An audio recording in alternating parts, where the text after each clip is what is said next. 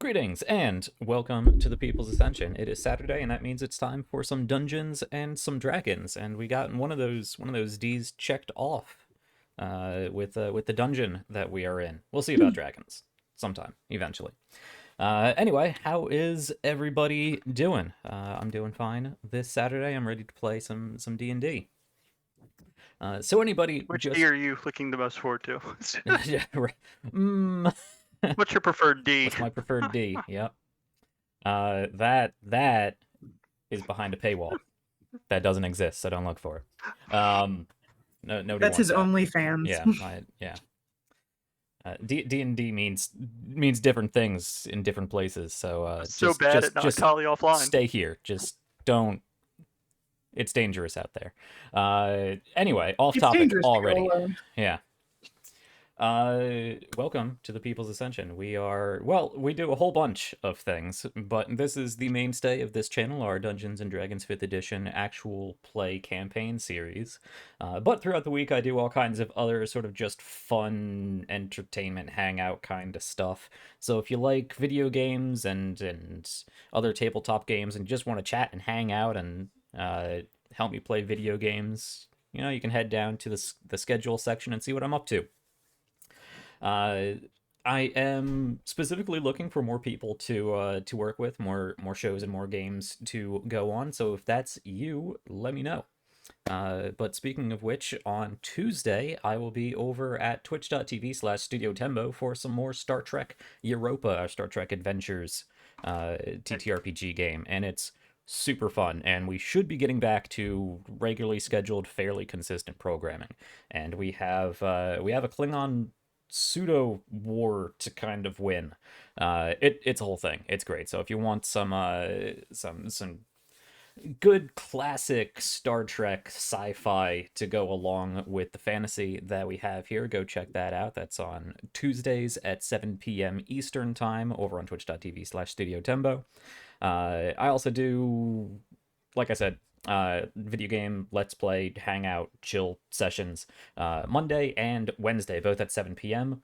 Monday we do some XCOM. I'm looking forward to that because we're in the tail end of the game. And Wednesday we do Darkest Dungeon, and I'm slowly getting into that game.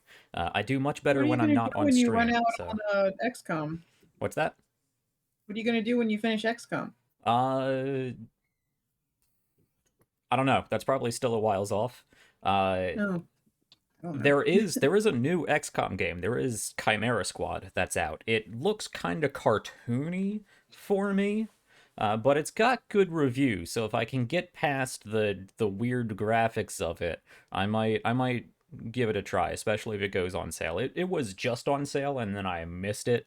So if it goes on sale before I finish XCOM, I might do that. Otherwise, I don't know. I'll do a poll or something. See what people want me to play. Okay, I think that's it for my announcements. Just going forward, pretty same old, same old. I continue to work on things for our Patreon members. So if you would like to support this channel, if you like what we do and want to see more of it, please consider heading over to our Patreon page, linked down in the cards below. Over there, you for monthly support and whatnot, you get access to after shows, which we do after the end of almost every episode, and get all kinds of great character insights, sort of behind the screens. Discord's freaking out a little bit. I hope that's translating all right for everybody. Yeah, all kinds of DM sort of behind the screens sort of insights, telling my players about rooms they missed and mechanics that didn't come up or they skirted, all kinds of good stuff. And higher tiers get access to different things like character sheets and enemy sheets, and I am working on an actual write-up sort of module for this whole story arc that we just went on. That is going to take me a while. Don't expect that anytime soon, but it will be coming eventually. Probably a few-ish weeks after we actually finish the arc here. But that's Patreon. Go check us out. It's really the main source of support that we rely on because we don't run ads. I don't want to run ads. Nobody likes ads. It bogs things down. And YouTube, Twitch, they only pay so much. It's great what they do, but it's kind of minimal. So if you want to support us, if you like to see what we're doing and you want to see more of it, head over to Patreon. And most importantly, just let other people know about us because pressing all the bells and whistles and watching this stuff and making the algorithms like us is just as good a support. And again, if you want to work together, just let me know. Okay, I think that brings us up to speed. Oh yeah, we have that martini glass down there over underneath Taylor. So if a monthly support is not your thing, you can toss some tips into there. They bounce around and it makes all kinds of noises on my screen, which freaks me out because I'm not expecting them. So that's always fun. Okay, I think that's enough of my rambling. Let's get into this. I know we've had shorter episodes the past couple weeks because things have come up, but we have our full cast here today, and we should have our full time here today. So we are pretty much smack dab ish in the center of this dungeon, if maybe sort of geographically more so than maybe time, effort, commitment wise. We'll see. And the party has been at this for a while. As far as number of episodes, it's I think the last 4-ish episodes have been a single in-game day. But that happens in dungeon crawls when you get down to puzzles and room exploration and combat and whatnot. So, who wants to remind us where we left off last week? A fairly interesting episode, I think. Yeah. Combat and loot. Give me 1 second. Get my notes back up.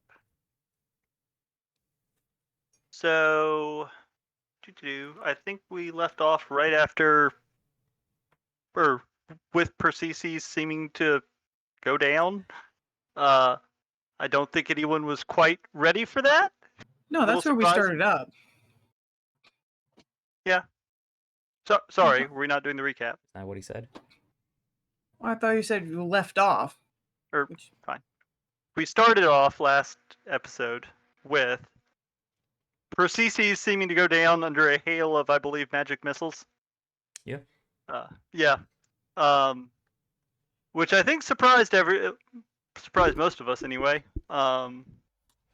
After that, believes that's the end. Yes. After that, we managed to kind of fairly quickly take down the Execants. At which point we had to deal with our 2 comrades who were still really convinced that room was the greatest place on the face of the planet. Yep. Devoted. Yes. Which involved Ander blasting one of the statues until Akila got pissed off and came looking for him. Trying to smack her over the head with his staff to knock her out, missing horribly. At which point she decided to just fireman carry him into the room. And he shocked, not the crap out of her, but gave her a nice little jolt to bring her back to reality. Little dose of ECT. Which she... and then she made the mistake of punching him. I said that one was almost reflexive. Either way, mistake, because that did way more damage than the jolt did when his armor reacted. Mm-hmm. Yeah. Armor. To be fair, she did eat up most of the damage with her Stone's endurance. Yes, that's yeah. Could have just completely negated it, which would be and that made Shliva mad. Yes, at which point Shliva dropped darkness on the both of us. Finally convinced Shliva to remove the darkness so we could see. At which point we had to deal with Tali, who was trying to drag Sevgi into the room. So Aquila and Tali played tug of war with Sevki, and Ander used vicious mockery and one of Moriadessa's quips to I forgot you get called her Tali the out of. orphan. Yeah, sorry, Yeah. I brought up How the orphan dare thing. you? Look, I needed something that I knew would work, Yep. That but stings. it did work. Knocked her out of it. So at that point, we had If everyone. Tali had been, if Arlene had been here, it might have started crying. Tali might have, not Arlene. Look, feel like it got Tali would start everyone crying, out too. of whatever mental control they were under. At which point Andrew was like, "Okay, I'll just sit here and blast these statues into rubble, from the safety of the doorway." Takes a few shots, at which point the statues get up and start moving. He thought towards him. Turns out they just were flanking the door to the room we were in, so that we couldn't take shots at them until we came into the room, and they had the chance to do whatever they were doing. So Anders' brilliant idea. Tali was a And big I part of this heavily- episode, despite Arlene not being here. Yes. Anders suggested that Tali It's use simply her the favorite way. spell of all time. I'm glad you're happy about that, not upset that you weren't there for it. And shatter the two statues. It only had a 70% Place- chance of collapsing the chamber. Was that really how high the chance was? Yeah, somewhere around there. Oh. Yeah. Oh God. Not like the entire tomb, but the hallway at the very least. And Well. yeah. Glad that didn't happen, because I thought we were being more strategic than that. Managed to shatter the two statues into oblivion without bringing the hallway down, so that's good. I think at that point we just spent a bunch of time dicking around trying to figure out what if the altar was something special. Don't think it was, but eventually, through It had no special some prodding mechanism. from Jack. Huh? It had no special mechanism. Right. It was.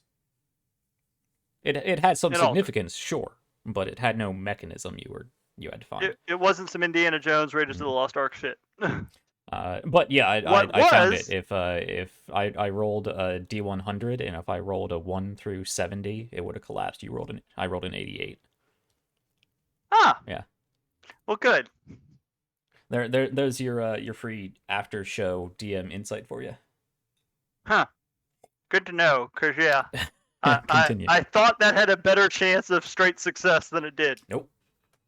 Huh. Well, don't listen to me anymore, guys. And even then, it caused trouble. The black sand. It worked. Yeah. Oh, that's true. I'm It did blow. segueing you Sand. forward. Yeah. That stupid Um, death sand.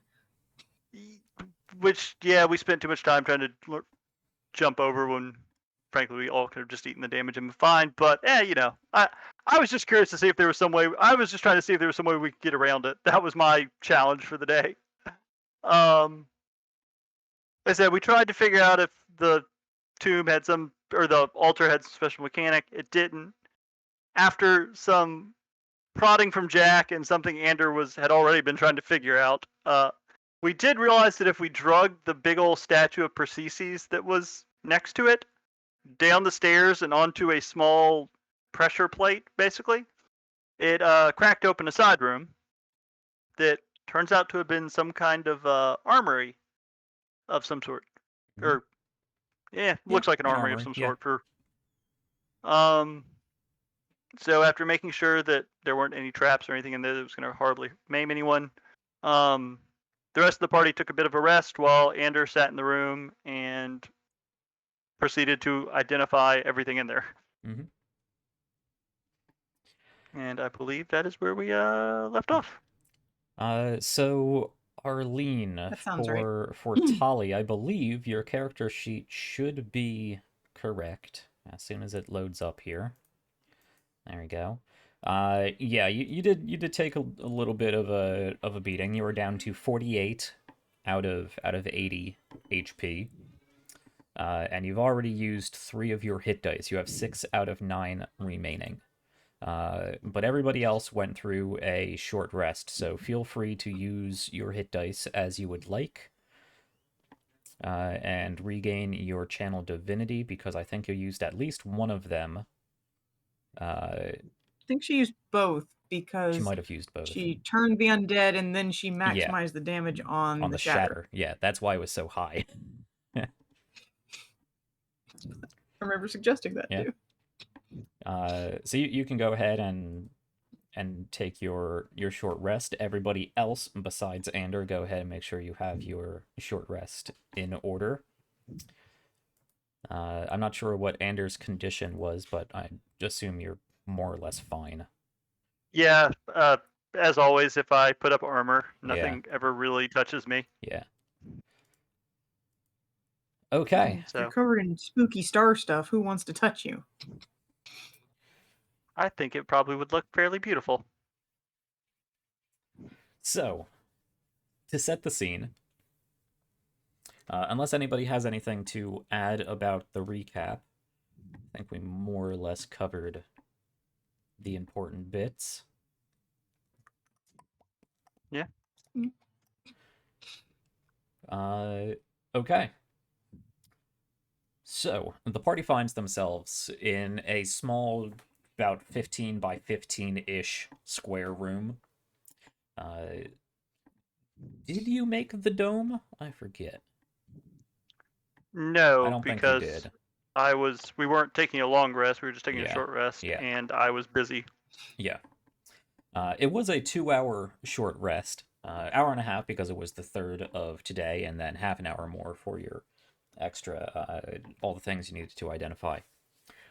But the party is in this sort of 15 by 15 foot room, and it is, I don't want to say littered, but it is filled with various weapon racks and potion racks and pedestals that held various items. Anything intact, Anders scooped up and has spent the past 2 hours meditating and poking to figure out what they do.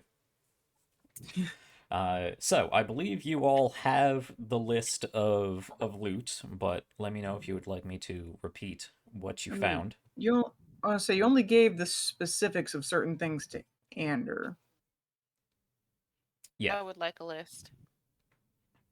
Yeah, Tolly would like the list because Right. apparently he wasn't here. I will get to that.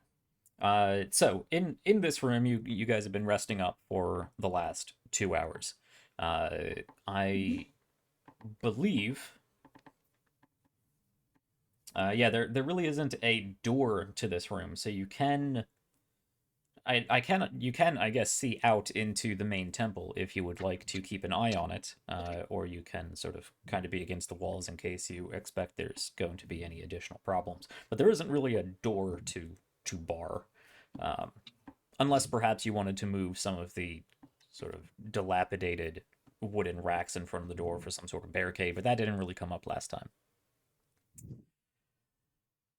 And that room sits adjacent down a maybe 10-foot hallway or so to the temple room where you just came from. Large altar up on a raised platform about 10 feet high. Rubble now strewn across the lower section of the temple there. And the statue of Persicus, the marble statue of Persicus in his military parade kit, standing triumphantly, placed on the appropriate pressure plate in front of where a relief of Persicus leading a military parade just descended into the ground, thus opening up this secret chamber. So let's start us off at the end of that short rest. It is somewhere around late afternoon, early evening. You guys have been at this for a bit. Not long enough that you felt it was necessary to take a long rest, but a possibility. But it was shot down because a number of you decided you didn't want to sleep in a creepy, guarded, possessed tomb of some ancient sorcerer. So you just took a short rest. So you guys feel free to do as you will while I pull up the loot for Arlene. Ander may even just be able to deal with this in roleplay. I mean, I have a full list of everything right in front of me. Mhm. So yeah, you probably just hear from inside that room. Can I get some help carrying some of these things? Sure. Thing? Or come in here, and either way. Well, I mean, Tolly would have seen them, even if Arlene doesn't Oh, know okay. what all it is. Yeah. It's not like we were being secretive about that. Yeah, so Tali, there's a hand mirror. There are 2 scrolls. There were 4 potions. 1, 2, 3, 4, 5 potions. And the fancy gear that Persicus seemed to have been wearing. His golden scale mail, the shield he had, the large bronze, perhaps gold hoplon, emblazoned with the morning sun, and a bronze spear.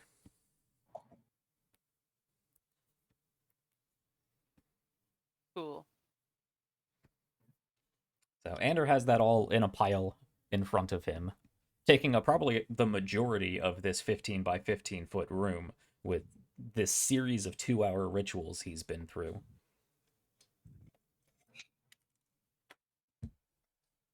Wow. Turns out they were keeping a few interesting things in here. No? What have you got? Well, picks up the mirror and hands it to Aquila. I think you'll like this. All right. Much nicer than the last magic mirror we found. Uh-huh. What is it? Take a look. Nope. Not until you tell me what it is. I'll look. I promise it is nothing bad. You'll enjoy the surprise. Fine. She looks in it. You remember what it did? Nope. Oh. That was a whole week ago. I'll let Jack describe it then. Yes, Taylor, you take a look at this mirror, and of course you see your reflection in it. But regardless of your state of mind, the face you are projecting into it, you see a smiling and cheerful Aquila looking back at you.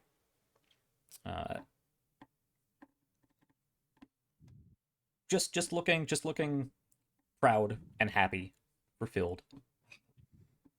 And you hear in your mind, "You're the best you. You got this." Aw. I want one of those. In your own voice.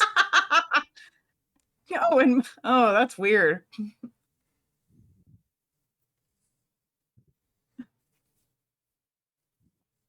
What language is she hearing it in?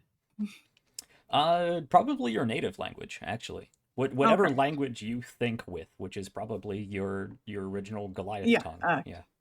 Yeah, giant. And Andrew would actually have like a fairly nice smile on his face, like kind of looking on.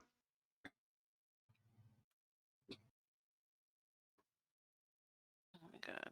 Bit confused by it, but it's like, all right, this is quite nice. With recent events, you might appreciate that. Thank you.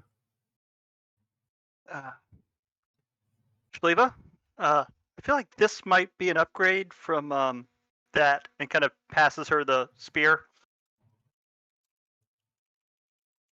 Nothing too fancy with it, but it would probably be good for poking ghosts and other things.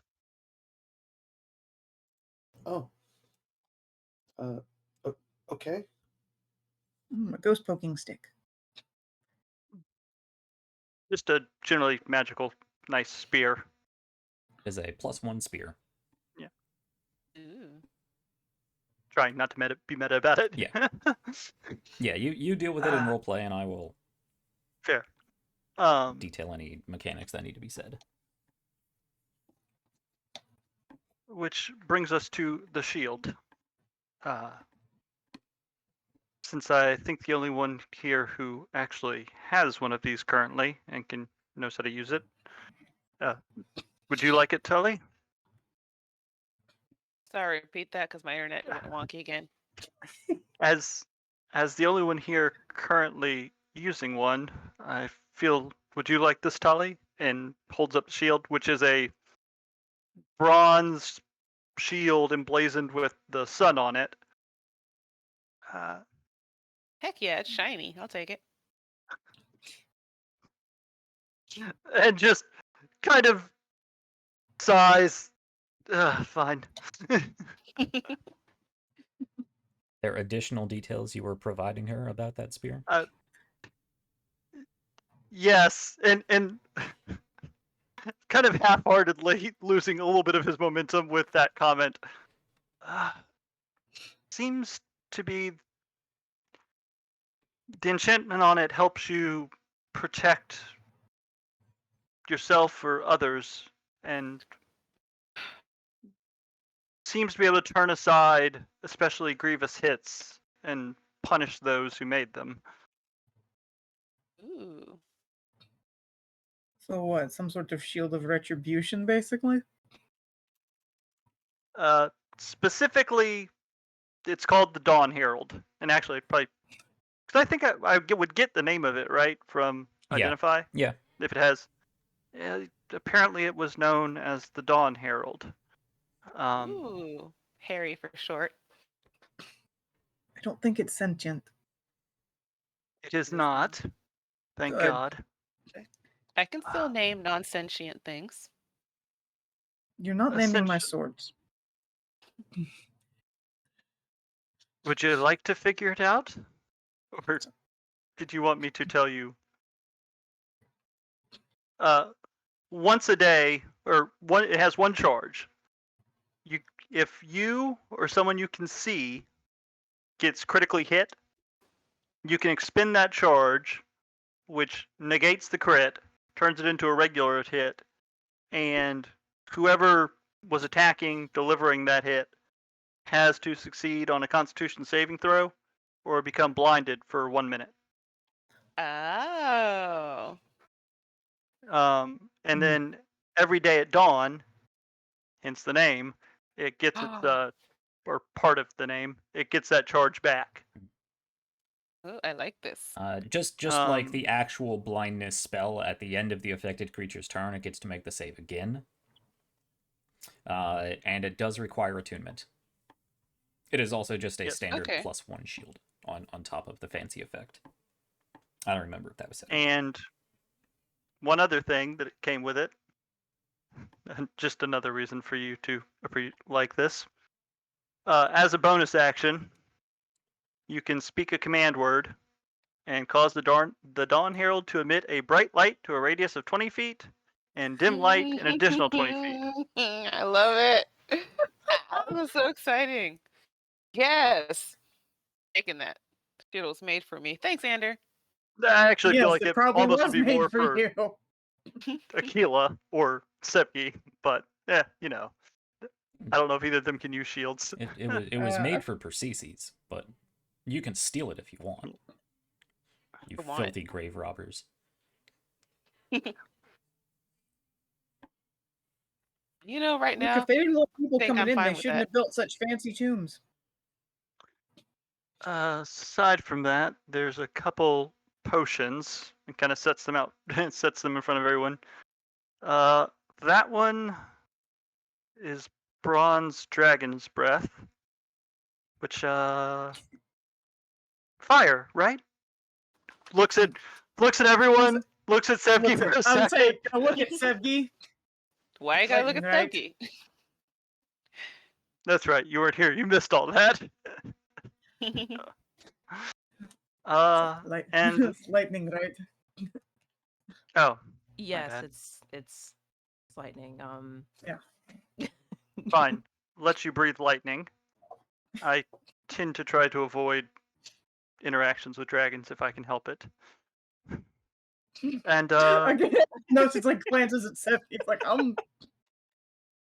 last time I checked, she's not a dragon. Not huge, not scaly, doesn't want to eat me. draconic ancestry. No, but it's you still should have seen her a little mother. Um, and this one makes you bigger. Potion of Enlarge. Yeah, no, I remember. And It's just a These- bottle with a little Tequila blue pill in it. size? No, no, no, That- Jack. Oh, wait a minute. That's a different oh, God. thing. Sorry, wrong. How enlarge. dare you? hilarious. Give me a but, second. Um, Really? You line them up. You don't get. I did It's like you don't I get did to have make the any thought when I said complaints this about would us make you turning bigger. things blue. Like the pill. No, that's not what that meant. But fine. And these two are just healing potions. Regular, better. Well, I have one of each of those, so I'd say hold them out as you see fit. Is anyone running low? Okay. I'm good. I suppose I'll hold on to them for now then. I would like the potion of enlarge. Okay. You're Sevki, so it only tall. seems fitting. Pass the dragon's breath potion to her. Thanks.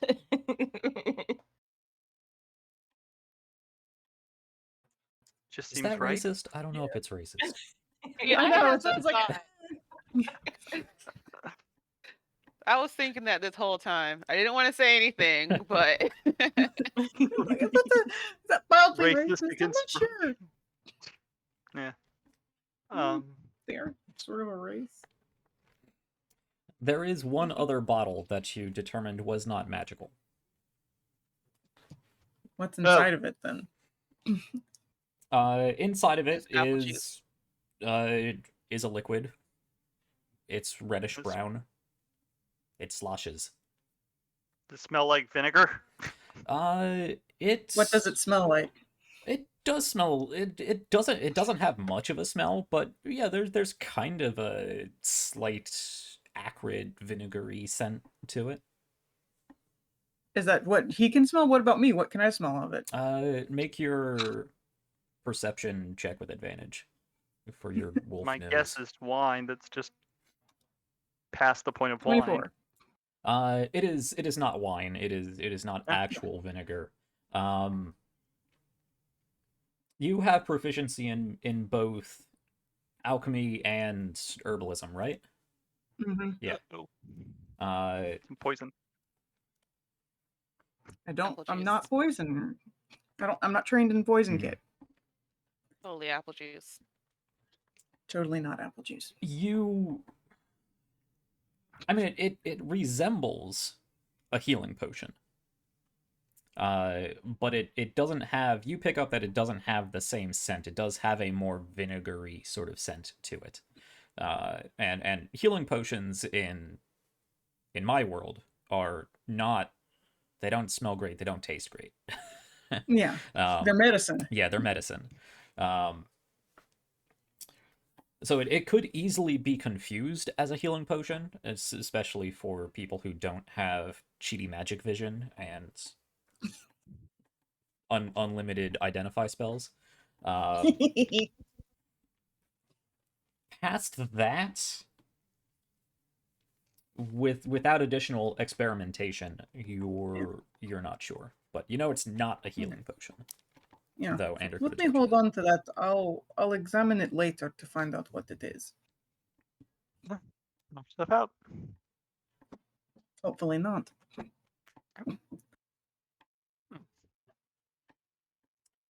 And the 2 scrolls, I assume, you keep to yourself. Yeah, he Yes. said last time he was keeping those. Mhm. Which just leaves the scale mail. Mhm. If anyone doesn't want it, I'll hold on to it and see if there's a museum or something around town that might appreciate it. You mean like the one that we went to? Yes. The one that you broke into? We didn't break into the museum. Sure. We walked right in. We just broke into the one part of the museum. And only 2 of us. But yeah. I mean, I can hold on to it because it'll be easier for me to carry.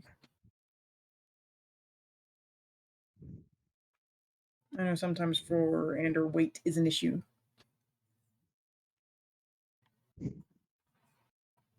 Let me ask you, Jack. Mhm. With the compulsion I'm under, does this affect this thing? It's not an artifact of Dima Liba, but it is an artifact from the tomb.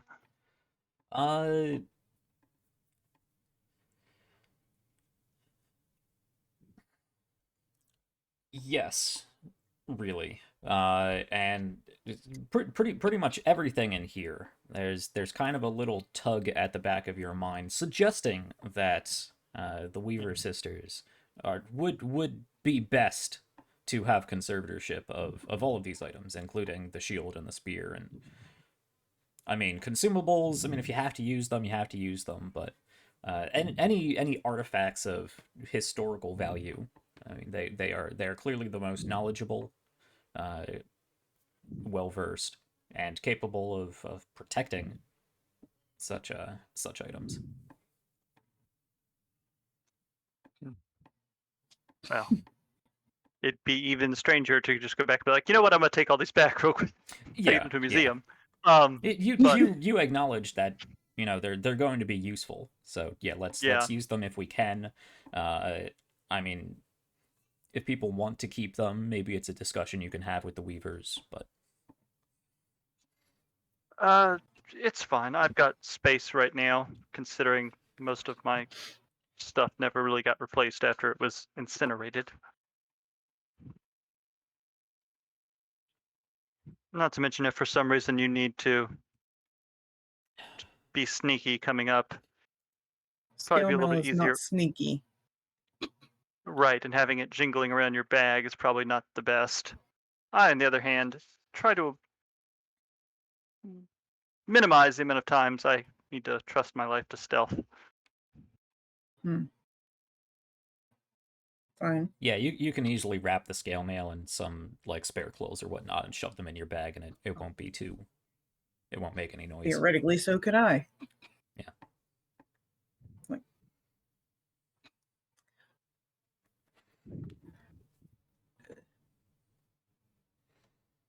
Well, with all do I that, think he's being extra weird? Do you have reason to suspect him being extra weird? Well, that excuse was kind of silly because I could do the same thing he could with muffling it. Yeah. I also didn't say I was muffling it. Yeah, I mean, know, but my he just point is, kind of like, offered to help take the load off of you as a you know, melee combatant person who shouldn't be laden down with unnecessary things. But which doesn't make sense because I can carry way more than he can. Sure. Make an insight check.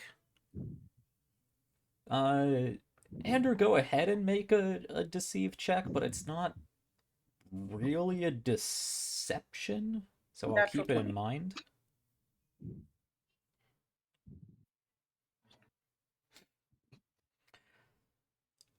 I mean, Akila, you can tell that he he suggested that because he wants to hold on to it. As to his motivations, I don't remember, Ander, if you gave a specific reason other than I can keep it quiet and be out of the way with it, which is true. The specific reason I gave was my bag's still fairly empty after all my shit got burnt up. Yeah. I didn't replace all of it, so I have room. It's not that heavy on me yet. Yeah, that is in fact the truth. He is offering to be nice and helpful, but you can tell that there is an ulterior motive of some kind. But I mean, you don't get any maliciousness. No, I wasn't off of expecting it. anything specific so much as it's like a little Yeah. odd. Because it's not like I'm actually burdened with a load of stuff either. Mhm.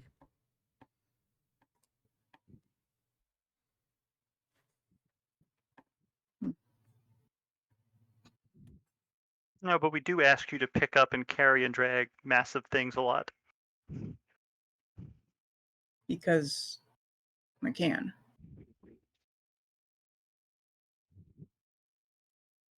Either way, he's saying it in a very friendly, like just trying to be helpful manner. Mm-hmm. No, sure. So, unless there's anything else in here that we need to look at, which I don't see anything else. I guess on to the There next are horrible. a number of bronze weapon pieces, the metal parts of weapon pieces, bronze swords and spearheads, shields, and all in various levels of rust and degradation. And there are other glass and ceramic dishes and bottles and whatnot, but nothing that looks useful. Things that might be valuable to the right people and probably have historical context, but if anyone cares about that. As far as loot, you are correct. You got everything of usefulness. So, but I mean, everything else is kind of in some state of broken or not really in great condition, right? I mean, to say a museum, they would be in fantastic condition for pieces that are 2,000-ish years old, but functional condition, no.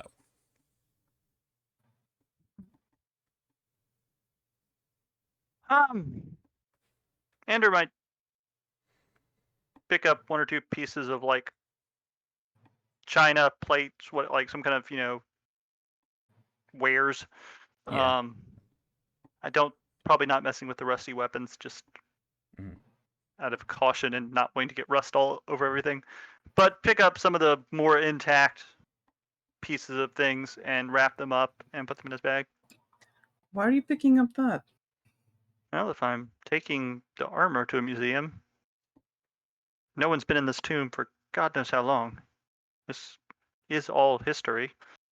And yes, who but knows after whether we're this... done here, other people can come in. You assume this tomb will survive whatever happens here. And kind of looks over to the cracked archway that... You can point in that general direction. Pointing out of the room, you basically just see the statue of Persicus standing there. Yeah, fair. Because it's not a wide hallway. Fair. Yeah. Points kind of back in the direction of that. There's a less than zero chance it doesn't. Or greater than zero chance it doesn't. If so, just trying to preserve a few things. Ander, you look off in that direction, motioning back as you just did. Ah, hell. And you see the statue of Persicus is covered in sand. Not like a pile of sand. It has a layer of sand on it. Black sand or regular sand? Regular sand. And definitely wasn't covered in sand when we put it there. Correct? No, it is very much gravity-defying sand. It's like the statue has been not sanded, but like sand blasted, Dusted sand in coated, sand. dusted. Yeah. Well, that can't be good. Detect magic real quick. Yes, you get an aura of transmutation and necrotic magics. I think we should probably vacate this room quickly. I think our friend might be pulling himself back together. Fair enough. And yeah. So I guess we head out of this little room Okay. into the main chamber. So you will have to scoot like right past this statue. It is Yep. directly in front of the doorway. Who's going first? I mean, I got a cool shield, so I can go first. Arlene, let me be clear and reiterate. It does take attunement, which would require the Yeah. book says a short rest, but I will say an Mm. hour of I know. concentrating and I'm attuning just. to it. So right now you I do not can. have any of its benefits. It is just a regular shield. Yeah, but I can still use it as a regular Sure. shield.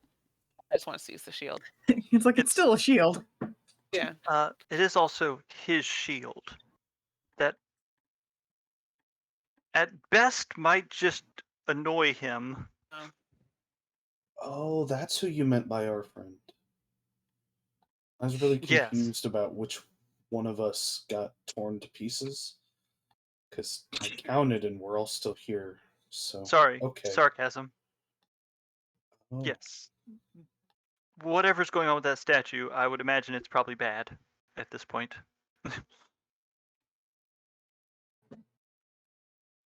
Oh. So are Yeah, you well. leading the charge, Arlene? I'll use my normal shield, my original shield for that. But yes. Okay. Yes. So And you I'll creep go forward, first. shield out in front of you. Yep. Slowly creep into the room and around the statue. Yep.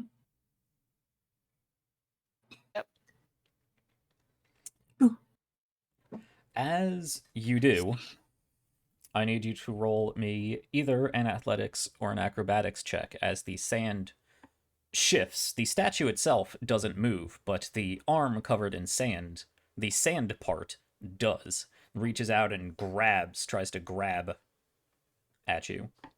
Oh shoot. Okay, what kind of check is that? Sorry. An athletics Balls. or acrobatics.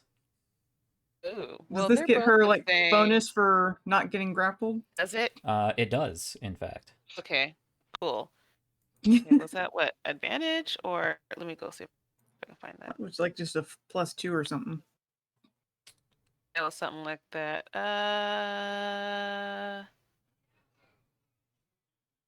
In my character sheet somewhere. Advantage on checks versus grapple. Okay. Okay. Oh, advantage. Okay. So I'll do acrobatics just because it's cooler. Yes, Well, it's it's I a mean, 16. 16 is not bad. Okay. Yeah. No, it's contested. I hate it when that happens. Ah! Did that. Eh, Yeah, okay. touch me. Yes, this touch this. sand, this arm made of sand, that was superimposed over the arm of the statue, shifts off of the statue's arm and reaches out and tries to grab at you, but you very quickly sort of slip the shield past it and take a step out of its reach.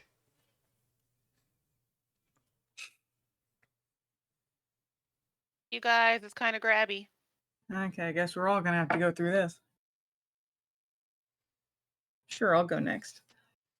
Okay.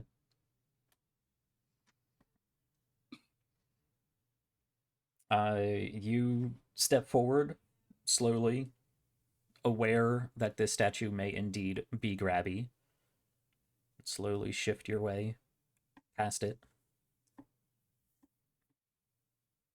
It does not reach out for you. Okay. I suppose I'll go next. And it grabs you. Okay. Yes, you will have to make this this check. Yeah, it's every Athletics other. or acrobatics. I've Is it only for people who are carrying his things? Aquila carrying something of his? No. What? Yeah, Well- you're right. the mirror, but I don't know if that was necessarily his. It's not his gear. Probably Damaliba's. 1 second. 18. Yeah. And are gonna get snagged. Mm. Probably. Oh, mother. Really, man? Yeah, that's fine. All right. Oh. Yeah. Oh, close. that hurts because that Right was so there. close. Crap. Yes. I feel like we should have Stick you guided by the collar. beforehand. Ander, seeing Aquila move past without any issue, I'll leave it to you, your state of mind, but you take the opportunity to move forward while it seems this statue is not in a grabby mood. You do still creep forward with caution and try to slip by, and as you do, the other arm on the other side, the shield arm, though there is no shield sand attached when the sand moves past, reaches out and practically clotheslines you and just doesn't grab you by the throat, but sort of stops you right there and puts an arm on your shoulder. And you hear, Hey, buddy. everybody hears in ancient Sans, so only Aquila can understand. Defilers and thieves. I mean, Not wrong. yeah. As That's a accurate. wall of black sand covers the doorway leading into the armory, Oh, No. blocking not off great. Oh. Sevgi, Shliva, and Krushka. Shoot. Likewise, Well, you look that's- around, and the other 4 exits of this room are covered in a wall of black sand.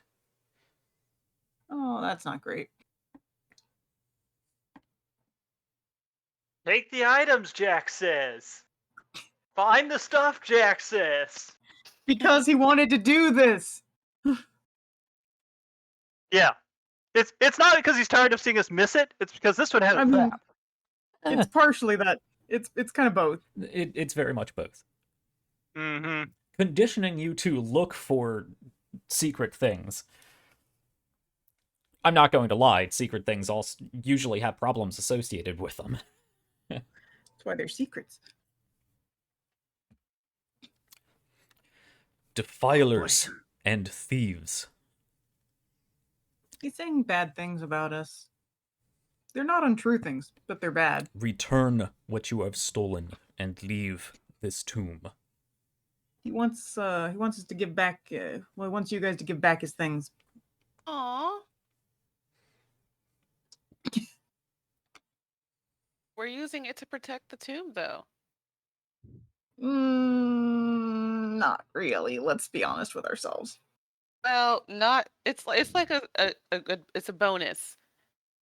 By taking this stuff, we just happen to be also defending the tomb. Look, I'm not even going to try to convince him of this. While they're debating the merits of grave robbing, does it have like a grip? Like I can't get out of its grip, correct? It would be I am- another contested check, yeah. It does have a not painful grip on you, to be clear, but a solid grip on you. Well, returning things becomes more difficult with the door being closed and being a little held up at the moment.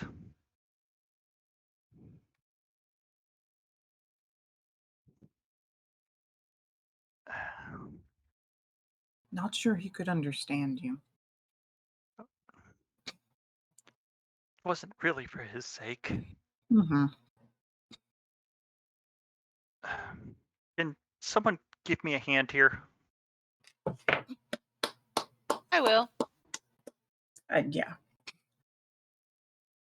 just glaring. If Aquila did that in the No, oh, no, she's not that terrible. Tali, you would like to approach and give Ander a hand. I will. And I'll cast guidance on him. Okay, well, before we get to you assisting, you have to help yourself make yet another athletics or acrobatics check as you move back in range of this statue. Advantage. damn it! Oh man!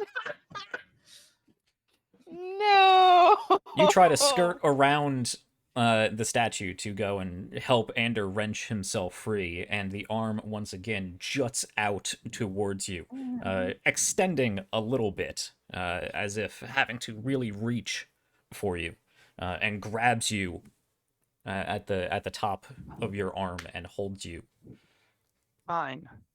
Anders going to, if he can, with one arm, pull off his backpack and pull the scale mail out and drop it. Okay. Does it change at all?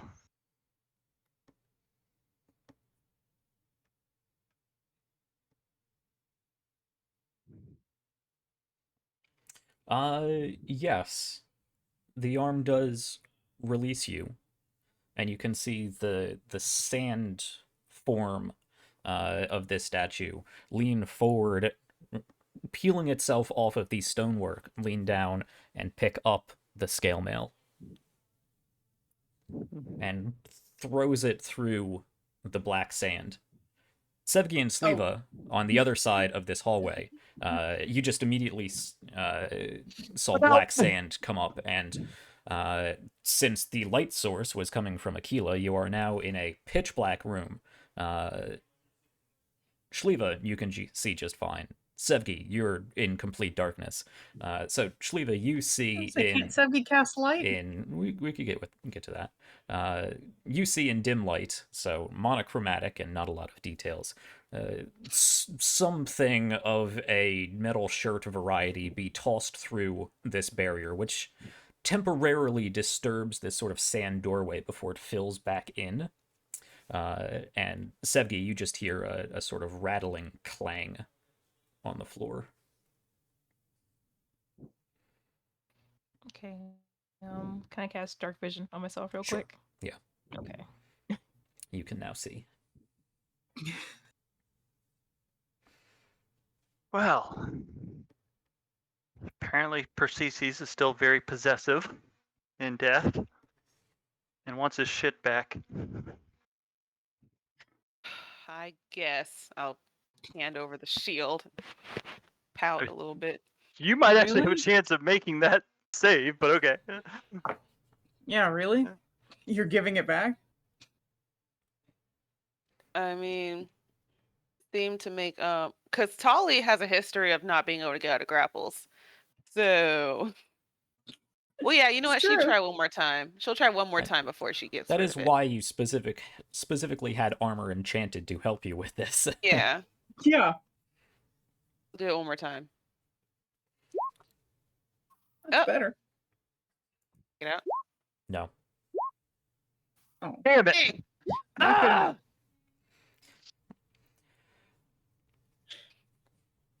enough. Yes, Tali, you are fighting with this sand, and it's fighting a lot more than you would expect a seemingly hollow arm of sand to fight back. It feels like you are fighting back against the immovable stone of the statue. As Fine. the Yeah, three of you I'll- on the other side of this black sand doorway sees the scale mail be thrown back out of the room. Defilers the and room wants- thieves. Hush. Your lies have been proven false. What lies?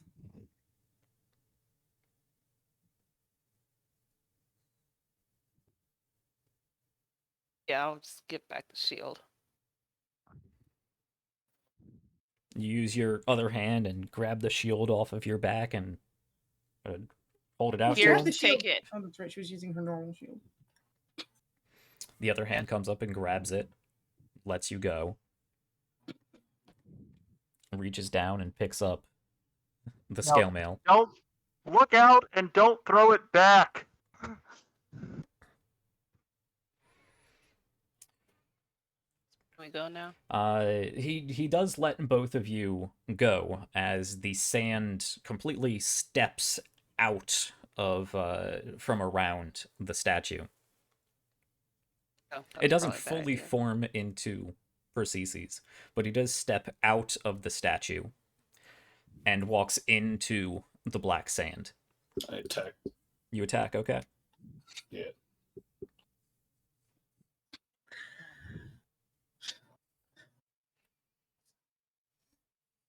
With his own spear.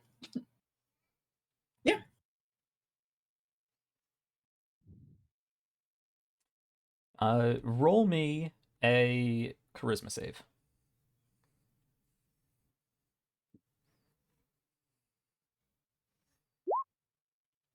You thrust forward with the spear. The spear, however, does not want to hit its owner, and you feel your wrist just bend just slightly out of the way as the spear just whoosh over the shoulder.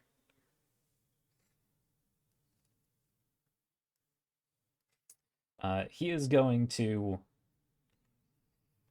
sort of Captain America throw the shield at you. I'm just going to roll the spear here.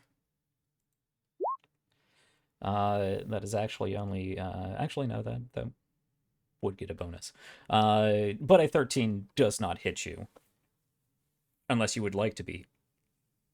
If you would like to stop the shield from being thrown into the room. Huh? Isn't Shliva in the room? Yes. That's why I'm asking her. Okay. Yeah, sorry. I guess I'm confused. He throws the shield at me, Yes. and he misses. Yes. Yeah, Presumably, as long as you dodge out of the way. As long as it isn't going to hit Krushka or Sevgi, then yeah, I mean, I'm not gonna. Okay. Yeah, the shield, you dodge out of the way of the shield, and it clangs against the back wall, slams to the ground, and rolls around, making that, plate on the floor sort of...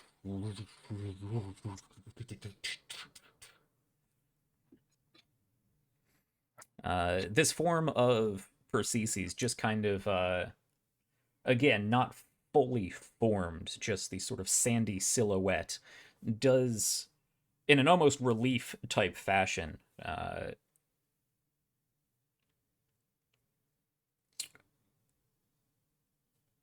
just sort of, what is the word I'm looking for? Just sort of extends out of the black sand, like those little metal needle things that you stick your hand into, like that. I love those things. Yeah. Oh, those things. Yeah. I thought you were talking ferrofluid for a second. And without the I was fluid. thinking of that too. Yeah. Just the pharaoh.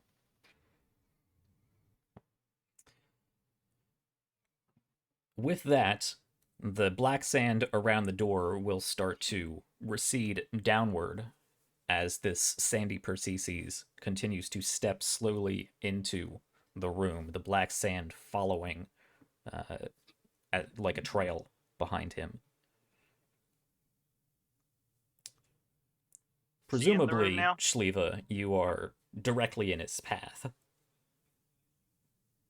Yeah, I don't. Obviously, it's not on the map, but I don't Yeah. remember this room being very large. Yeah. And the hallway leading out not large enough to move past him, Right. or vice versa. No, so Shliva has been standing at guard with the spear point focused at him, probably with Krushka right behind her. Okay.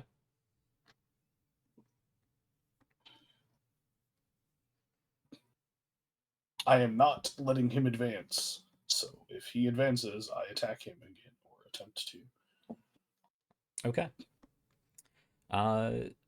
Roll me another charisma save.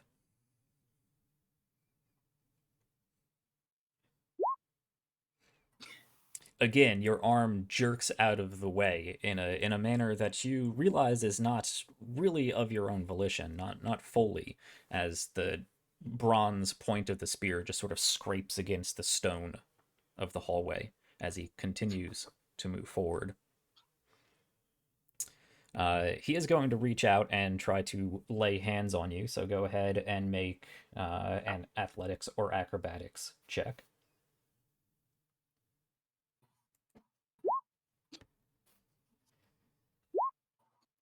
Okay.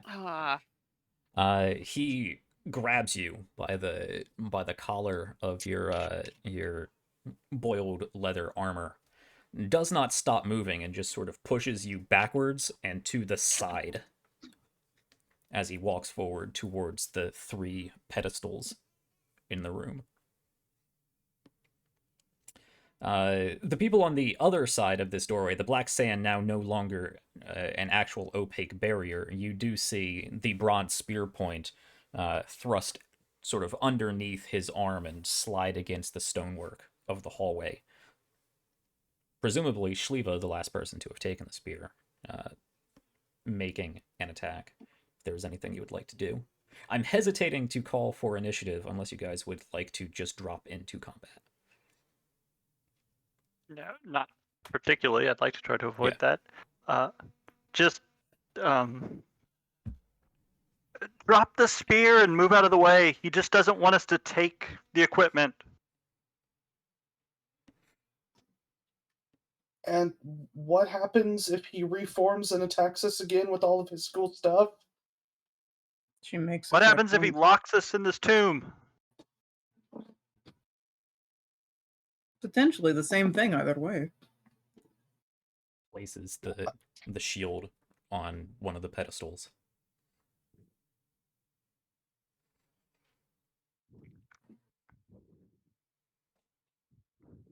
Well, he's still holding Shliva? No, he Just pushed her basically out of the way. grabbed and pushed her out of the way, Oh. and then let go. Yeah. Okay. I I don't think this is actually Persicus. I think it's just defensive mechanisms on the tomb. Well, then what does it matter if we kill it? I'd rather not get into fights we don't need to, considering we don't know what the hell else is in front of us.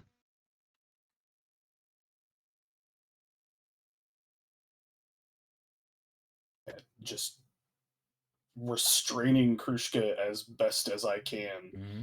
I am just going to drop the spear upon the ground and pulling Krushka with one hand and reaching a hand out to Sevgi with the other. I'm going to attempt to move out of this room. You are able to do so. He steps forward into the room, leaving enough space for you to skirt around. The spear does clatter to the stone floor. After placing the shield, he turns and leans down and picks up the spear and goes over and puts that on the weapon rack on the other plinth. As the 3 of you, 2 and a giant badger of you, are leaving, he places the scale mail on the other pedestal and dissolves into the black sand as it fills back into the room and reforms over the doorway. Blocking us in? Question mark? You've made it out into the temple room. Everybody is now in the temple room. The 4 doors are now covered in black sand. Oh, yeah.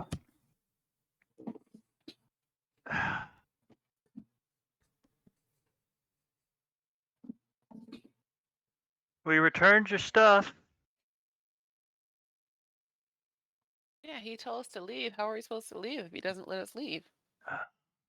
I think the problem might have been throwing the armor back out.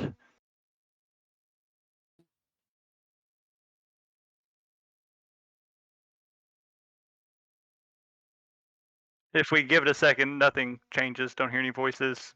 Sand stays up in front of the At least doors. for now. Yeah. Well,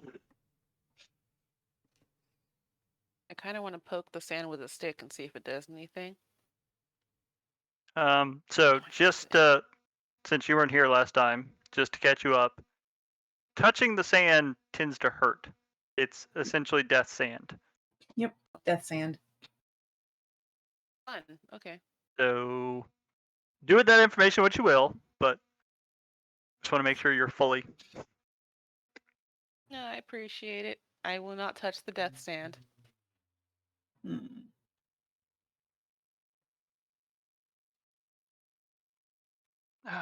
Well, that's frustrating.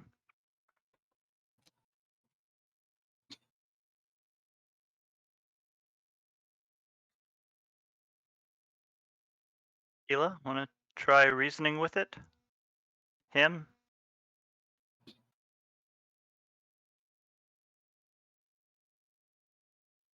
Why are you still blocking us in here?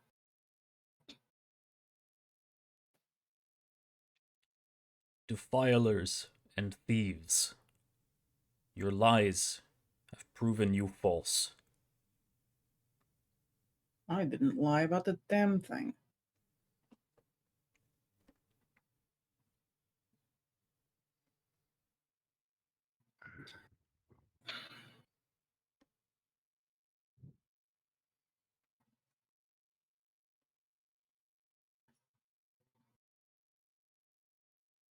Hmm. Should have just kept it, the things and fought them. Yeah. Probably.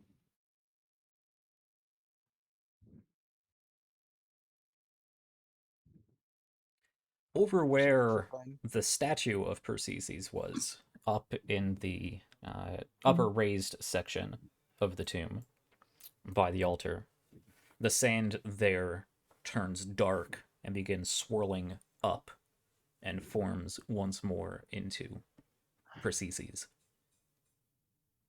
fully kitted out as he was before, as he steps slowly down the stairs.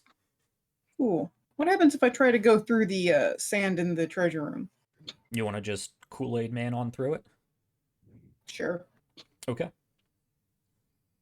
Roll me an athletics check.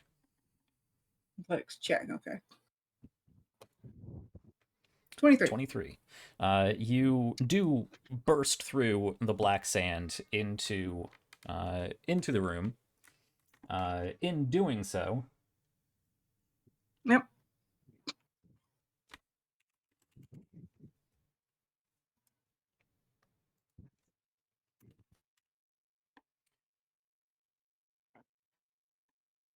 yeah, no, that is the effect. Yeah. Mhm. You take 13 points of necrotic damage. Eh. As you can feel the black sand as you push through it, even though you're in contact with it only briefly, you can feel all warmth being pulled out of you. Stone's endurance. Yeah, you got that back on a short rest. Mhm. Cool. Yeah, you can feel the warmth being pulled out of you, 8. as well as a bit of your own life force. You get to the other side and you have to inhale sharply, having expended much more breath in this short dash than you really otherwise would have. So I only take 5 points of damage. Sure. There is very briefly an Aquila-sized cartoon hole in the black sand before it fills back in. And Aquila is in the pitch black of. Nope. Lit, right, remember? you do have the late spell, yeah. What if Cool. I She's gonna use start my grabbing things and shield? throwing them back out through the sand. Okay. Works. It's like because this if this is what's going to happen, then fuck it.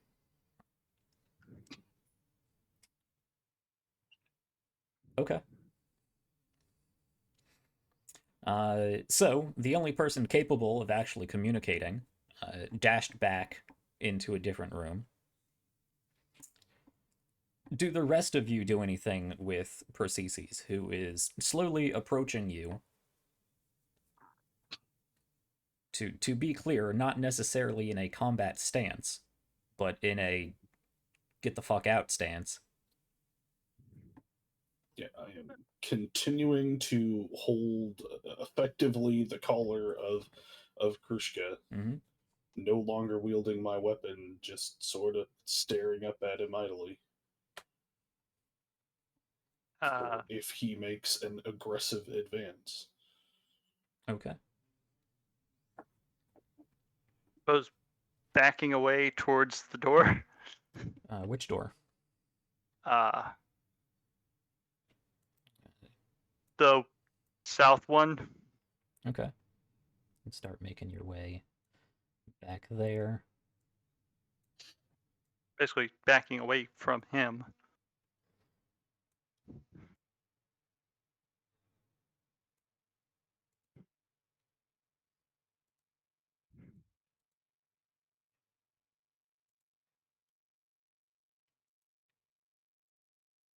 Okay.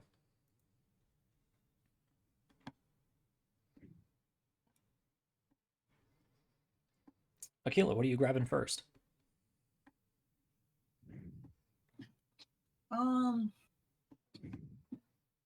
Probably the shield. Okay. And you just want to chuck it down the hallway. Yeah, gonna just throw it. Okay. Make an athletics check. Okay. 18. There is definitely more resistance than you expect a thin wall of sand to put up. It sort of slams into this black sand wall barrier and slowly pushes through until it's just past halfway through the sand. It doesn't immediately fall out or continue flying through, but it is most of the way out, and gravity may eventually take it the rest of the way. Those of us on their side see it poking out Yes. on their side. Yes. And of course, again, you hear Defilers and Thieves. Your lies have proven you false. Yeah. We still hear that, but don't understand. Don't understand it. You so- hear it, but you don't understand it. Yeah, it's speaking in ancient Sans. If Aquila translated, I assume we would remember, right, what it means. And you might recognize it because he Supposed said to it a be, few yeah. times. Yeah. You overestimate my intellectual prowess. And also whether or not I heard the translation, which in my head canon I did not, because I was Yeah, on the no, other that side of makes the sand sense. Yeah. wall. Yeah, that's right. Persicus, who has made his way down the stairs, actually does turn towards that doorway and starts making his way towards the door to the armory. Going to run over, grab the shield, and yank it the rest of the way out of the wall. Okay. Make an athletics check with advantage because it's most of the way out. I am just Captain America enough to get it mostly through.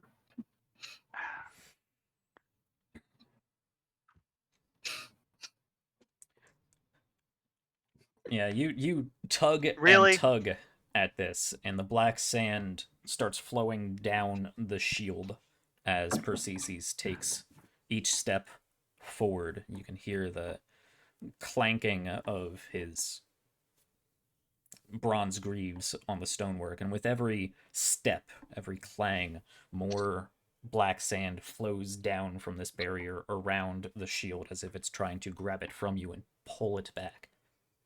Can I try to help him grab the shield? At this point, I assume that everybody has just said, fuck it, let's fight. So I'm going to call for initiative.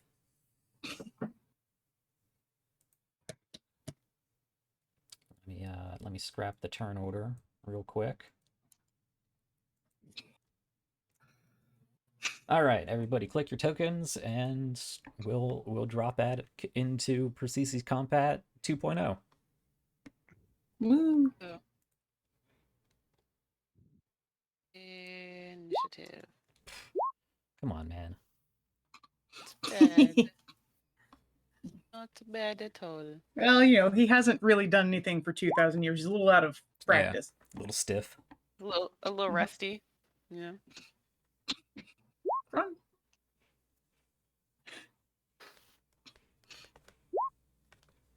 There's There you our go. Ander initiative. There we go. Aw. But he's still trying to pull the shield out, so he's busy right now. That's why he's last, because he was busy trying to pull the shield out. I felt so bad. That DC was not high. It was like an 8 DC, and you rolled a 2. Twice. Yeah, this whole room can need a dick. Yeah. This That's the other D. We made that joke I've been already. fine with the series of what's happened up until now, but now it's starting to pile up, and this whole place can go jump off a cliff. Yeah. Hopefully not with so- us still inside. It's almost as if the tomb is fighting you off. Huh. Okay, is that everybody? That looks like everybody. Tali, you have a question. Yes, what's up with this demony looking drawing on the map? Yes. Oh, yeah, that. That is a very crude representation of my my MS Paint Roll20 drawing skills of a symbol Melina's carved patron. into the back end Hey. of this altar here.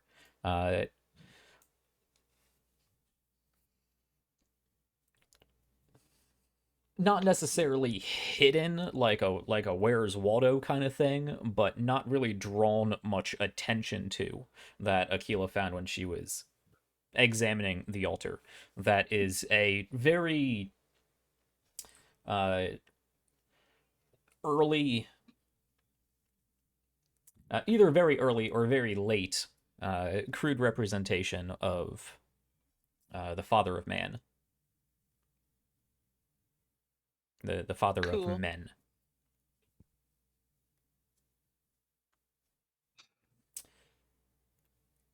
Okay. Let's just jump into this then. Descending order. That puts Tali up first. Yeah, I'm gonna see if I can help Ander pull that shield out. Okay. Go ahead and make your athletics check. Oh, where is he? Over here. Yeah.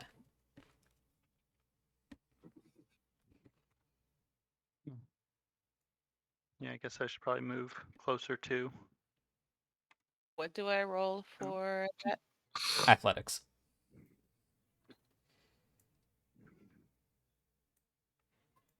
$13. Yes, the DC was a little higher than what Ander had to go through, but a 14 will work. You yank the shield the rest of the way out of the wall.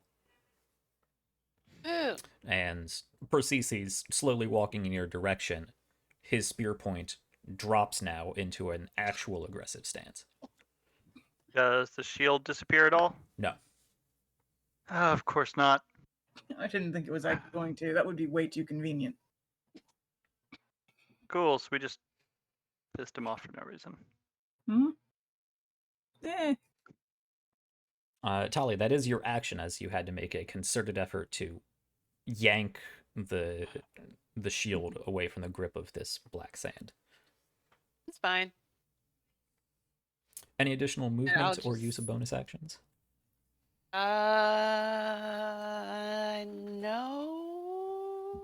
No. Okay. No, good. Sevgi, you are up next. We're all kind of bunched up here just outside of the black sand barrier. It's gonna be great when Aquila comes rushing out through that door again. I think for right now, I'm just gonna hold a dodge for right now, Sure. and that would be it.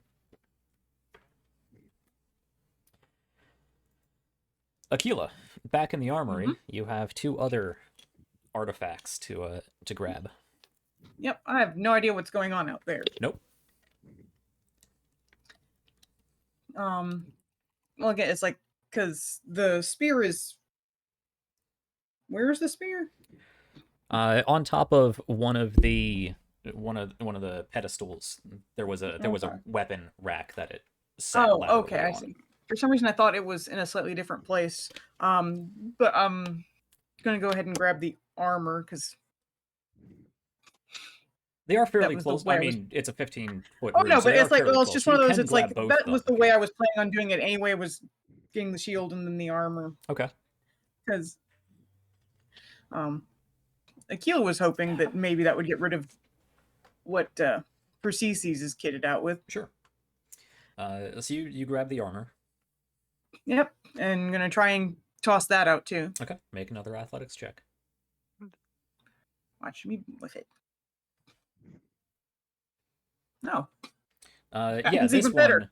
one, you just chuck it all the way through the black sand. It falls right on Tali. Tali, make me a dexterity saving throw.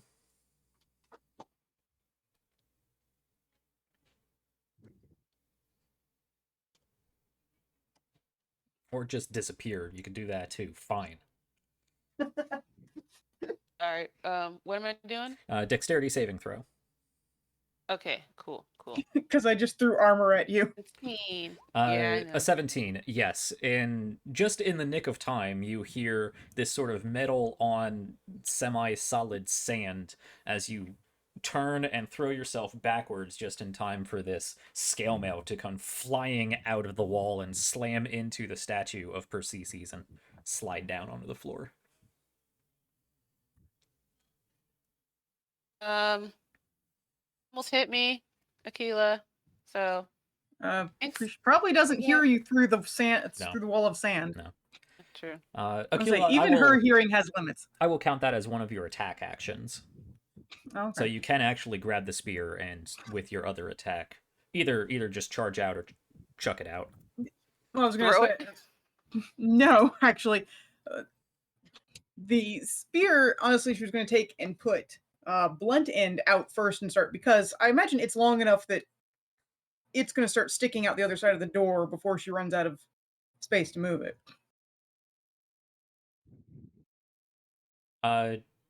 Yeah, if I'm understanding what you're saying correctly, yeah. Yeah, like I'm saying, the black sand is not 5 feet wide. You mean thick? Thick. Yeah, no. Yeah, thick. No, it's So yeah, so she's gonna start shoving it through. Like I said, blunt end first. okay. So she's not Get it. stabbing someone. Make an attack roll at disadvantage Why is disadvantage? because you're effectively attacking Tali, but you're blinded. Okay, Is the way I'm ruling this. that's fair.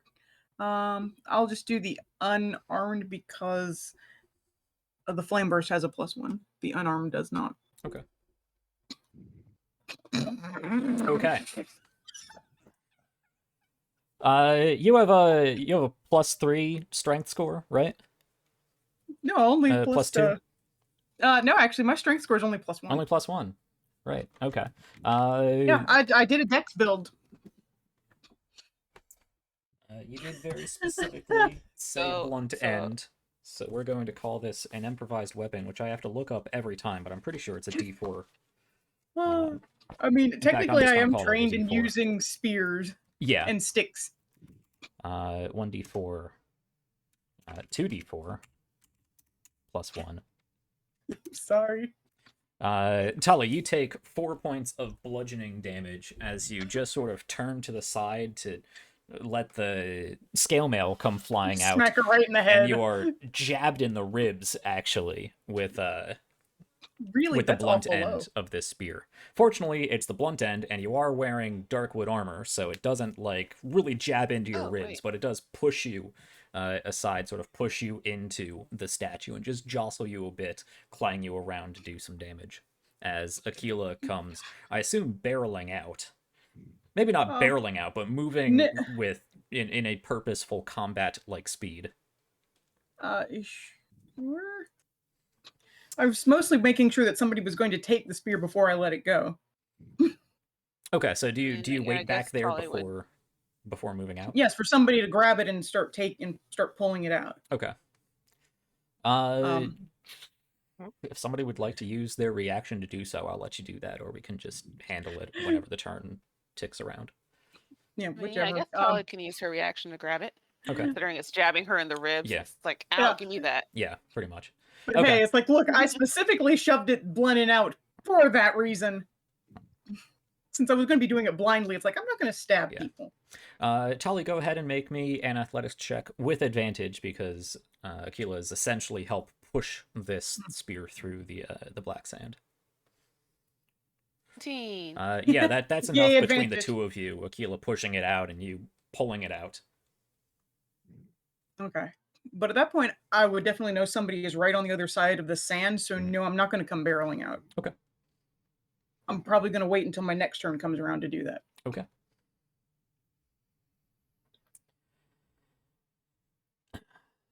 At the end of your turn,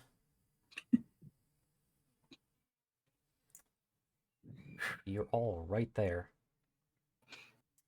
At the end of your turn, all of you look down and you can see the sand at your feet begin to darken. Oh, shoot. Even me? Oh. That's what you were doing earlier. I could see it at the edge I of saw our that visible too. map. As the sand begins to blacken into black sand at your feet.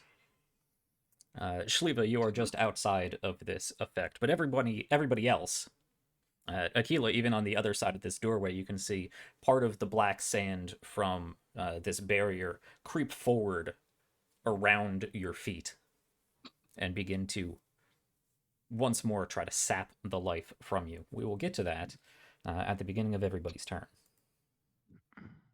Can I react and move Krushka out of the way, even if it means that I move myself into it? Can I use my reaction to do that? Or are you And just gonna swap hurt places my with badger? Krushka. It sets a dangerous precedent. Alright, don't worry about it.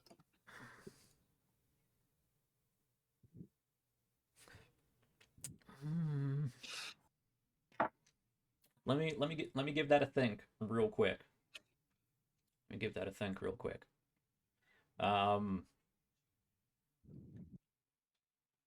For this instance, I'm gonna say yeah, let's do that. But might not always be possible because I feel like with things with like traps and attacks of opportunity and specific area of effect attacks, I don't want to set the precedence that you can sort of swap spaces with the reaction. But you have been very narratively reminding me that you're very much on top of Krushka right now, so I'll let you do that in this situation. I like that. Okay.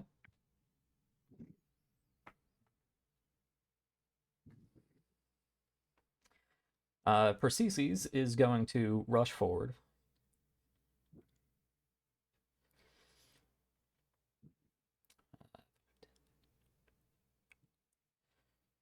Yeah, let's go. Yeah, we'll go over here.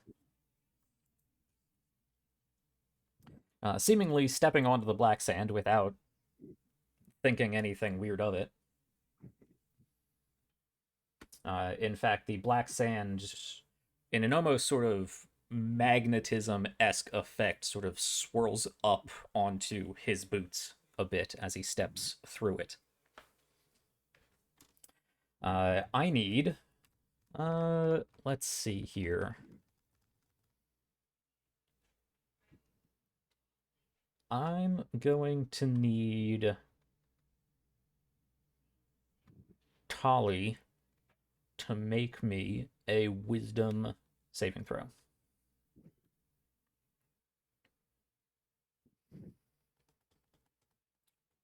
Arlene's being affected by the blink spell at the moment. Clearly. Very specifically Arlene and not Tali, unfortunately. Sorry, what's happening? Wisdom saving throw. Which As theoretically she should be good at. as Persicus stomps forward, Theoretically. glaring you down. Oh, whoops. That's not supposed to be an advantage, but I got a 26. Yeah, we'll take that first number. Yeah, you his eyes sort of sheen into a black sand and then back into seemingly real eyes as they flash red, and you can feel the instinctual beast that is inside everybody, the ancestral animal that is inside everybody. You can feel that instinctive presence to run away from a very clear predator, but you fight that You back. succeeded on the save for fear. Yes. Finally. Yes. God. He does, however, move forward and is going to make 2 attacks at Ander.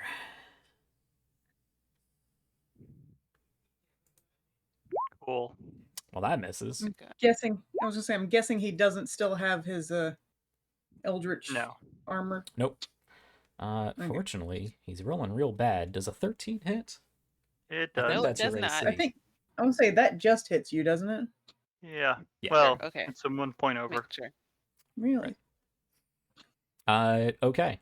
You take 6 points of piercing and 13 points of necrotic damage as the spear tip sticks or kind of slides just into your grassy armor. The tip of this bronze spear darkens as black sand spreads across the wound and then falls off of you.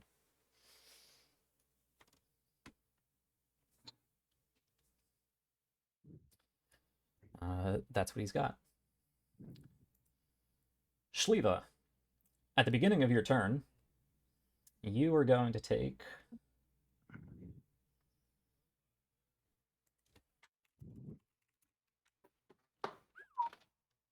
14 points of necrotic damage as the black sand begins pulling the life force out of you.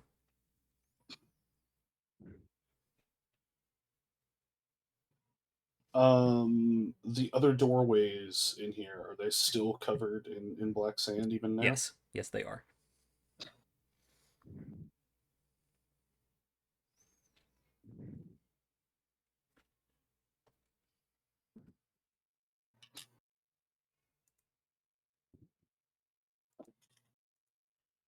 Go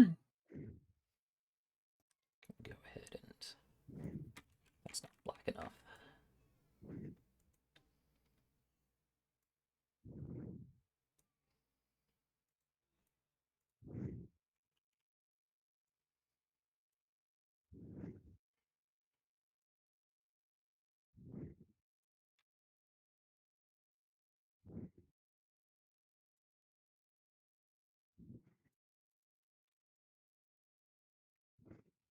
Cool.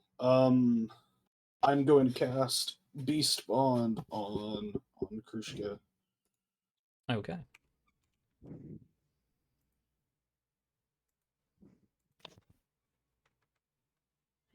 And I am going to tell her to attack. All right. Then I'm going to move myself here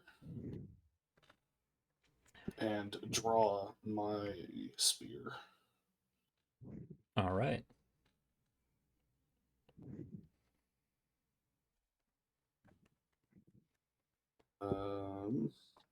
Krushka is then going to move to there and attack what's his face.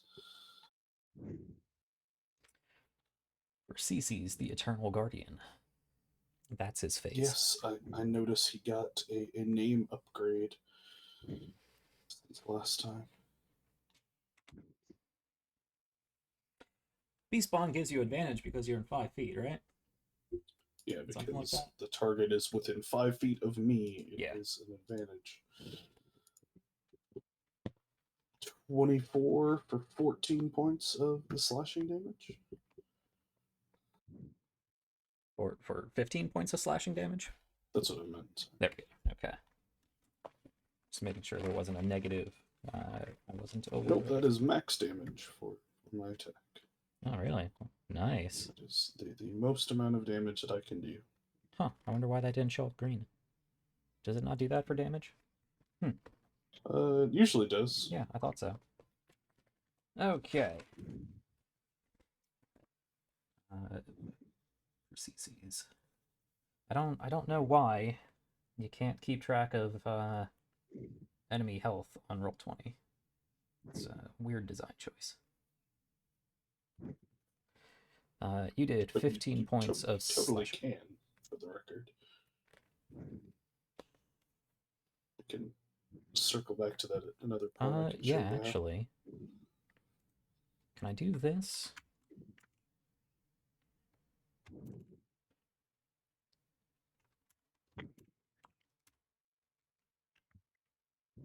No, I'm gonna have to set that up. Okay. Cool, gotcha. Does Krushka's claws count as magical? They never will. No, I didn't think so. Cool. That's the entirety of what I can do. All right. Ander.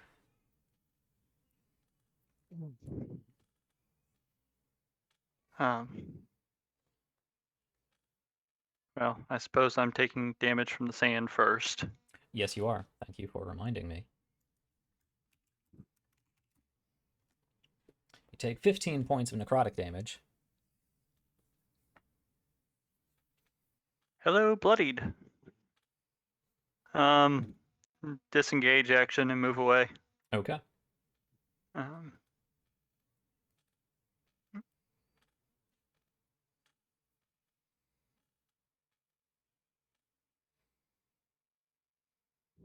All right. You leave the tiniest fragment of your soul behind as you peel yourself off of this black sand and dash away. I assume that's what you got. yeah, that's it. Hey, he gets an attack of opportunity. No, because I disengaged. You disengaged. That's right. Disengaged. Yeah, you did. Yeah. That's why I have nothing else. Yep, that is. Yep. Guess I just get lost in how many things I've added to Persicus' character sheet. Let's see. How mean do I want to be?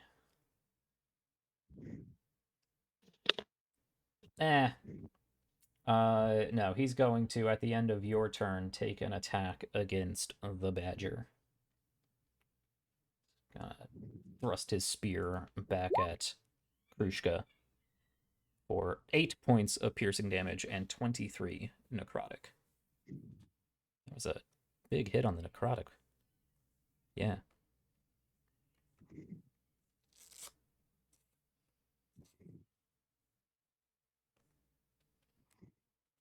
Okay. That brings us to Tali's turn. That's me. How much damage do I take from You the take sand? 15 points of necrotic damage. Right. Okay, let me do some math here.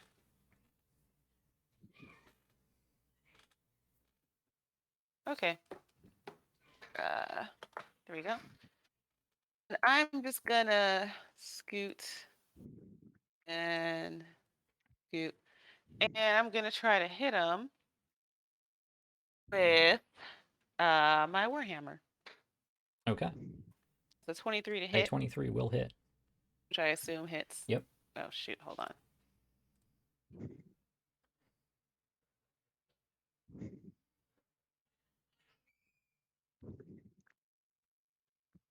Did y'all hear all of that I was saying Nope. just now? Okay. Oh yeah, I scooted over a little bit, and I'm gonna hit him with a warhammer, and I assume a 23 Yeah, hits. we got that. Yeah, 23 hits. Okay, cool. It's 9. 9 points of Damage. non-magical bludgeoning damage. Yep. Gotcha. Yeah, I'm just gonna hang out there.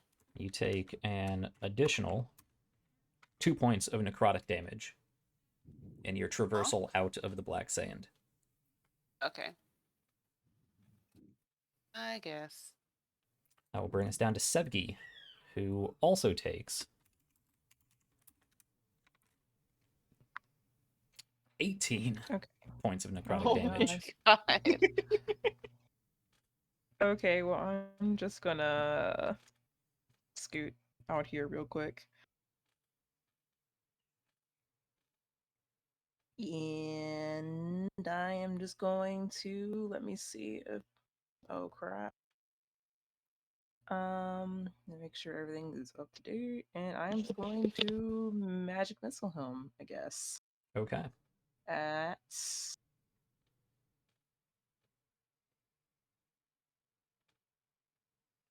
another third level left? I do. I'm gonna do it at third level.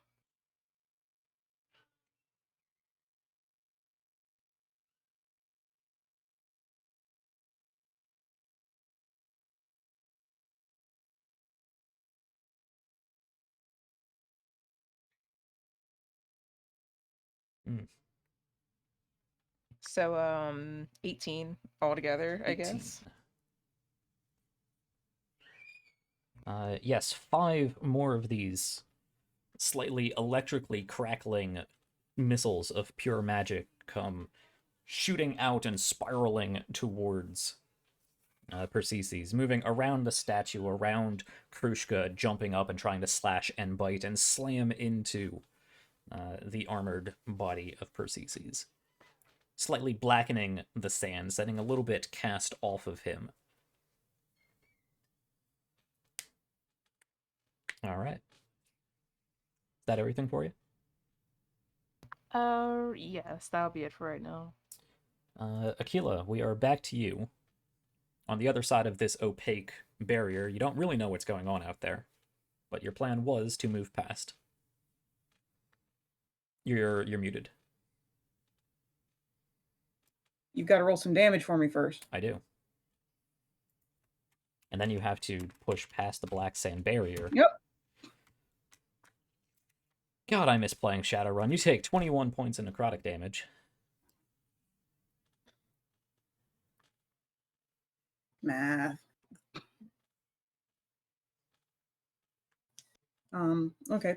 But yeah, I mean, I'm gonna go ahead and push through, because what else am I gonna do? Sit in a room? Yeah. Make an athletics check. No. Oops. Man, 11. Yeah, you... Sorry, that was disadvantage. Yeah, that should just be a straight roll, right? Yeah. You shoulder into this barrier, and it puts up more... You're not sure if it puts up more resistance this time, or if you just did not get the same leverage and momentum you did pushing into this room. But you slam your shoulder into this barrier trying to push past, and it does give, but it doesn't break. Okay.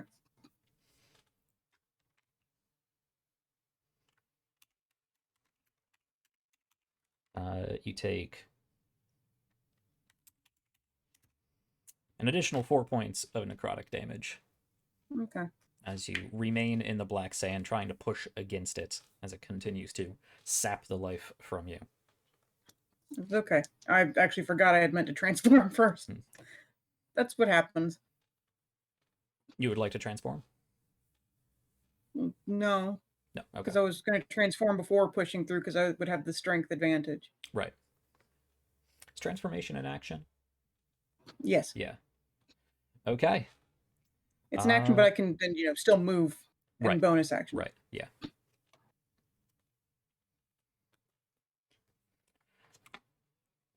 Yeah, that would be part of your movement to push through. I'm not going to make that a whole action. So you do have your action if you would like to transform, or do anything else, but you do have an action.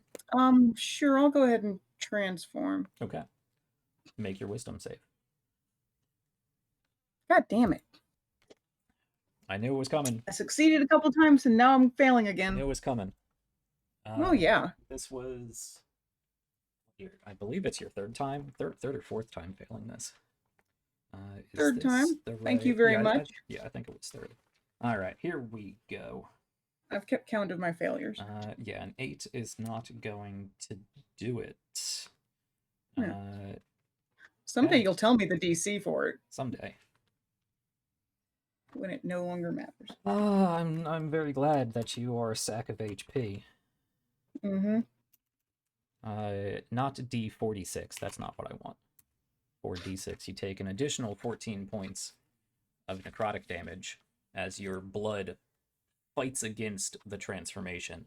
There's a pulsating throughout your entire body as you have a sort of heart murmur, a very quick heart attack, as your blood just refuses to bend in the way that you try to will it into.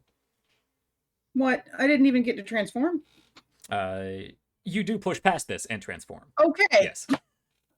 Because the way you were describing it, it's like I completely failed. It did sound a little final there. Sorry. No, you do push through the feeling after this sort of vague coronary and do manage to transform.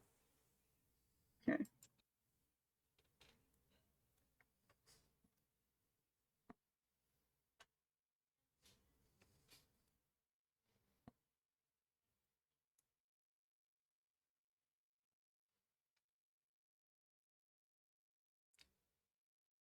You know what? I will actually, since you have plenty of movement, if you want to back up 10 feet and try to charge through, I will let you try to make another attempt through this door.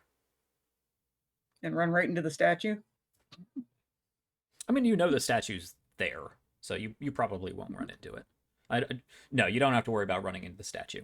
You don't know if anybody else is there. Meta-wise, you know nobody's there, but Aquila doesn't. Yeah. But you would leave the black sand, run through it again, and smack into the wall, hopefully moving through it this time, if you want to, or you could just wait until next turn and attempt Okay, that. I'm going to give it a try. Okay. So you'd spend 10 feet moving back and then charge forward, but you should have plenty of movement to do that. Yep.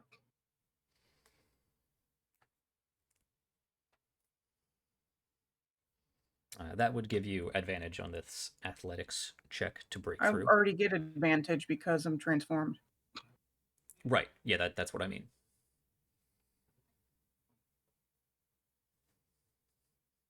So, but then I wouldn't need to spend the 10 feet of movement because I just already get advantage from being transformed. It's not the 10 feet of movement that's giving you advantage. That's the deal I am making you. You can spend extra movement to make this attempt again. Okay, I was just confused with the way you said it, but okay. And do athletics? Yep. Yes, this time you push through. So you used 5 feet trying to push through the first time, 10 feet back to 15, 10 feet forward to 25, 30 to get to the square you are now, and you have more movement than that, right? Yeah, I still have 10 feet. Yeah, so you can, if you would like, sort of skid to a stop before you run into the statue and move out. Doing so, however, because you're passing through even more black sand. Yep. You take another 11 points of necrotic damage.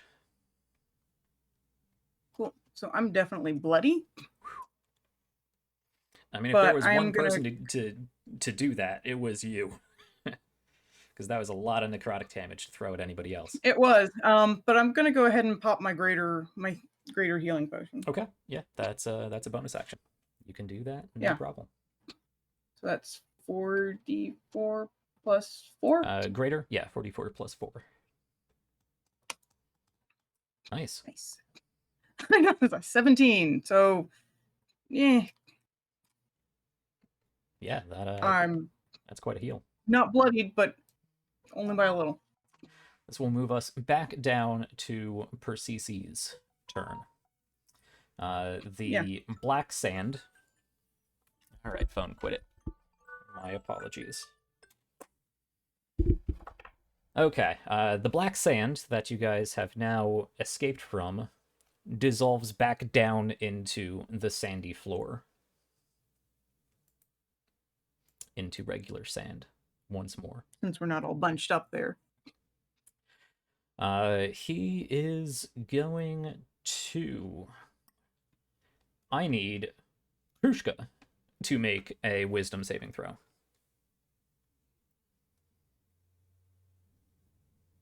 As he turns, the eyes shift into black sand once more and glow red as they shift back into seemingly flesh and blood eyes. Staring down, trying to frighten the animal inside the animal this time.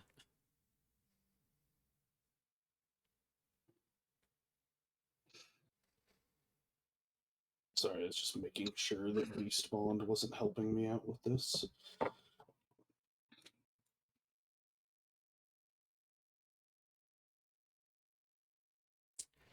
Once again, Krushka saves on the fear effect.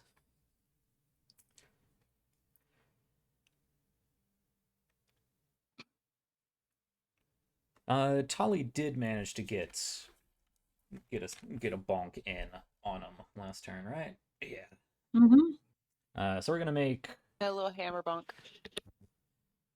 we're gonna make 2 attacks against Tali. That sounds good.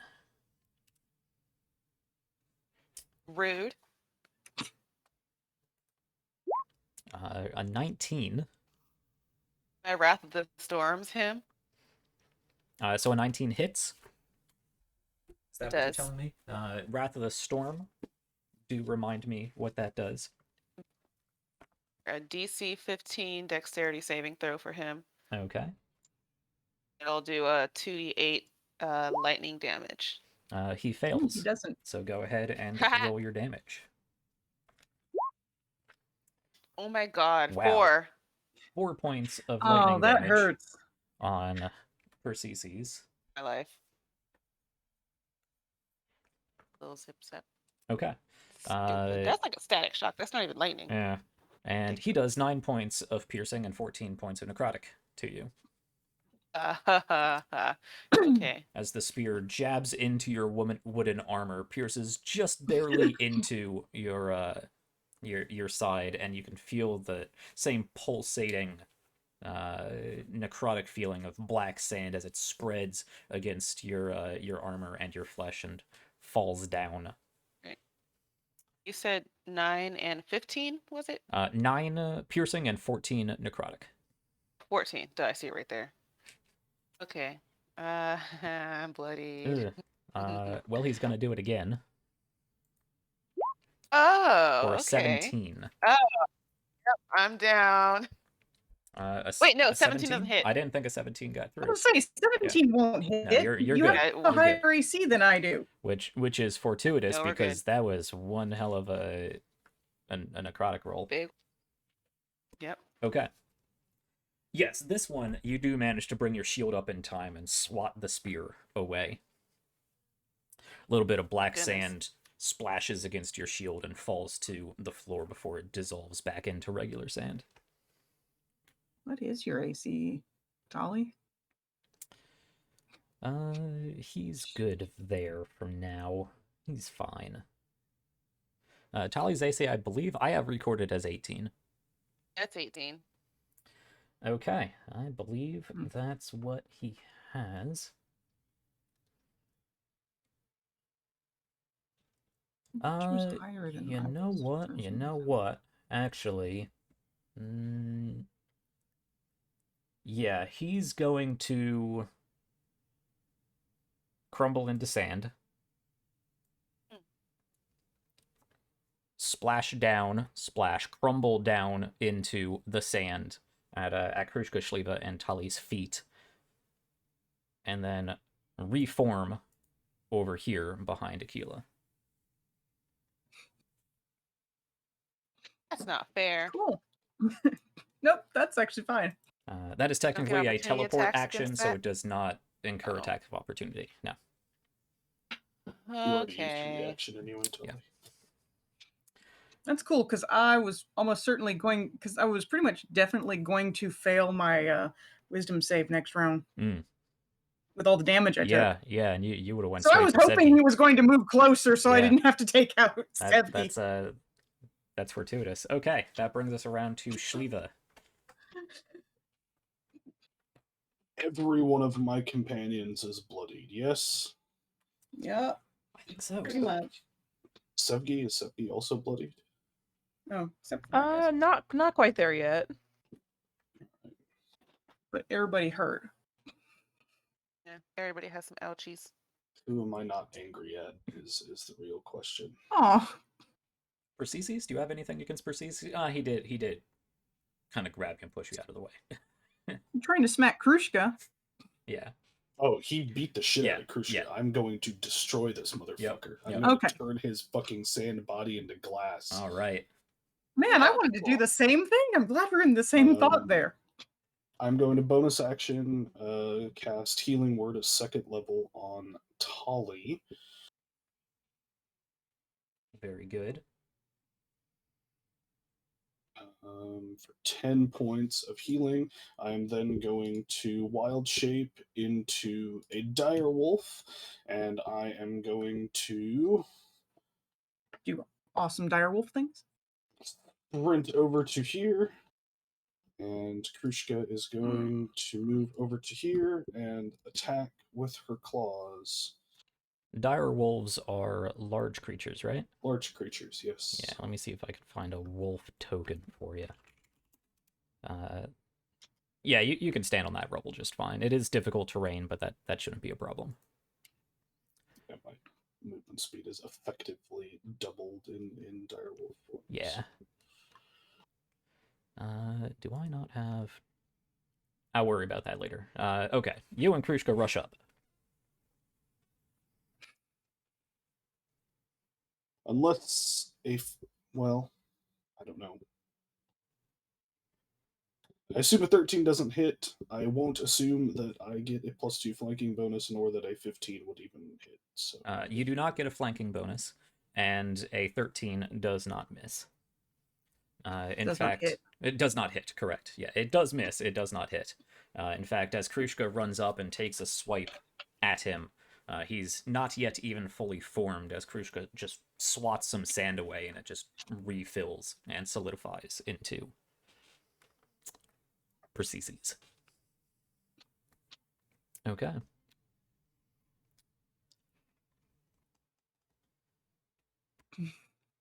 it's my turn.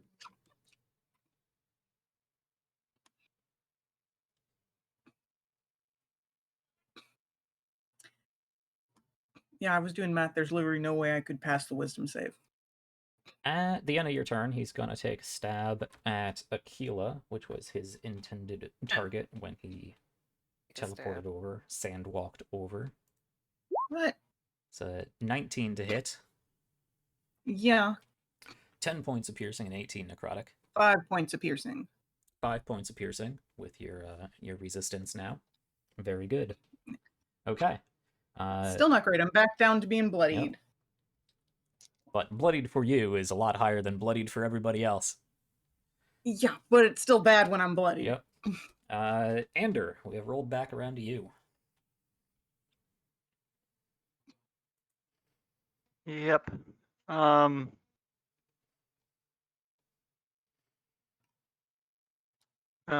not that anyone can see.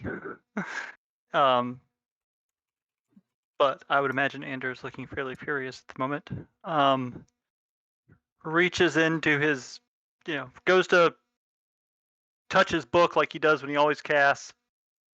If anyone was looking, it would look like he's about to say something, and then probably like stiffens up for a second, like bored, kind of straight out, like he got shocked by something, and then his eyes go black, and everyone just hears horrible whispering. Mm. And Persicus needs to make a wisdom saving throw. All right. Is this your new Yes. Whispers of Yeah. Zadok spell? You said a Yes. wisdom saving throw. Yes. DC 17. God damn That's it. a 21. Of course it is. Of course it is. Cool. Okay. Nothing happens.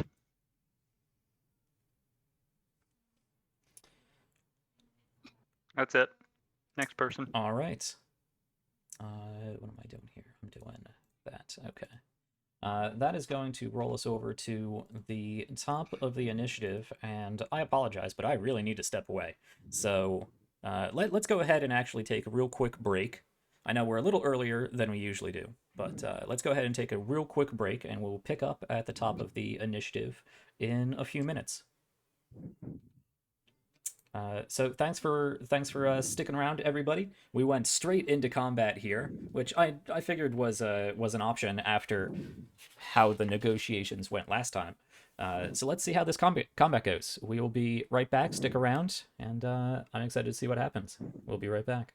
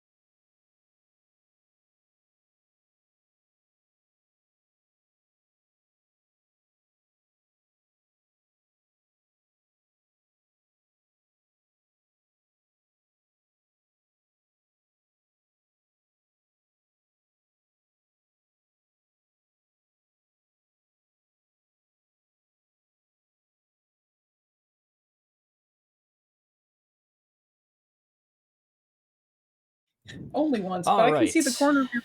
Never mind. I am back.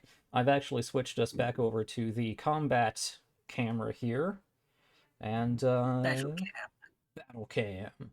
Yes, let's see. Arlene is actually with us today, so let's put her in the right spot. Yes. Once again, I need to make a backup battle cam, just like I have a backup regular face camera.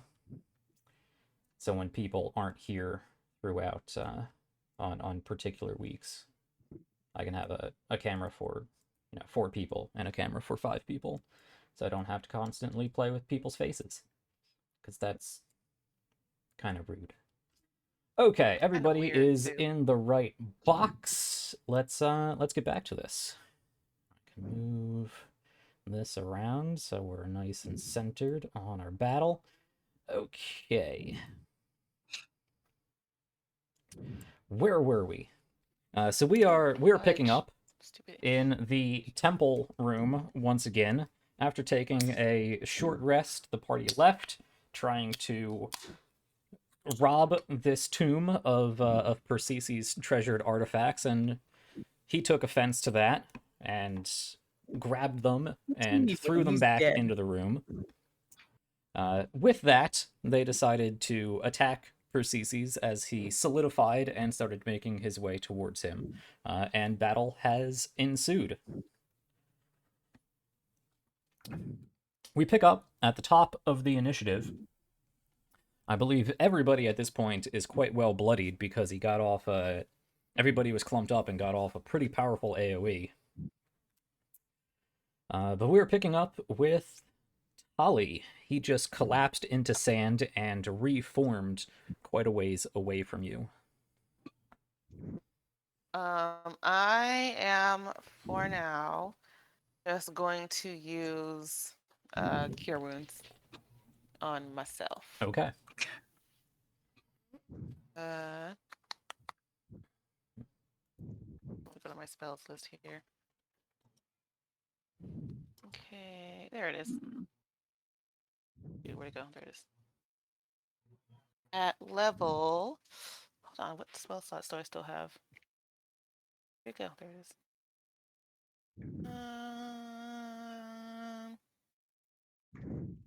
I'll do it at 3rd level. Oh wait, what? When you cast Shatter last week, what spell level was that at? It was 1 up from its base because you were convinced to upcast it. 3rd, yeah, Okay. 3rd. Gotcha. Because we were pretty sure she would upcast it. She would. Yeah, you're right. You got me there. I called it. Upcasted and heightened, or whatever that meta magic used to be called to do max damage. Well, she The got channel her divinity. short rest. She Yeah. got it back with a short through rest. channel So divinity, you got that back. Okay. Cure wounds on yourself. Okay. Go ahead and So that's what, 3d8, right? 1d8 plus another 2d8 for 3rd level. So yeah, 3d8 plus your wisdom modifier, which I believe is 3. Yeah. So 13 points of healing damage. 13. Great. Thanks for nothing, cure wounds. What's it's something, I guess. 13. Yeah. Yeah.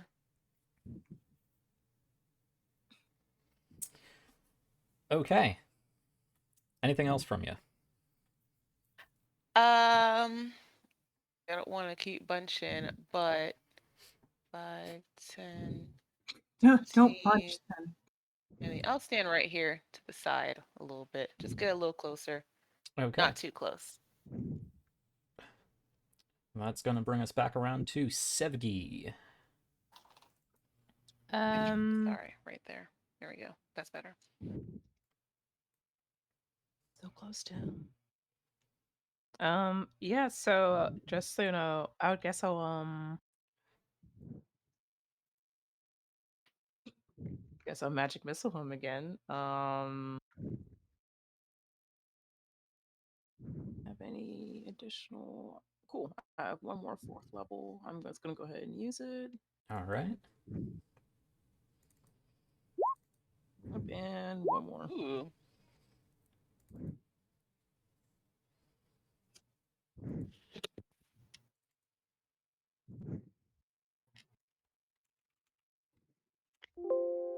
So my math. 22? Yeah. I just fucked up. I was like, oh no. Yeah. No, wait. I'm sorry. Wait. 24. I forgot that extra 2. Yeah. Sorry.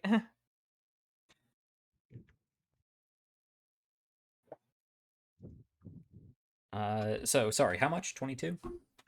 24. 24. Yeah, 24.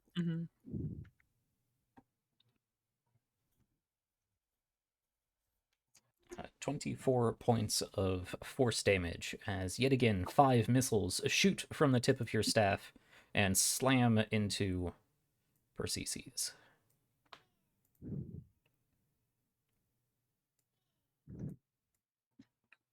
And there we go. Schlieve is a wolf.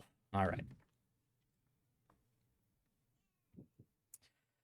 Anything else for you, Sevgi? No, that will be it. All right.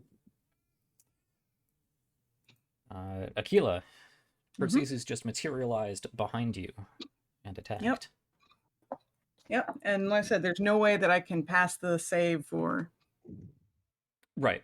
So not just falling to bloodlust. right. So basically, you have to make all of your attacks against Persicus, correct? I don't have to. I have to make them against whoever's closest. Whoever's closest, yeah. It's like, and if it's a tie, then you get to choose. But I'm going to point out, narratively, it seems most likely she would attack who Right. attacked her. Right. It would make most sense to attack Persicus. Yeah. Yeah. And reminder, claws count as magic. Yes. Because I'm going to say she probably didn't really have her swords out for this. All right.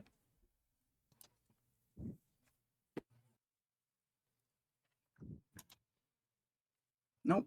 13's not going to work. A 23, however, will. And I was looking this up. I do get a +2 bonus to melee damage. It is under Feral Might. It is you gain a bonus to melee damage equal to half your proficiency rounded down. Yes, you do. So that's 11 points. All right. And one more. Points.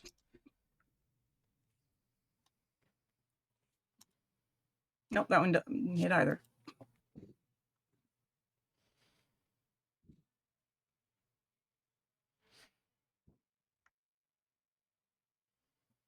Cool. 11 points of magical slashing damage. Gotcha.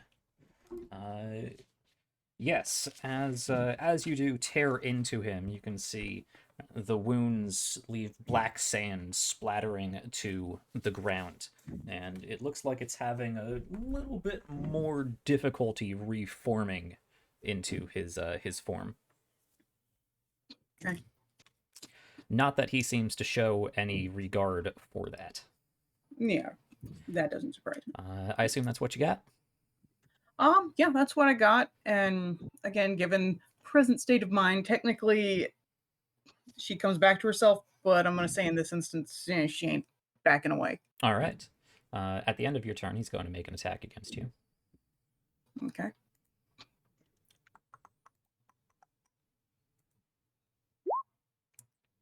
.22 will hit. You take 10 reduced to 5 piercing damage and 15 points of necrotic.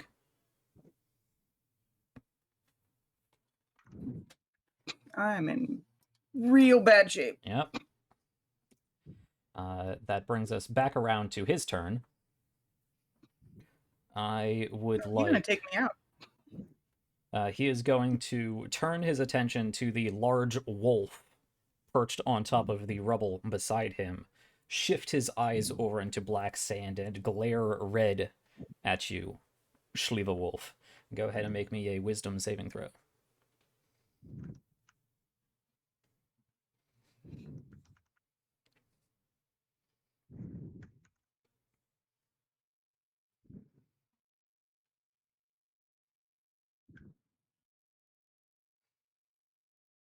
Oof.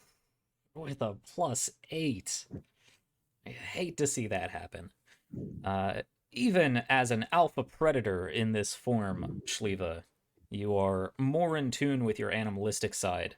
And a wolf, even going up against a grizzly, is gonna think twice. And Persicus is looking a bit stronger than a grizzly right now. You are considered frightened.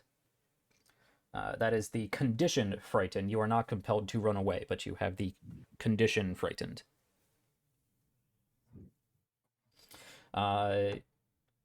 Ooh. You did also fail by 5 or more and are paralyzed with fear.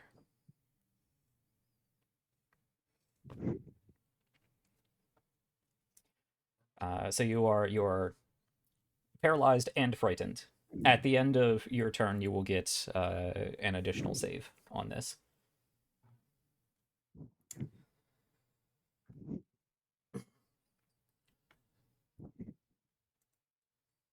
I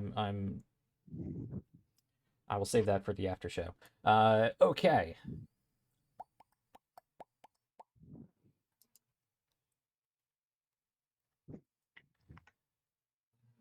Yeah, he's gonna focus down Aquila. Aquila, you're problematic. I don't know where he would get that idea. I've done very little. Yeah, that is true. That is true. Actually, you weren't It's like all that Jack problematic knows I'm last turn. problematic. What Yeah, the fuck does I know Persicus know about Persicus me? is problematic. So, you know what? Who just gave him a wallop? Me. Sevgi just gave him a wallop. Yeah. He is going to. No, he has to wait on that. Yeah, so right now he's going to turn his attention. We'll split. He's going to strike forward, spin the staff around, and strike back. Make one attack on Aquila and one attack on the Badger. Aquila, it's a 19. For 11, reduced to 6 piercing damage and an additional 16 necrotic.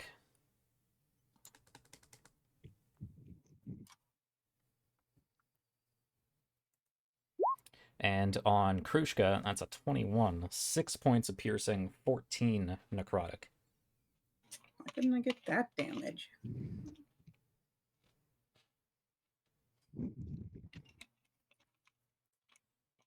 That is, however, the end of his turn. Keela going down. It'll be the first time in a long time. Last time with Omen, yeah. That brings us back around to Shliva. Unfortunately, I know how terrible this feels. Krushka does get to move, yeah.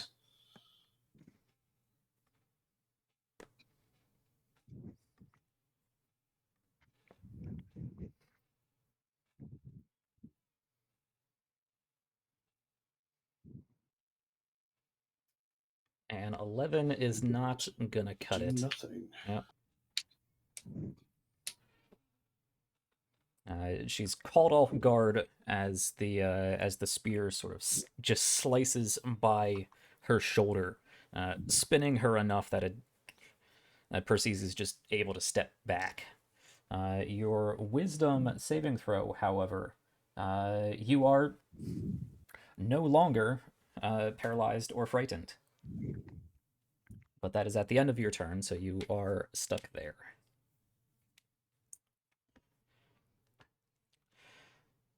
Okay. That's Shliva. That brings us around to Ander, all the way up there at the top of the map. Yep. Anders kind of shaking himself off from whatever weirdness just happened. Goes to try and cast what he was intending to cast last time again, and the same thing happens. So let's see if. Okay, more whispers. Yes. That's another wisdom save. Come on. It's a 19. Maybe you don't do wisdom saves. Well, I'm trying not to shoot you in the back. That is Don't fair. worry. I take one more hit, I'm down. All right. Okay. How many did he use? Yeah, I believe he has one more. At the end of your turn, he is going to fall into sand once again and reappear back here. As the sand rises up behind Sevgi and reforms into Persicus. Tali, we are back around to you. Awesome. I'd like to come over here right next to my friend Aquila, and I'd like to cure some of her wounds. Okay.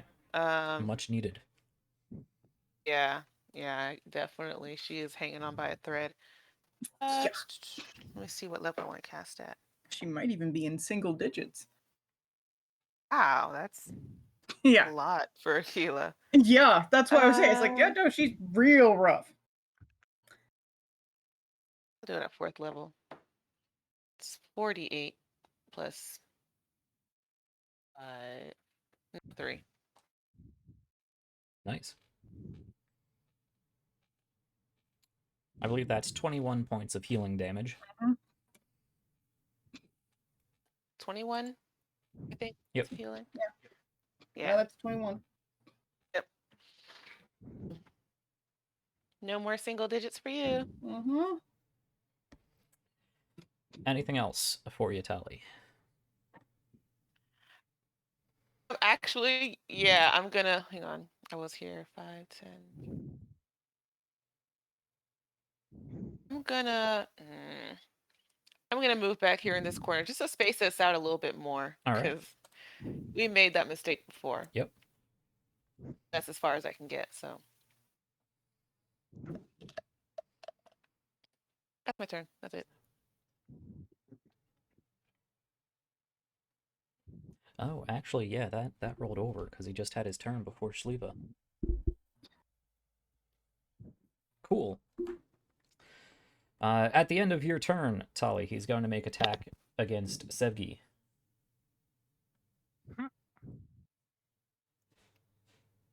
So you're Yeah. gonna get her arcane rage on. A 13, I don't think is going to cut it. No. No, surprisingly. I know. Let's be happy when it doesn't work. I know. I'm like, yes. Yes, you are aware enough of your surroundings that as he forms and lashes out with his bronze spear, you are able to just dip your shoulder enough that it goes high and misses Sevgi you. has her head on a swivel. Yeah. All right. That does bring us down to your turn, though, Sevgi. Awesome. I would like to rage though. Nice. Arcane Rage. Yes. Rage! And I Very would sad, like to. I'm going to use my last 4th level slot to use lightning bolt on him. All right. Take him out, take him out, take him out, take him out. Yeah, I mean, but hopefully. you start regenerating sorcery points, so you can convert to spells a lot more easily. Yeah. Oh, let me. Let the hate flow through you. I was gonna say, have you explained arcane rage on the show before, Jack? No, it's not come up before. This is the first time. I believe this is the first time on stream that we've Really? seen I think Arcane so. Rage. Yeah. I think so, yeah. Oh. Good question. So- Maybe I was off stream. Well, Ooh. sure. Now seems like a good time to explain it. So would that be with elemental affinity and my rage? Would that be an additional 5 Yes. to that as well? Yes, it would. So that is 38 points of lightning damage. I believe he gets a dex save. Yeah, it does say a save. Yeah, 15. Dex save. He's not terribly dexterous. Fail. Yeah. Fail. Yeah. He takes the full Yes! 38. Full 38. Excuse me, I didn't mean to yell. I'm just excited. We always love it when you start dishing out the big numbers. Yes. This is I great. always get so self-conscious about doing it. And I'm excited now. We No, love it. It's awesome. no counter spells this time. Sevgi, yes, Ah. you dip away from the spear point and use that to focus your elemental energy into the tip of your staff as you throw your hand up to your focus. point it forwards towards him and just unleash this lightning bolt in his direction. Less of a special beam cannon and more of just an actual lightning bolt shooting from your staff in the blink of an eye, from the tip of your staff to the far wall over here. 3 coruscating bolts of electricity just slam through him, puncturing straight through his shield, through his armor, through him, and slamming back against the rear wall. You can see where it does impact him, a full spiky cylinder of greenish glass just falls out behind him and slams and shatters to the ground as black sand tries to form into the holes in him. And it takes a while, but he does manage to solidify. That was one hell of a hit, but he is still standing. Sounds like it's getting rougher though. That Yes. was nice though. That was real good. So, Arcane Rage, and this will be something that I will put on our Patreon now that it's come up, but for a brief synopsis, I added Arcane Rage to sorcerers because I feel like as very emotional-based casters, they should have a rage mechanic very similar to barbarians. And it's not without its downsides. So Arcane Rage, in the very basics of it, at this level, because you're level 9, whenever you cast a spell which deals damage to a target, the spell does an additional +3 damage of that type. Every round, you regain 1 sorcery point, not to exceed your maximum sorcery points. But at the end of the rage, which can be knocked out just like a barbarian rage, you will take damage, psychic damage, for every sorcery point you have remaining. And So any remaining sorcery points incentivizes are burning those reduced by points. half, yes. So when you fly into an Arcane Rage, you are very much incentivized to blow your whole wad. Phrasing. Yeah. Okay. Anything else for you, Sevki? I think that would be it for me. All right. Aquila, you just got a nice jolt of regenerating energy back in the fight. Yep. But I still took damage though. Yeah. Yes, that is true. You need to make your bloodlust I save. have a question. Sure.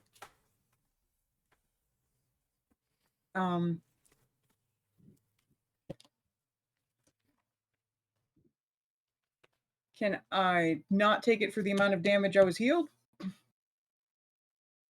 Let me check the specifics of the wording here. It But I can read it out for you. It doesn't say anything about it, but no, I'm gonna say it's full damage. okay. Yeah. Then that's gonna be rough. Yeah. Because that was still a lot of It's damage. the initial damage that sends you into a fury, whether you're healed or not afterwards. Yeah, it's one of those kind of would still affect here, but it's we should start taking effect after half health, which is one of the few changes that I did like for the new one. Mm-hmm. Nope. Okay.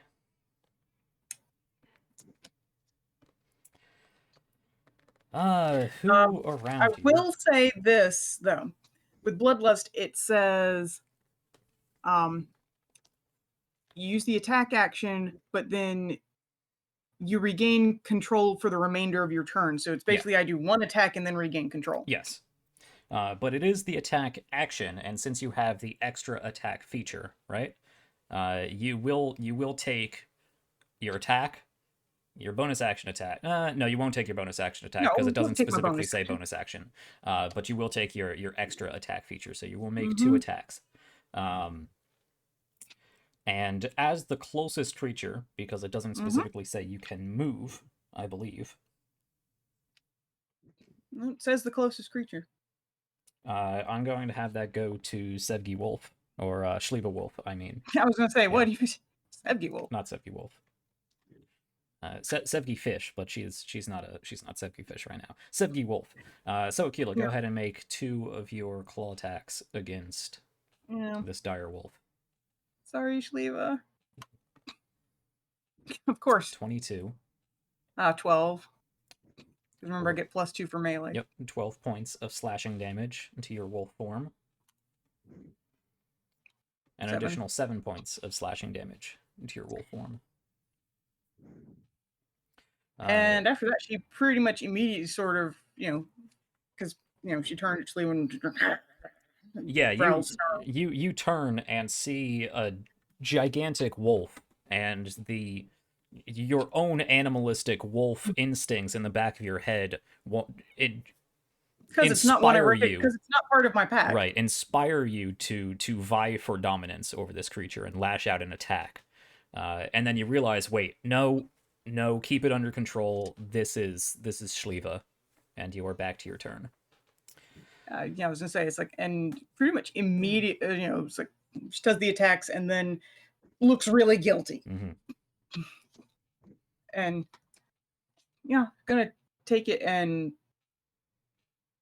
run to get over here.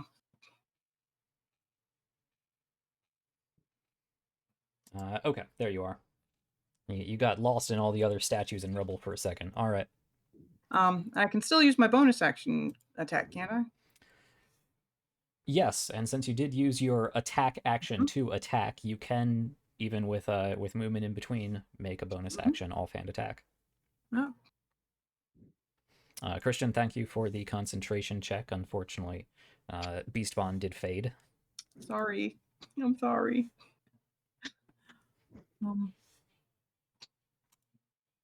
Of course, now you miss. You rush over, still feeling guilty about attacking one of your teammates, and your heart is just not in it. You pull the punch just a little too much, or well, at all. Still reeling from trying to keep your beast in line. It's so disorienting, disconcerting to have the beast take control of you. Mm-hmm. It's one of those where it's like, God, I'm glad I'm not a real werewolf. Mm-hmm. Yeah. It's nice being werewolf light. Yeah. Okay. Back down around to Persicus's turn. He's going to crumple into sand.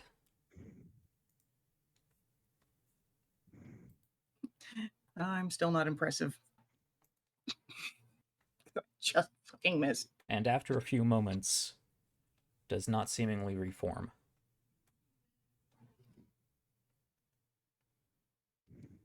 Don't trust that.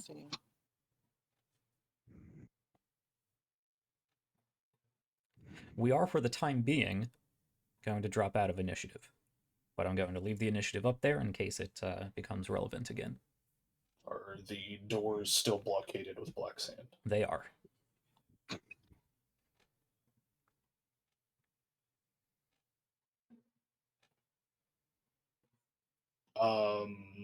Shliva is going to pounce and try to knock this fucking statue over. Okay. Make an athletics check for Makes me for glad I Shliva. got the gear out of there.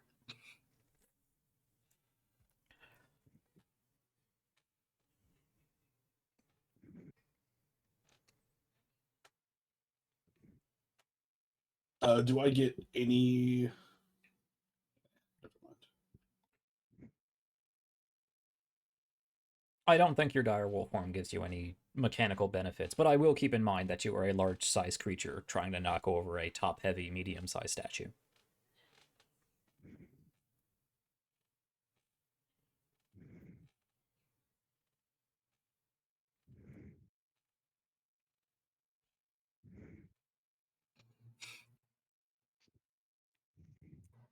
A 7, though, is not exactly what I was looking for.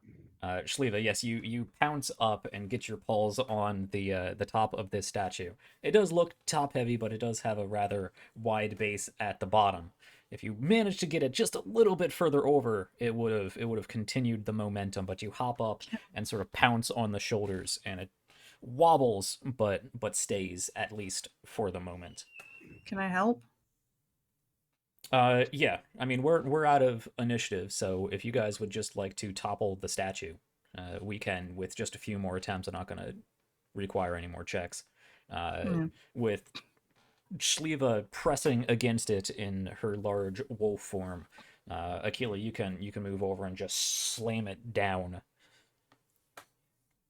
into the sand-covered marble floor, and yeah, it will break into a few pieces. An arm comes off the head, snaps off a leg, breaks in half, and the doorway rises from the ground where it receded previously, displacing the black sand for a moment before it reforms over the relief section of the wall that has now been put back to where it originally was, and then falls to the ground and dissipates back into regular sand. Is there any noticeable damage to the statue as it fell over, or is it pristine? Oh no. Broke. Yeah, Gotcha. it did break. Yeah, an arm broke off. A leg snapped in half. Its head, sort of shattered and rolled off. It is definitely, yeah. It's broken.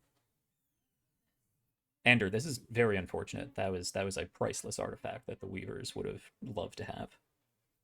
But you know, We can bring them the head. Shliva Wolf do Shliva Wolf things. I'm gonna go over and begin nursing Krishka's wounds. Okay. Ineffectually, because I'm a wolf. But Yeah.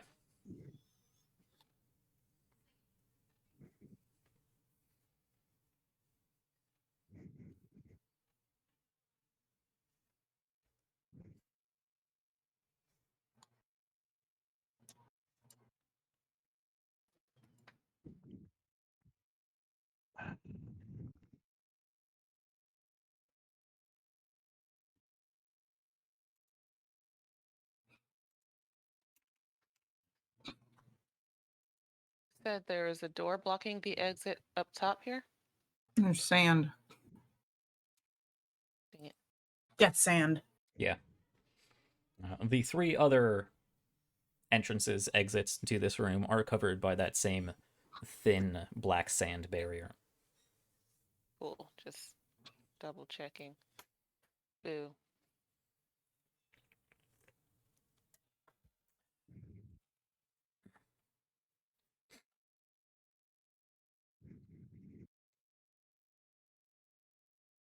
Well, guess this is where we die.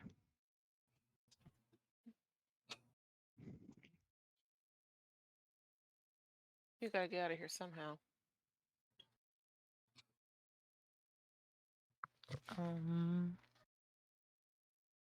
Keela, since you're the only one who can understand this, Mhm. Defiler and Thieves, your lies have proved you false. You are not protectors of this place or its denizens, and so you will lie here for eternity with me.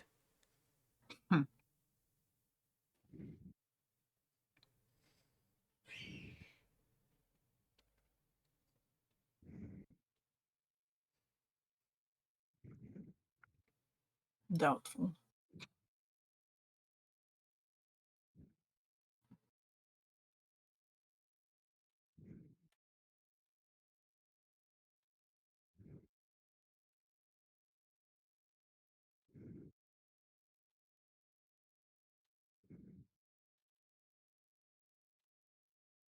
Thoughts?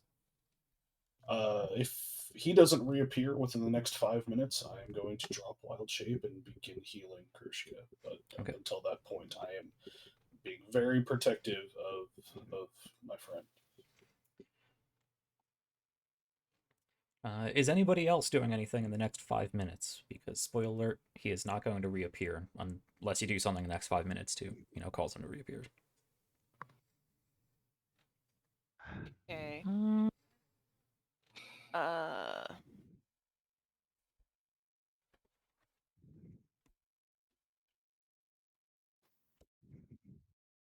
Can I do? I don't know what I can do.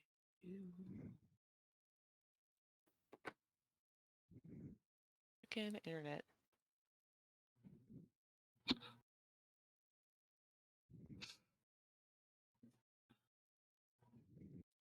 Feel free to think aloud. I kind of want to try to run through the sand up top here. You did push that door open. Yeah, and maybe use my shield to kind of block the sand from touching me to try to minimize damage. Sure. So, I think I'll just do that. Okay. Any discussion beforehand from anybody? Or does Tolly just march up the stairs and Kool-Aid Man through some black sand? Potentially. Mm, Well, I'm gonna Yeah. ask, hey, does anybody else want to try this door? am I still About to go through it. technically raging, I guess? Yeah. Yes, you would remain in your rage for a little bit, but you do have to continually cast spells or take damage, I believe. It's pretty much in that instance like barbarian rage. So you better burn those So points. you could just start casting spells wildly. Or you Ask can them at the choose to end your turn. sand but- doors. Can I just I don't know. Can I just come up to like up here, I guess, and just start chucking spells at the sand, I guess? It does Maybe specifically check them at say the altar. if your turn ends and you haven't cast a spell at a hostile creature. Okay. It has to be a. Well, that I will say it has to be a target that you intend damage on as part of your, angry state. So if you can justify that to me in some way, we Check can- them at the altar. I mean, sand is kind of hostile. Yeah. because a barbarian can't just stay in a rage by punching the wall or slapping himself. Yeah. So You could start checking it at the black sand over the doors. That's It's what I was hostile thinking. sand. I'm just trying to get out at this point. Yeah. So. Mm, But she just And needs he to wants to burn keep some us points. trapped in here, and Sevgi's like, no. yes, I don't know. I guess I'm just trying to get out at this point. So. and if you want to cast some spells at the black sand, you are free to do that. Whether or not that affects your rage, I will tell you once you do so.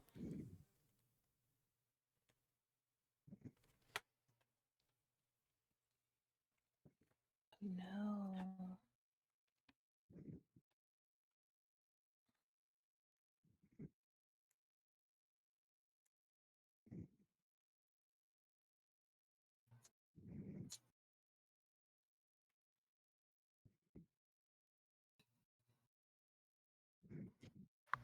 Yeah, I'm not sure.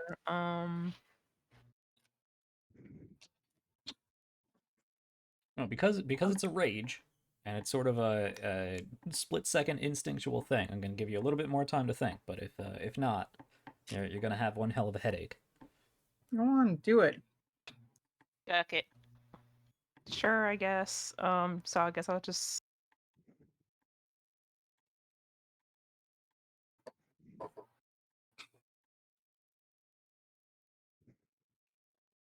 I guess she'll just start, I guess, like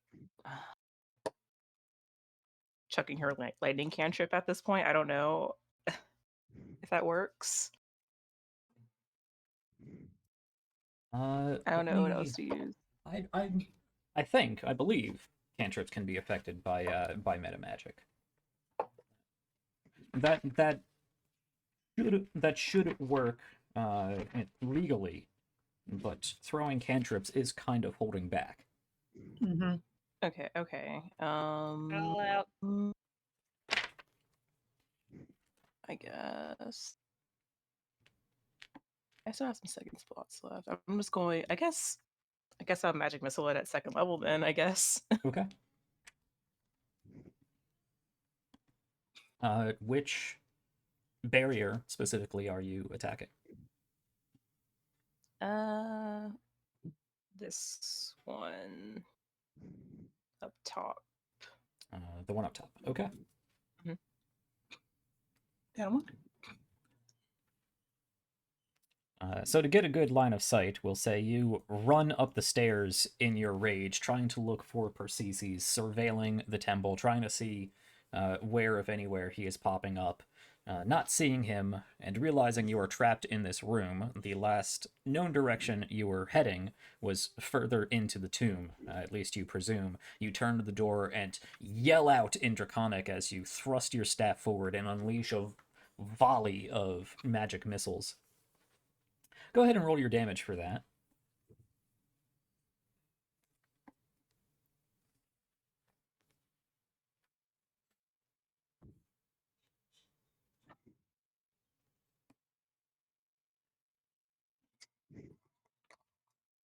That didn't work, right?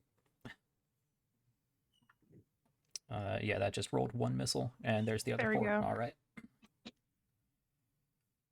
So that is 7 plus 4 for 11 plus 5 to 16 plus 3 for 19 plus 2 from your focus for 21.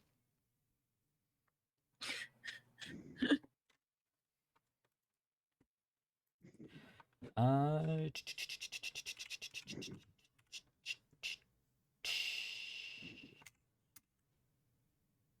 that's not right. I like the Wheel of Fortune. Yes. Wheel of misfortune. Yeah. You shoot your volley of magic missiles forward, and it slams into this barrier, much like against Persicus, but a little less specifically lightning-y. It splashes some of the black sand away, actually a good portion of the black sand away, and more of that dark green glass splatters to the ground. And it looks like, for the time being, at least right now, the majority of the black sand has been cleared away from this doorway, but you're not certain if it will reform. Tali, this does, however, give you the perfect opportunity to push through with minimal barrier present.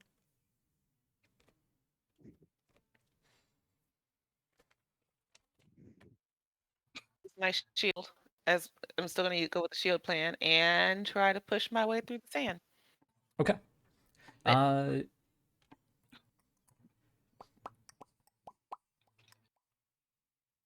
Yeah, with how much damage that was, I'm not even going to make you roll an athletics check, but you are going to take some damage moving through it.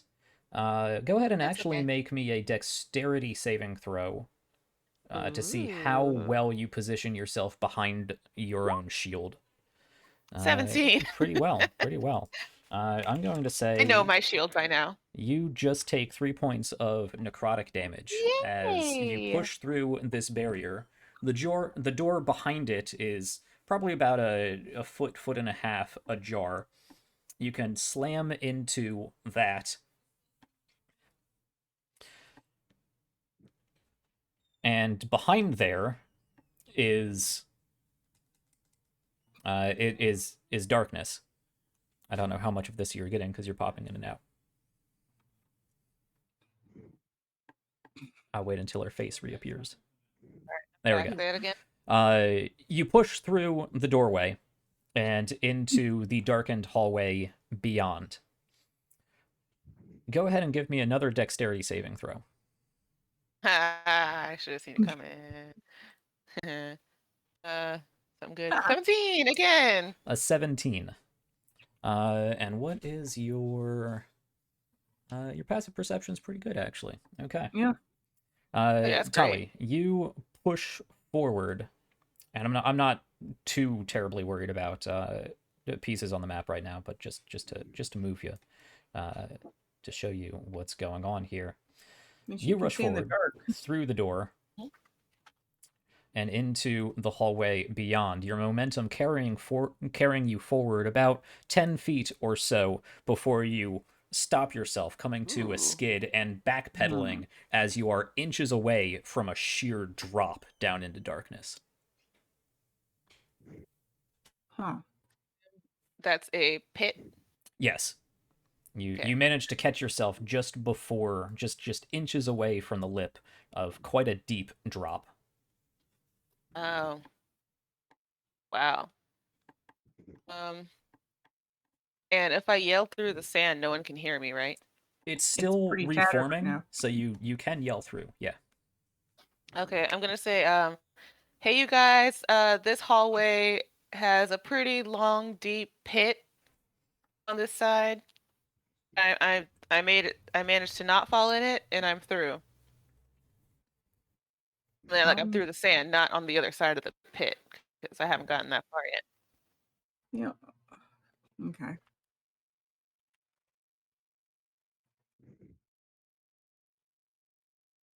So if you guys decide to come through here, just careful. Not that much space.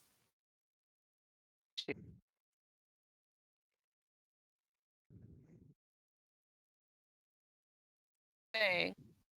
You cut out Yeah, for that last bit there. Say that again. I was gonna say, if you guys decide to jump through the sand, be careful because there's not that much space over here.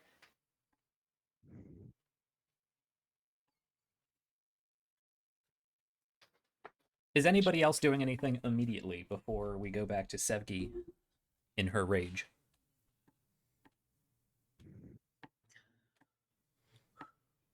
With Tolly moving forward, I'm dropping Wild Shape to begin healing. Okay. Very good. That requires initiative order or what? Just let me know. No, for now, don't worry about it. I'm actually going to walk over to Aquila and hand her the greater healing potion I Thanks. pulled out of. Okay. Aquila, would you like to use that immediately?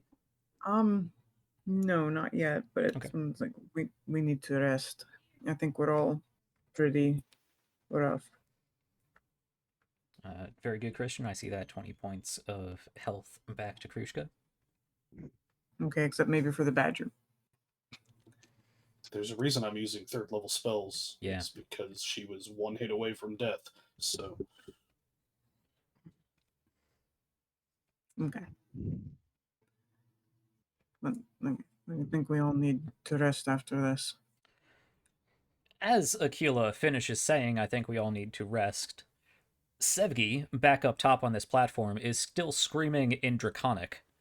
The source of your refocused rage, this black sand barrier, now looks, for all intents and purposes, for the moment, defeated. So unless you have any other viable target for your rage, you're probably coming into an end. Yeah, I'm probably gonna call it after that. Okay. You take your time, realizing that the combat is over. Some people are moving on, some people are behind. You vaguely hear Aquila say something about a rest, and you focus and try to calm yourself down as you get this intense migraine. How many sorcery points do you have remaining? Let me check.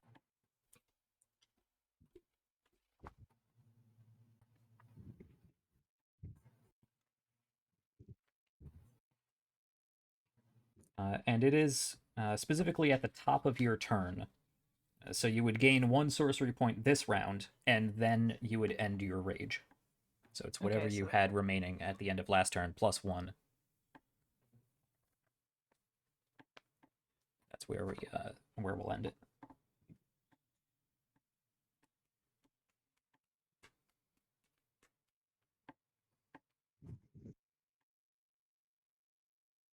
So probably have. Let me make sure I did the math right. Sorry.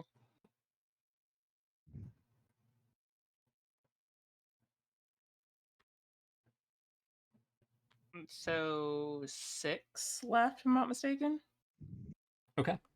Yes, do keep track of your sorcery points for me. All right. When your rage ends, any remaining sorcery points are reduced by half, so from 6 to 3, and you take Is it 3D? Yep. 12 points of psychic damage. Of course, you rolled max on 1. Yep. So you are down to 3 sorcery points, and you got quite a headache. People can actually look over to Sevgi, and she actually goes a little faint, grabs her head, and leans forward and asks you have to catch yourself on the altar to stop yourself from falling over before you right yourself and sort of try to rub away the headache.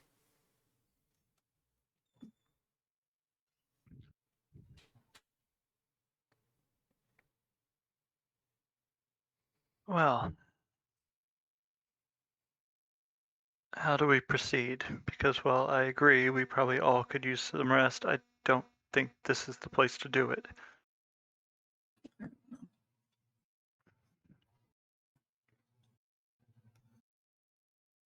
I'm gonna go move through to the other side of the sand. Up top with Tali?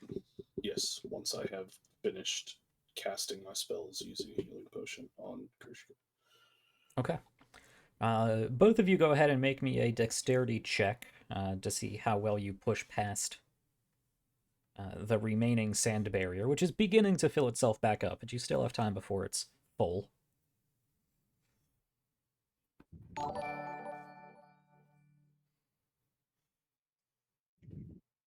Hmm.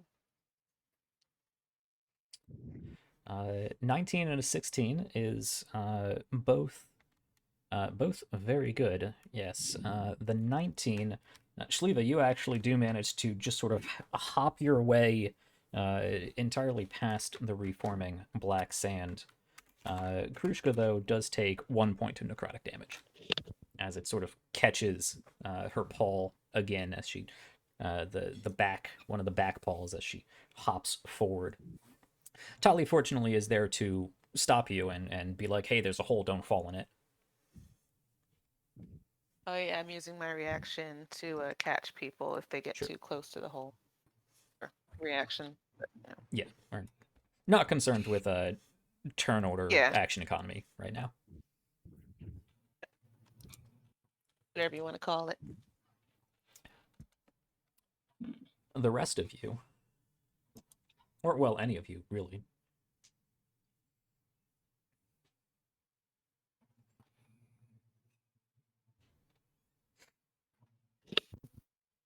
Well, the problem is there's not a hole. Well, I guess we don't know that.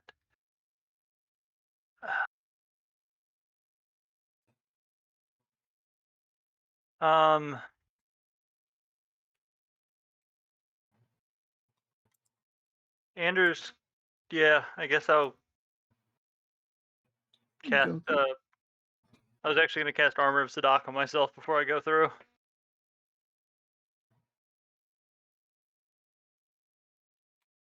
Yeah. Armor up and then go through it. All right, make your dexterity check. Dexterity check, right? Yes. Oh. I did. Of course, Tali did roll a save. I probably called for a save, but it is just a check.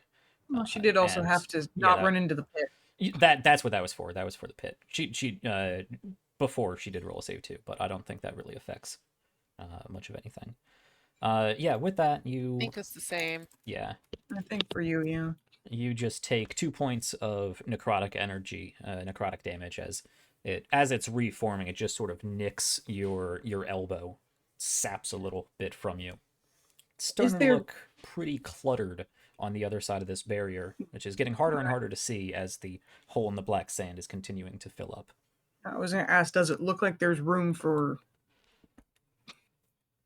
It'd be tough. I mean, we're not in combat, so I'm not holding everybody to a strict, 5-foot space of their own, but it's looking clumped. I have an idea. Could Ander possibly use his gloves of climbing to like stick to the wall and climb to the other side, and then use a rope to help us across somehow? That's why I'm surprised he used armor. He could have just. Never mind. Yeah, so didn't think I was going to do that well in the dex check. I was going to take more Well, damage. I thought you were just gonna go and cast fly so people could get over there and then do the rope thing. Like I said, I was worried that getting across that was going to get me. Yeah, can't cast fly if you're dead. And of course, I managed to roll well there.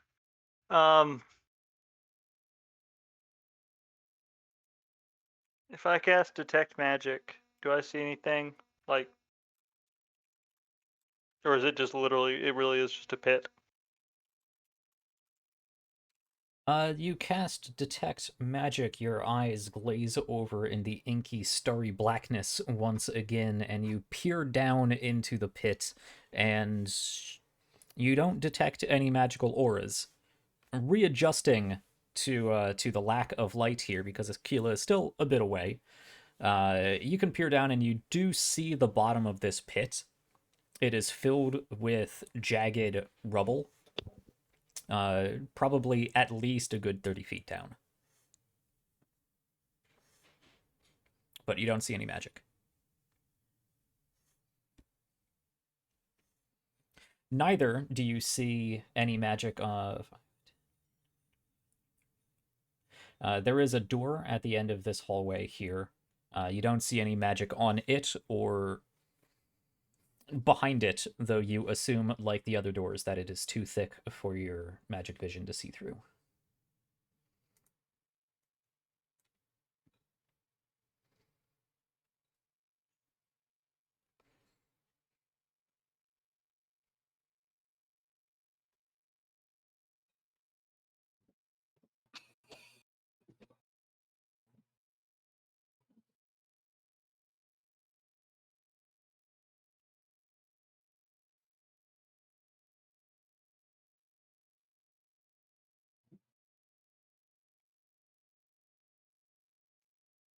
What do the walls look like as far as how smooth are they?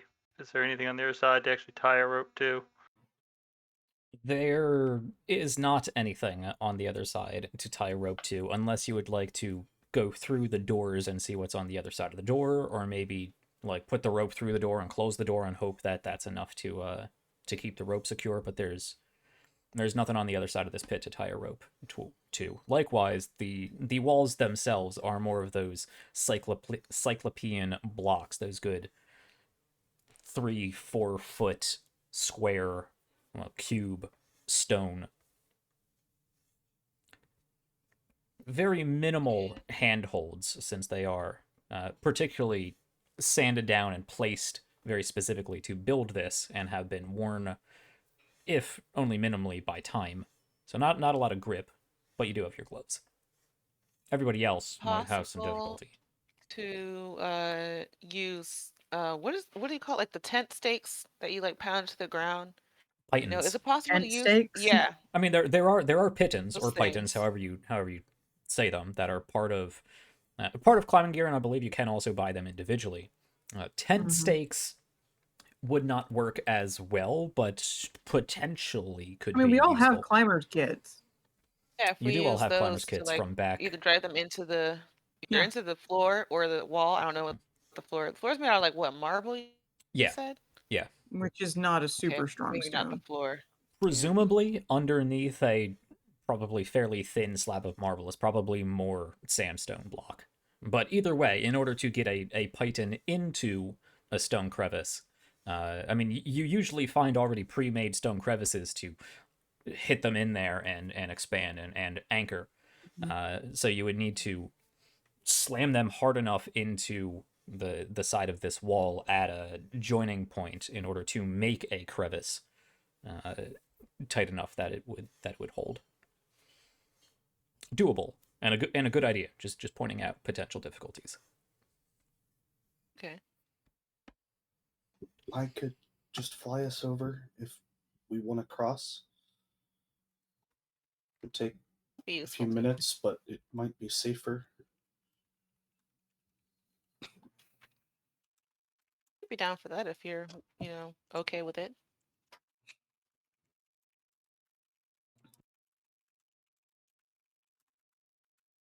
Are you, if I inspect or roll, if I investigate the walls near us, are there any kind of lever, like anything that seems like a switch or anything like that? Make I roll an an investigation check. Of course. An yes, 8. Yeah. You don't Oh. notice any mechanisms. I will say, you can,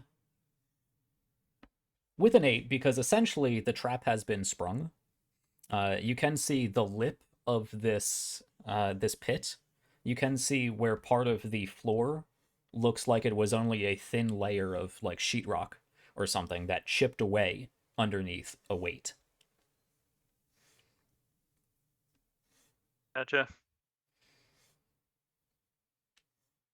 And there are no dead bodies in the bottom of the pit. Just the rocks, the rubble. Make a perception check at disadvantage because dim light. Okay.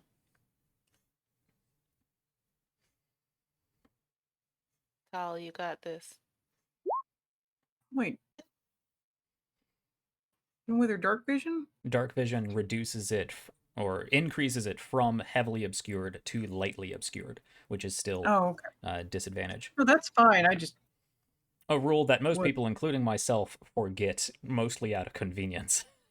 no, that's fine. It's when you said dim light, I was like, but wait, wouldn't she see fine then?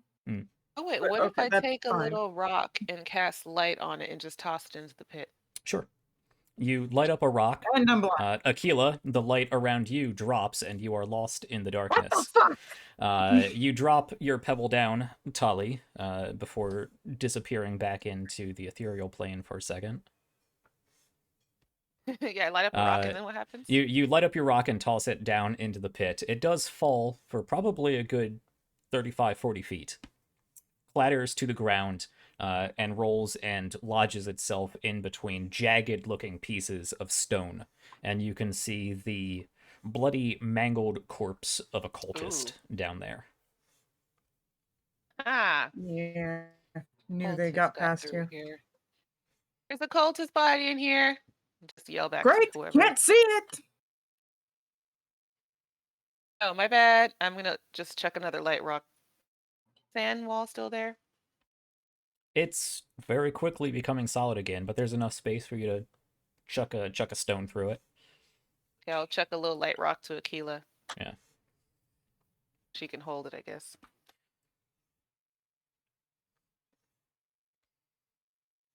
You chuck a stone through, and it bounces onto the altar and sort of rolls around there for a bit. So, Aquila, you're kind of, I assume you've been making your way up to the barrier at this point. So you navigate the stairs in this dim light and getting to the source of this light. And you and Sevgi are still behind this black sand barrier. Mm-hmm. Likewise, the pit falls into darkness once more.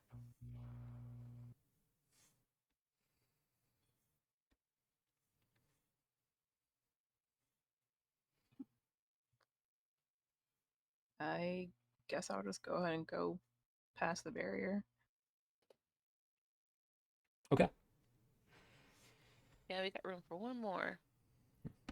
I think technically Ander is over on this side with us in this square Yeah. at the moment, Yeah. so it's starting to get a little cramped. It is So quite what's cramped. this spot right here? That is It's- part of why Aquila has hesitated going through. So the gray line, I believe, is Yeah, this line sand here wall, looks like the- and the brown line behind it is the actual stone door.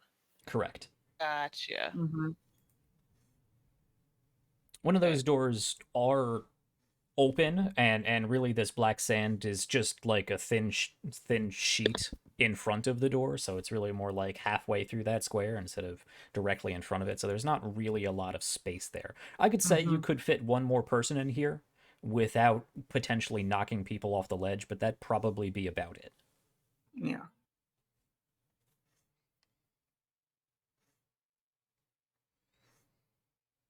So who was that? Sevgi, you said you wanted to pop through? Sure, she's tiny. I'll give it a shot. Yeah. Go ahead and make me a dex check. Okay. It's going to be a little bit higher because it's had some time to fill in a much smaller hole to have to navigate through.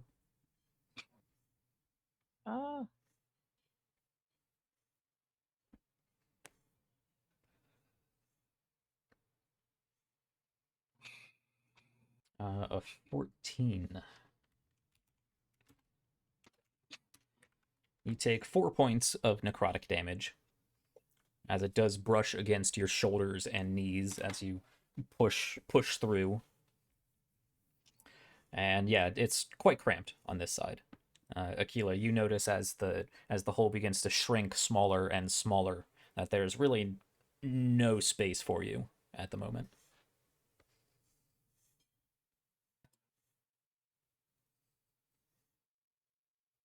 Mm-hmm.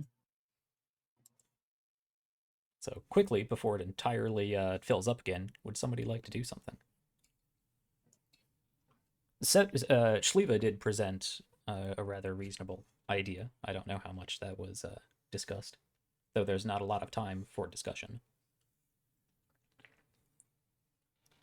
Well, actually, I this thing would suppose- be faster. What was that, Ander?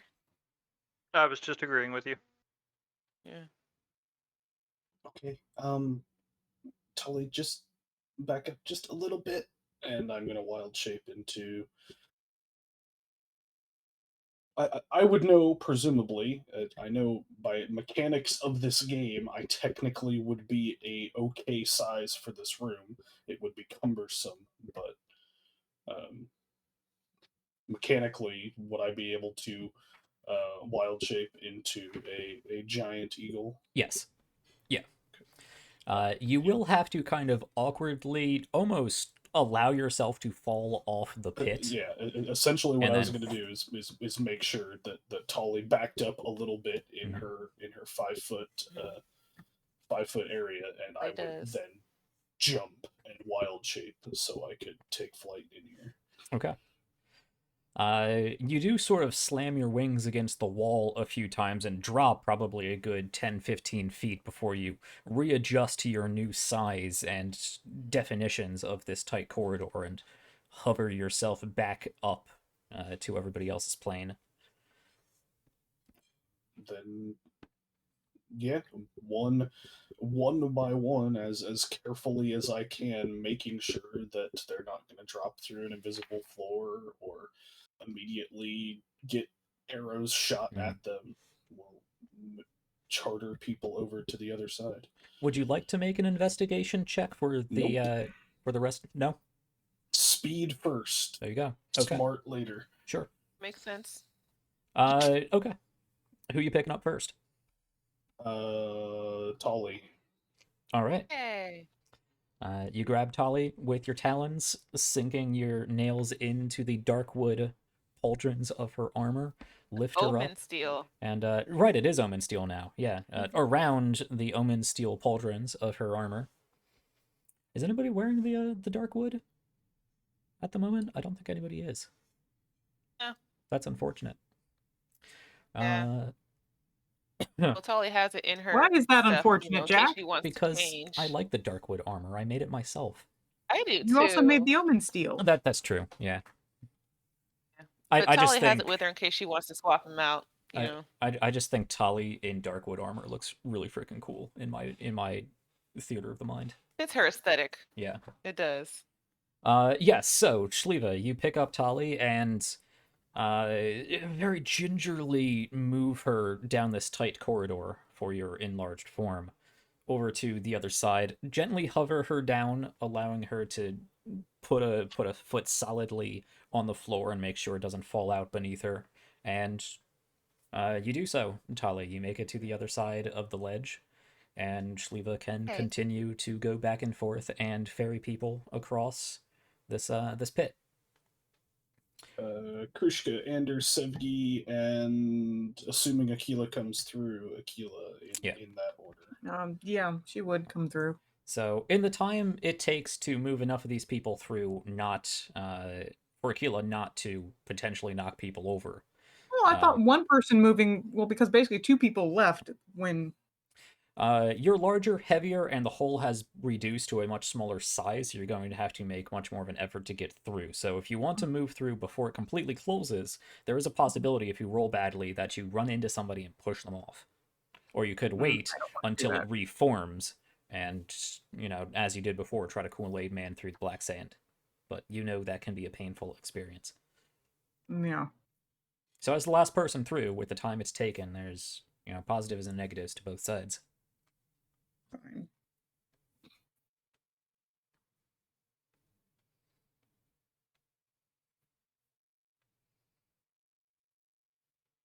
I'm gonna go through. Okay. Make your dex save. All right. Ooh. That is good enough. You Good enough. that is definitely good enough. Yeah, you almost kind of have to sort of dive through at this point, which is why if you rolled badly, you would have dove straight into somebody else. But you managed to take a small hop and dive through what is essentially probably just a 3-foot-ish tall oval. Hit the ground with. I mean, there's not a lot of space, so it's not terribly graceful. But with a 22, you do hit the ground, roll on your shoulder, and stand up with a good foot or so space between you and the pit. And you actually don't take any damage. You just hopped right through the clearing. I'm the last one through, and the other one don't take any damage. Yep. That's funny. Yep. Very nice. Schleva didn't take any damage either. Oh, I didn't say the only one. I don't take damage. Sure. Okay. Yeah, no, I did. I thought Krushka didn't take damage. Oh, okay. Krushka took 1. There is okay. a little bit where they are. more. There's a little bit more room on this side of that. I mean, actually, to be fair, there really isn't, because there should be a door there. To be fair. Oh.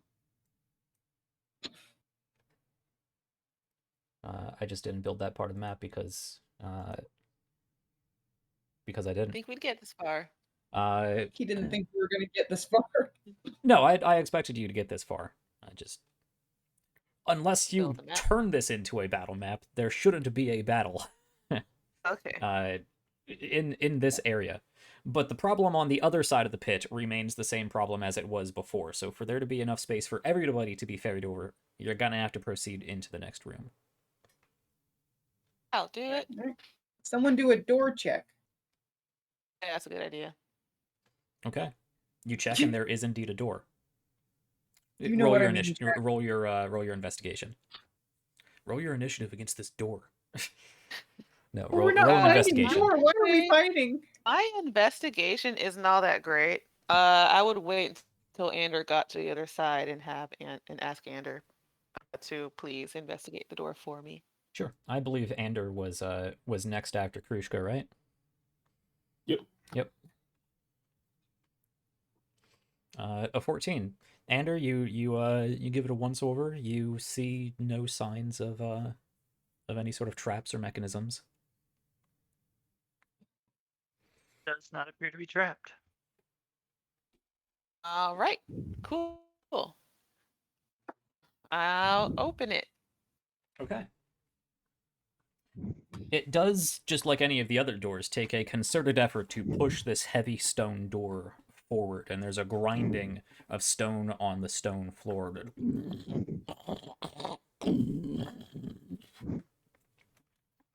And it opens up into another fairly small room, probably 20-25 feet wide, and about as much long, and ends in a sort of semicircular apse, let's say. And this room is filled with stuff. You open the door, and it actually pushes things out from the path.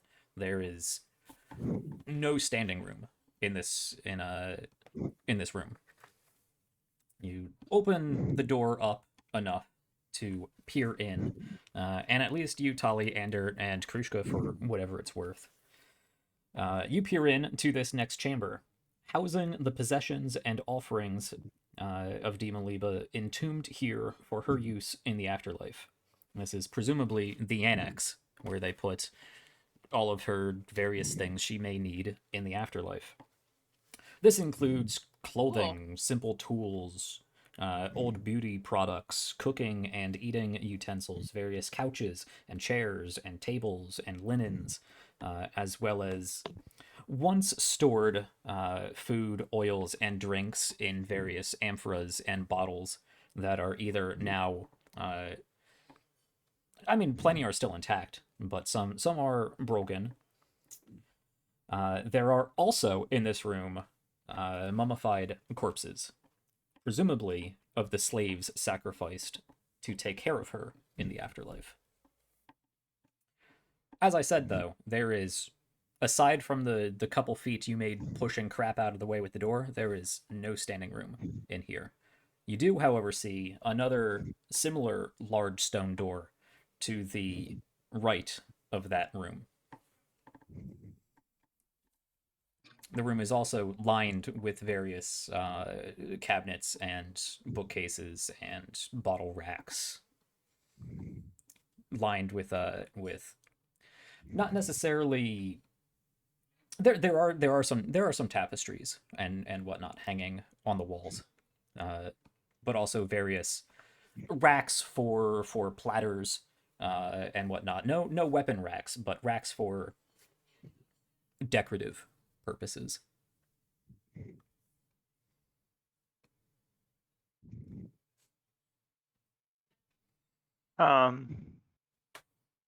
Detect magic. Oh, you want to say Sorry. something? Yeah, I was gonna say check for traps. Well, that would entail moving into the room and having a look around, which would entail moving around all kinds of junk while you are investigating. Otherwise, you have already checked the immediate vicinity of the door. So, like I said, detect magic real quick, specifically focusing on the corpses. Mhm.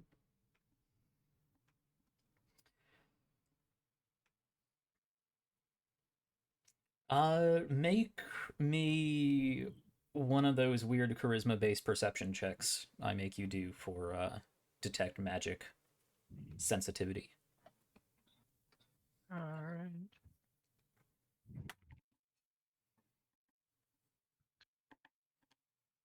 Charisma-based perception, you said? Yes. Yeah, okay.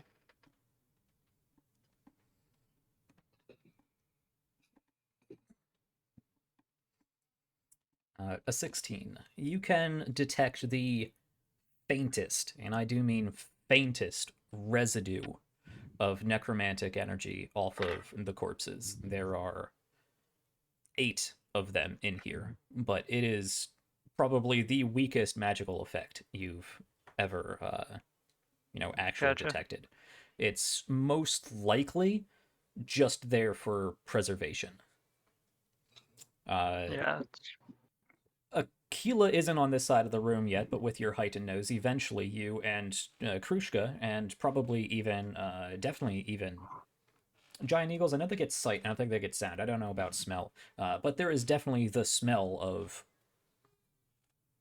bodies in here. Well preserved, but there is the sort of tangy, necrotic, pungent scent of death just laying low against the general stale muskiness of a room that probably hasn't been opened in quite a while. You can tell, however, that presumably because you had to push crap away from the door, that this door has not been opened before. Oh, nice.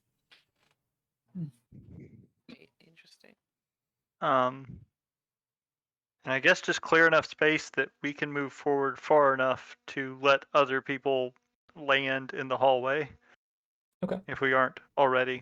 Do you want to be careful about it, or do you just want to like shove and kick pottery and chairs and stacks of linens and What would the scrolls. weavers think, Ander? Yeah. I mean, I'm being as careful as I can, but I also know that there's only so much time we have before everyone's going to be over here. So Sure. I'm trying not to trigger any like. Well, Shliva can be an eagle for something like 4 hours, so if you want to take the time, she can just hang. Yeah, If I'll make an investigation check real quick as I'm like in the process of moving stuff to make sure I don't see anything that looks like it would trigger something or okay. fall over and break. So But this is yeah. going to take some time, but go ahead and make me an investigation check. I did. It wasn't great. Anybody? You did it. 10. Is anybody else on this side of the Tali? Are you trained in investigation? I don't think you are. No. No. I can do it though. I can do it anyway. I don't mind. You can't assist. I've made the rule you can't assist unless you're proficient. Oh, okay. Sorry. I didn't know it was That the way first we thing. Yeah, just no, that would be me. yeah that way we just don't get everybody rolling for the same thing. Eventually somebody's going to succeed. I was gonna say we haven't been terrible about that. No, but it's come up a few times. Yeah. Okay. Good preventative role. Yeah, Ander, just focusing on the ground and the immediate objects around you, you can manage to. It takes some very precarious Tetrising of different objects as you stack pottery on pottery, move some chairs and very lightly place them against various other stacks of. Well, more pottery, really. Lots of pottery, lots of glass bottles, wooden. There's some wooden crates here that look quite fragile. But you slowly move things around, and this is probably over the course of the next half hour, because there's a lot of crap in here, and you are trying to be careful. So over the next half hour or so, you clear enough room. You clear a good like 10-ish foot square just in front of this door to get everybody sort of cramped into the free space of this room. Now that is if Shliva is going to be patient enough to give you that half hour. But presumably with you moved forward into the room, Sevgi would be up there. Aquila, you could manage she could manage to move you across, but there's not a lot of room for a giant eagle. I would probably leave Aquila on the other side. And given how long it is taking to get through this door, could I manage to fly down into the pit and pick up this cultist body? Sure. Easy enough. Do that and just drop the dead cultist at Aquila's feet. Okay.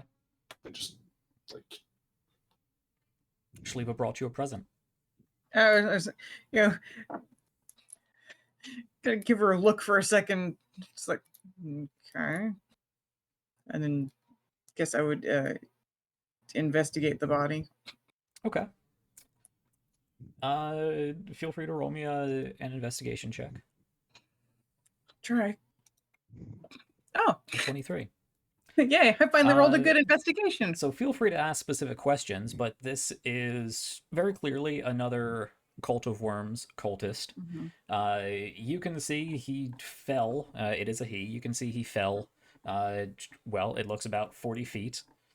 Both of his legs are broken. Okay, but what actually killed him? That specifically would be a medicine check.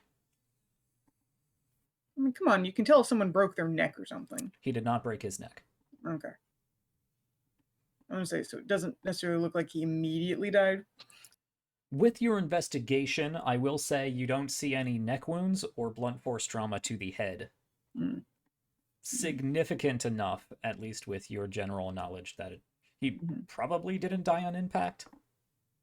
And he doesn't look like the desiccated. No, specifically, he is not desiccated. Okay. He does look a little gaunt.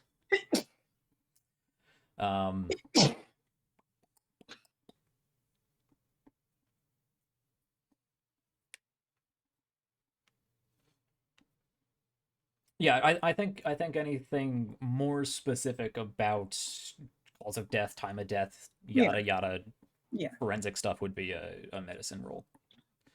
You do find another Cult of Worms medallion, the simple clay one. Okay. Other than that, general Cult of Worms stuff. He Yeah, is wearing I'm gonna search his pockets. search his Always pockets. search the pockets. Yeah. You find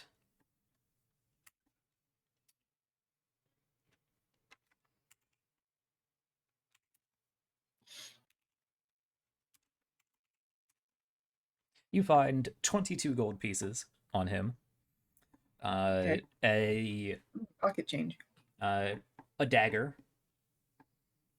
Is it a gnarly looking dagger or a regular looking dagger? It's a Cult of Worms kind of gnarly looking dagger. Yeah. Okay. Yeah. It is sort of serrated and curved to a point at the top.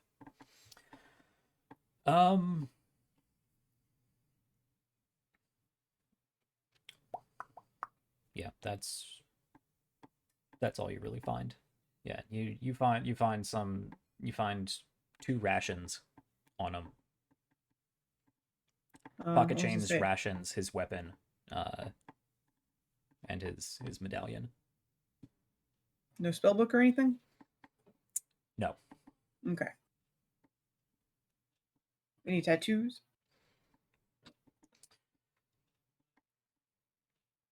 No. For all intents and purposes, if he wasn't wearing sinister black robes and carrying Cult of Worm stuff, he would look like a rather unremarkable guy. Yeah. Does he look sans? He does. Okay. He does look sans. Sannite, yeah. Yeah, I got close.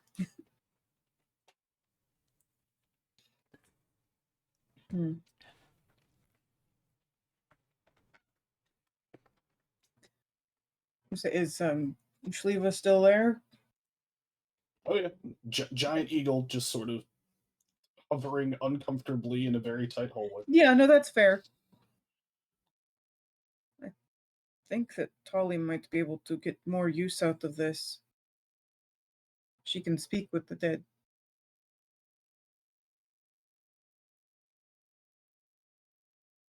There's no response. Could you take it to her?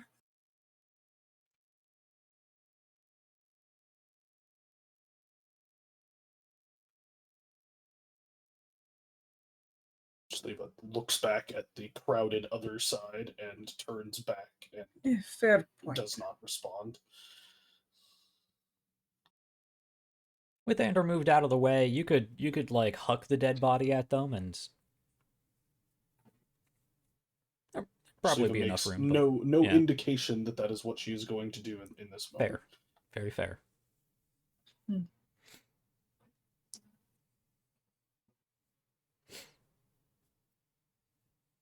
For the record, Shliva does remember that Tali did use that ability on the boat. She did? Oh yeah, she did. I forgot it. That I forgot. I didn't. Sure that Tali used that ability on the ship. I was like, I totally forgot. I thought that like I said, I just forgot that was a thing. Yeah, I wasn't saying that. Mostly it was a time-killing device to get the eagle to do something other than idly hover for about 30 minutes. Yeah. That's fair. I mean, Akila, you can drag the body back away from the ledge, and the giant eagle can perch at the ledge there, so you're not hovering awkwardly for half an hour, because that would be tiring. Yeah. But eventually, for what is probably longer than anybody but Ander would really care to cautiously, carefully move all of this crap out of the way, half an hour does go by, and there is enough room for you guys to move cramped into the still quite crowded and now precariously stacked room of offerings and domestic products. Yeah. So we'll say everybody moves over to the other side.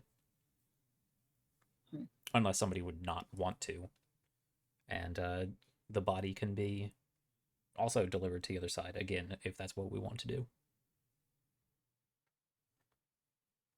Moving things. Did anything else in the room have any kind of magical auras on it, or is it just literally all regular stuff that was given as Stuff. tribute? It looks entirely mundane. Okay. Who says you can't take it with you?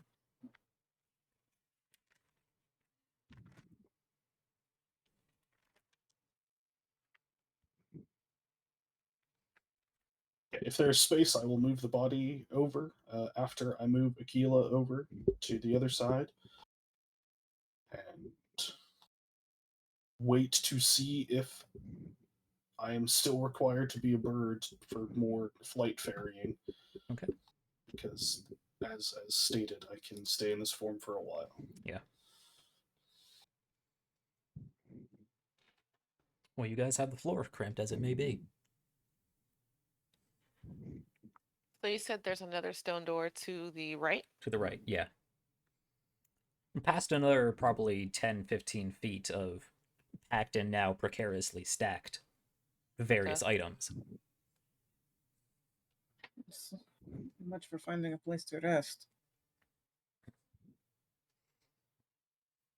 You What's can also the- see, Oh. I will say, there is, especially in the back corner, what looks like there was a very slight, not collapse, but sort of shifting of the stone in the back left corner before it curves into that semicircular asp area, apse area, as opposed to asp, which is a type of snake. A little bit of Yes, a famous sand type of has pooled into this room. Regular sand, Hmm. but there does seem to be a bit of a collapse on the far side. Nothing lasts forever. Keep going. What's the dead body for? Thought Tali might be able to talk with it. That's probably a good idea. I mean, these cultists have no idea who we are, so Well, what do you want me to ask it? oh, I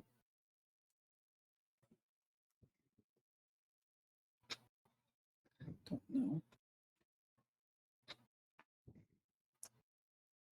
I'm sorry, guys. I'm starting to not feel very well. You're good.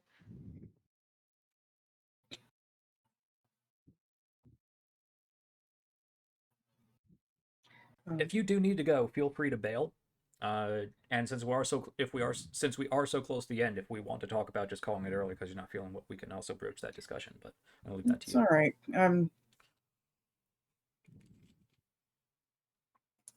Probably I can keep going. Sure.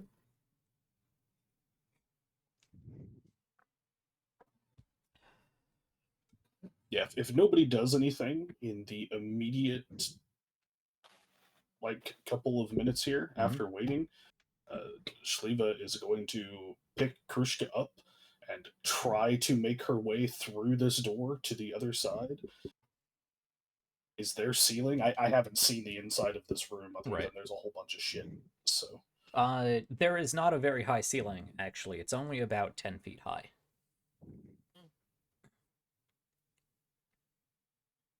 Well, while they're deciding what to do with the body and whatnot, I'm gonna start trying to see if I can clear any kind of path to the other door in here. Okay.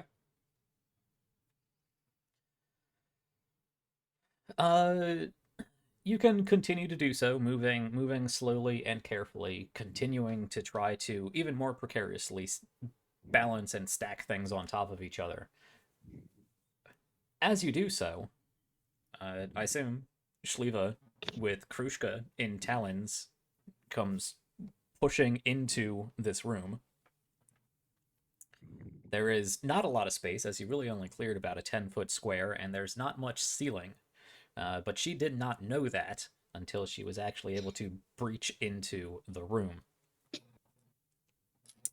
I want everybody to make me a deck save. Everybody but Krushka. So including Shliva.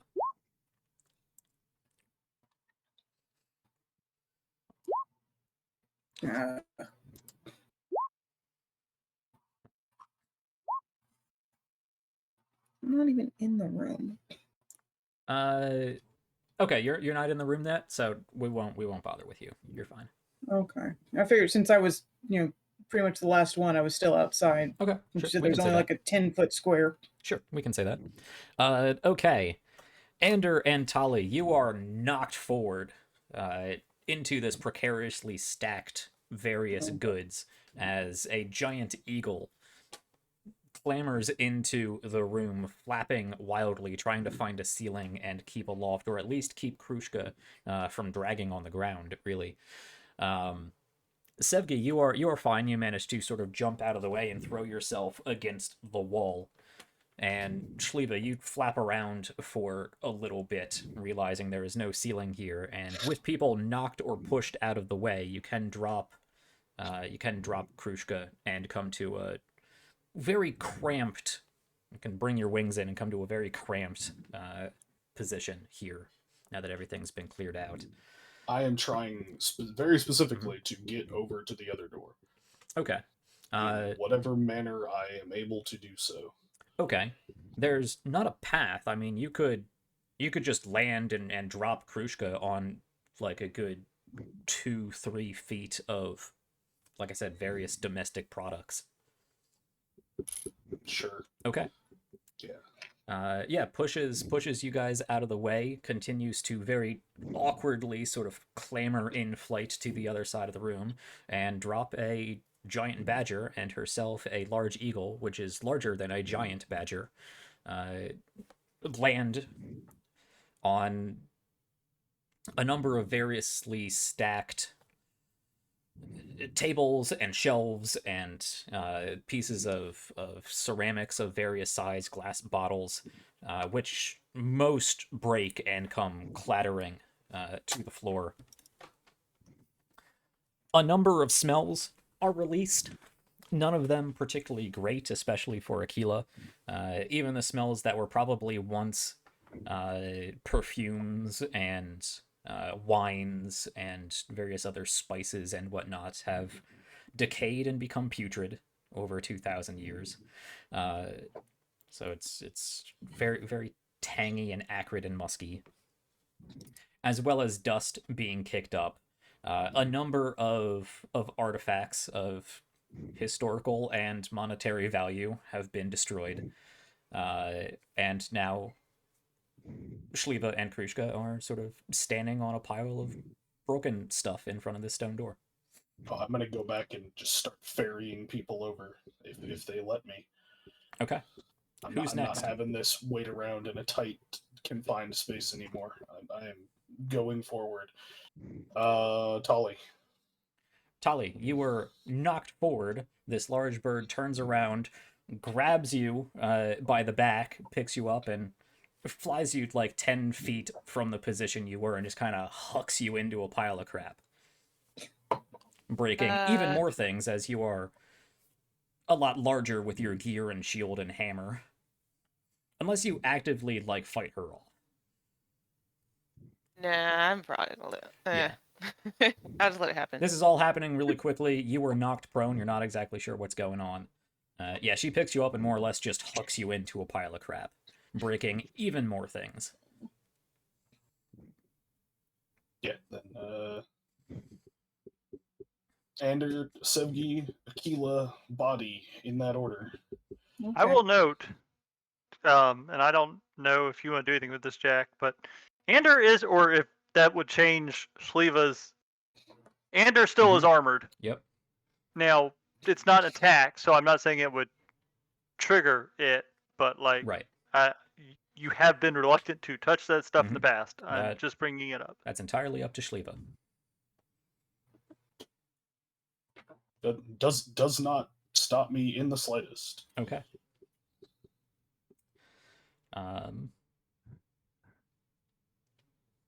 Okay. Ander, are you Claustrophobia is being doubled by the size of this eagle. very true. Yeah. Okay, well, yeah, guess we're moving forward. Ander, do you try Yeah. to fight off this large bird as it tries to pick you off the ground? For the sake of not fighting with the party, that's fine. Okay. Go with it. The talons sink into your grassy armor, kind of semi-painfully pierce into your back, and she just kind of hucks you into a pile of crap. Cool. Sevgi, you're next. You, however, are standing. If you wanted to, you could just, like, jump on top of this pile of crap and trudge through, or you could wait for Sevgi to grab you and also huck you into a pile of crap. I guess Or I'll anything wait. else you would like to do in this room in the interim.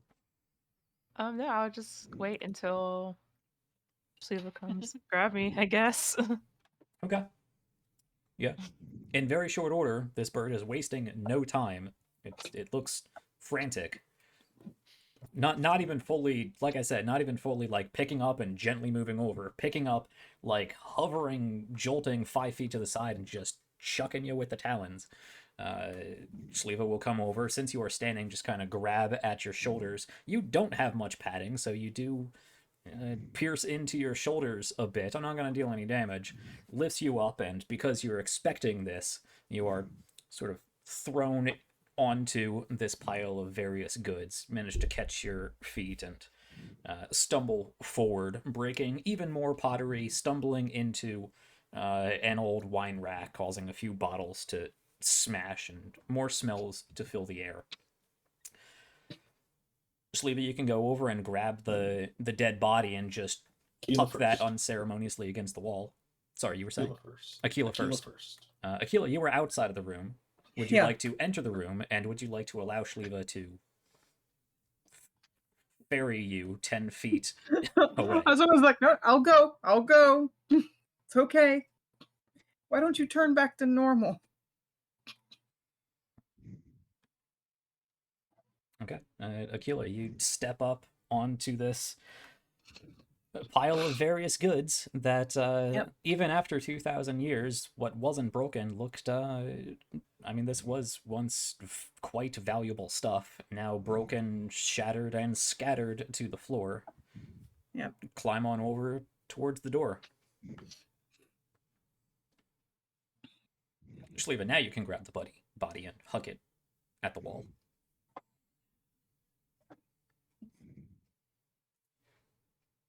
Okay. You're all in front of a large stone door. Well, I guess we can open it. Door check. Okay. Somebody make a door check. Yeah, I'll investigate the Investigation, door. Nope. Looks like It's a door. fine. It's perfectly fine. It's fine. Okay. Well, yeah, if it's fine, we'll go ahead and open it. Okay.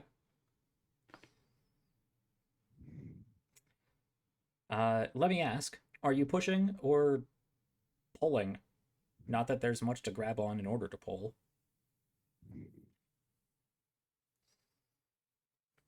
With all the stuff here, I'd certainly hope it's push.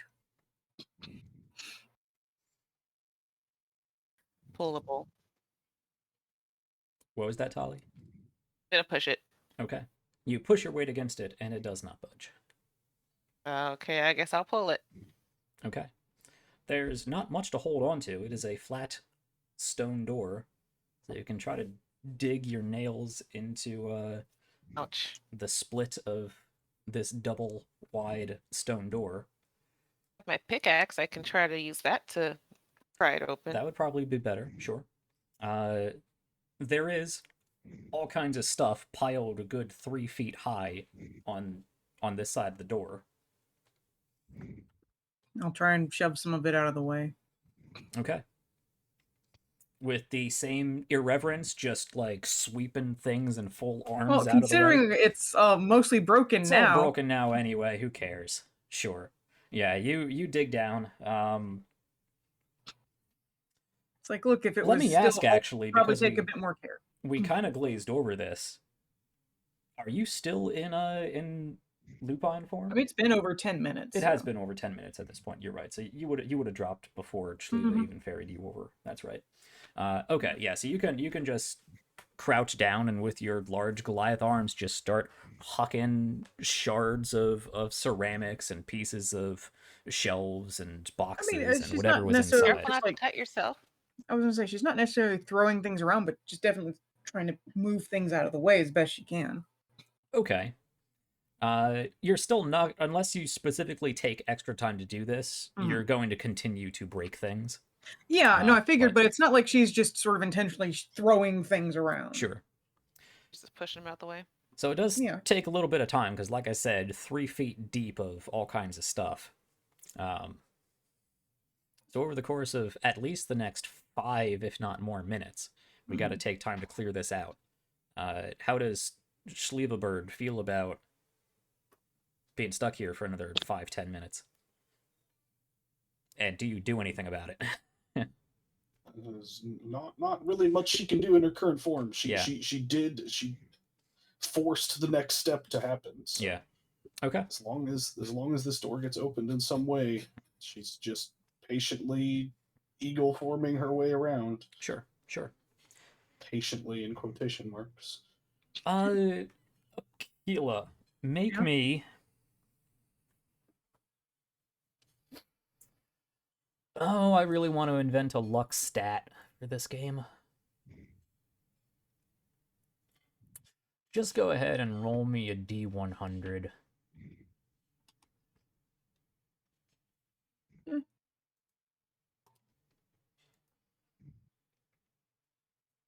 85. Okay. Is that good? As you are not necessarily chucking things, but pushing them out of the way into other things, breaking even more things, causing other things to fall over. It's kind of a domino effect because it was so packed in here and already precariously stacked before Anders started playing ancient Tetris. You notice as you are doing this with your ridiculously high passive perception, as you push things over, this pile of stuff knocks into another pile of stuff, which tumbles over into a wine rack, which collapses the wine rack and causes parts of that to fall over against a shelf on the other side of the room. And it doesn't sound as solid as you would expect it to sound. Okay, I'm gonna go over there and check that out. Okay. Aquila stops moving things out of the way and trudges to the other side of the room, presumably over the other 10 feet of otherwise undisturbed goods. Yeah. All right. Yes, on the other side of this room, there is it's a stone shelf. It's not a wooden Mhm. shelf. It is a stone shelf. And it does have slats, and you can see there's just stacks of linens and silverware, like actual silver platters, plates, cups, utensils. Don't want to deal with those. Yeah, you're a little iffy about that just because of your lupine blood. But you go over and you can sort of tap against the back of this stone. And yeah, you're right. What you heard before doesn't sound. You sort of trudge over to the other side of this stone shelf and knock on the stonework of the wall, and it does have that very definitive, solid thud of well, stony Goliath flesh on actual stone. You go back over to Stone on stone. the shelf and give that a knock, and that clearly sounds like it's only a couple inches thick. Okay. Gonna look for. Is there any sort of mechanism I can find to get it to maybe open? Make an investigation check. And I will ask everybody, but I suppose pointedly at Schlieva again, if Aquila's supposed apparent ADD leaving the task and walking over somewhere else, if that changes what you guys are doing.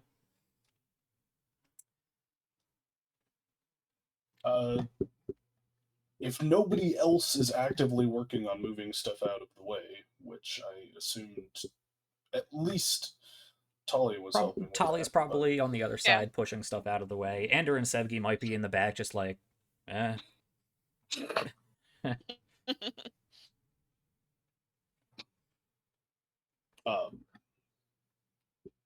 But I would be attempting as best as I can with my wings to move shit out of the way. Sure.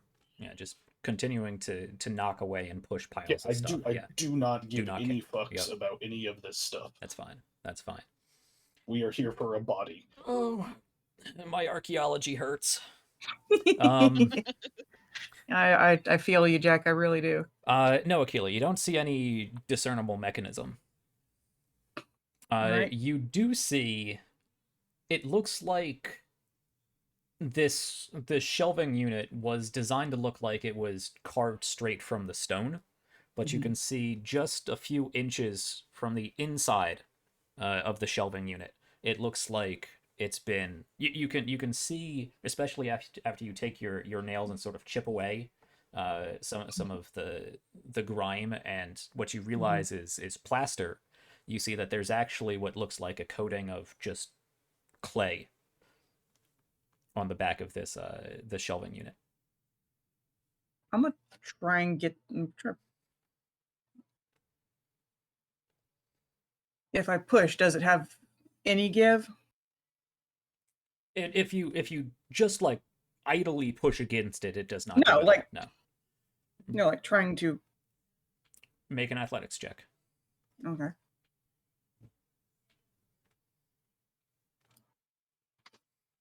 A 16.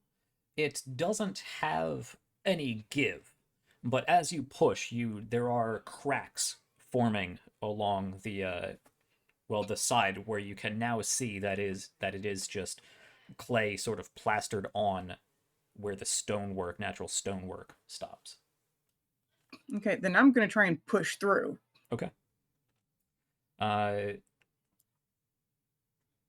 Yeah, you want to just like punch the wall and try to knock it down? Punch, kick, shoulder it, whatever you want to do. Yeah. It's hard to. I mean, it's hard to just stand and push a wall down. It kind of Yeah. takes No, it's like kind of some wind up. like let's throw shoulder into it, Yeah. Okay. so she can get like her full weight on there. roll an athletics check. Yeah. Just Yeah. It takes a few whacks. It hurts a bit. Mhm. I mean, she's You're- already hurting, so You're kind of tired. You are hurt. Yeah. You already kind of wrenched your shoulder from running into the black sand before. But after a few hits and kicks and shoulders, it does begin to crumble away. Mhm. And you can see it opens up into another chamber. You are, I believe, still glowing with light coming off of some sort of piece of your armor. It knocks away a portion of this clay, and you actually have to reach in and pull more of it out. And as light spills into the room, you are met with the reflective glittering and glint of coin and polished marble. Guys, Yeah. come look at this.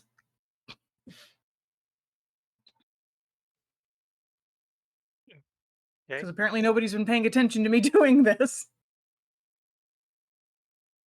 Go over and You Look at- there you go. go over and look at whatever Aquila is looking at. Okay. Moving more of this false clay wall out of the way, you can peer into another quite small room.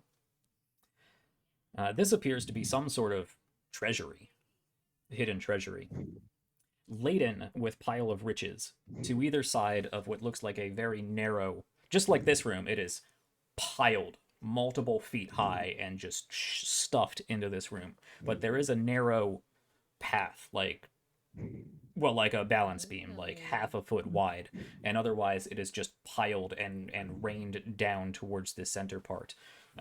stacked high of various coins. Various coins and sculptures, paintings, tapestries, uh, stone, and in some cases wooden boxes, heavily decorated and etched, lined with silver and gold themselves. All kinds of riches in here. More ceramics, more pottery, more tapestries, but clearly of higher value than the stuff outside. Ooh, there's so much money in here. Still not the place to rest, though. Talia is distracted from moving things out of the way as the shiny catches her eyes. Also, keep in mind what happened last time we started looting. I know. Feel like Look, if I want a anything's place trapped, to it'll rest be this before room. we even worry about that.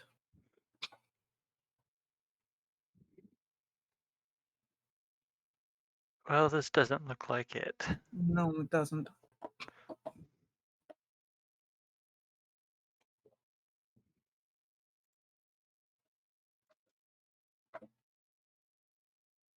So I suppose we go back to the other side and continue clearing out that door. Yeah.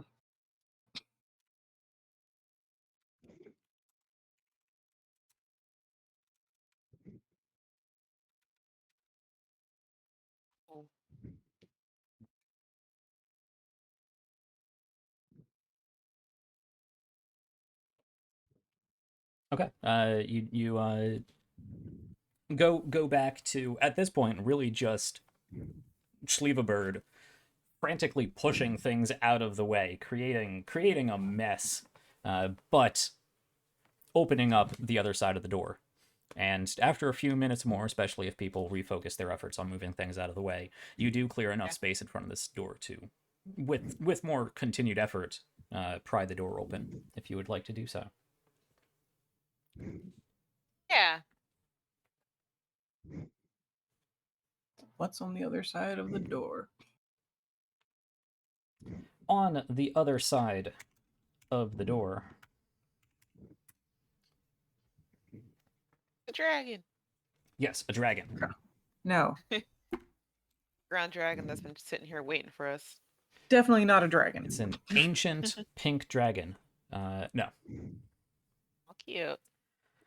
On the other side of this door,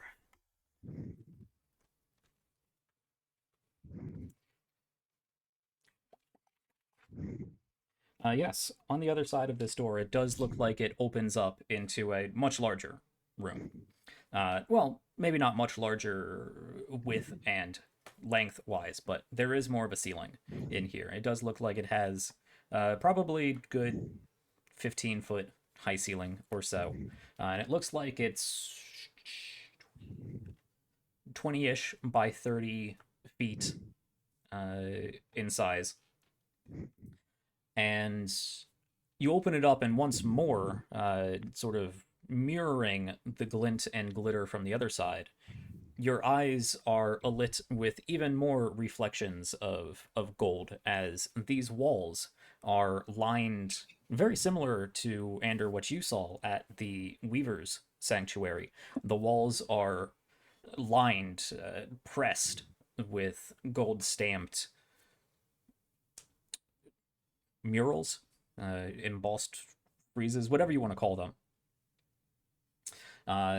And in the room looks like it's a bedchamber, but everything that would otherwise be made out of wood is made out of stone. It looks like a bedchamber in form, if not function. You can see a large 4-post stone bed. You can see what looks like a stone vanity. There is no actual mirror, but it does look like an actual vanity with a set of drawers and the depiction of a mirror. Various stone closets and shelves. The floor is quite well preserved, actually. Not polished to a point of being shiny, but undisturbed. There are no scratches in here. The walls lined with gold are still reflective, and you can see non-stone things in here as well. More pieces of pottery. These ones quite well painted and decorated. More ornate boxes on various tables and stands. And the bed, the four-post stone bed itself, actually has multiple layers of sheer pink fabric draped down in front of the bed. I don't know if I Thank trust you. that. I know, it's like, oh, I'm glad that Tully had the same reaction. At least to the internal one I was having. It's like, no, not more sheer pink. Or I should say Do not like pink that. sheer. Sheer pink, I think, is something else, but sheer as in the fabric. Which I'm Yeah, I sure know, you all sheer understood. pink Yeah. fabric. Yeah. It's like, no, no, no, no. Not again. Presumably, Shliva wastes no time getting into this larger, if still enclosed space. Yeah, with no hesitation, her and Takrushka move inside. Yeah, Tali, as you take your pickaxe and wrench it into the space between these stone doors and pull it open, which definitely takes some effort. There's the grinding of stone on stone. Before you are even fully done opening the door, large Shliva bird just pushes past Krushka in tow and gets into this larger room, presumably landing in some open spot.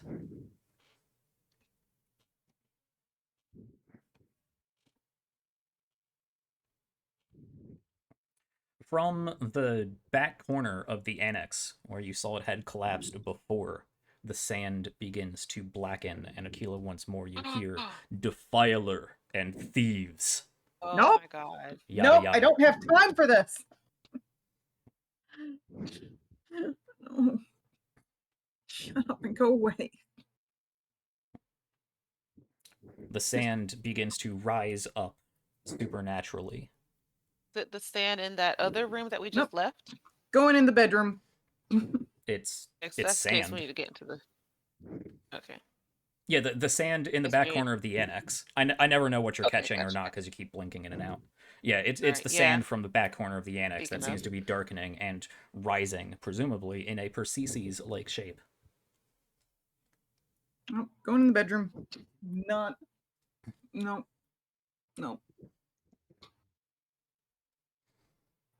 Everyone wants to rush into the bedchamber. I suppose so. Okay. You rush inside. The sand continues to form, now solidifying into Persicus as he looks Yeah, around Close the at the door. mess you have made. I was like, close the Oh door. shoot. It is a pull now. You have to pull it closed. She still has a pickaxe that she can start pulling with. Yeah, you can slam the pickaxe into the side of one door panel and begin to pull back. Eventually, that. though, I pull it's it going to get close. to a point where the pickaxe is just going to be in the way. I know. Yeah.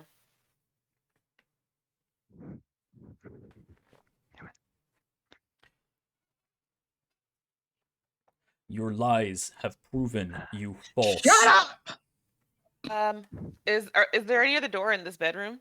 There is not. I didn't think there were. Is there anything on the wall that looks like it could be a secret exit, like the one that Aquila found? That will require time to thoroughly investigate the room.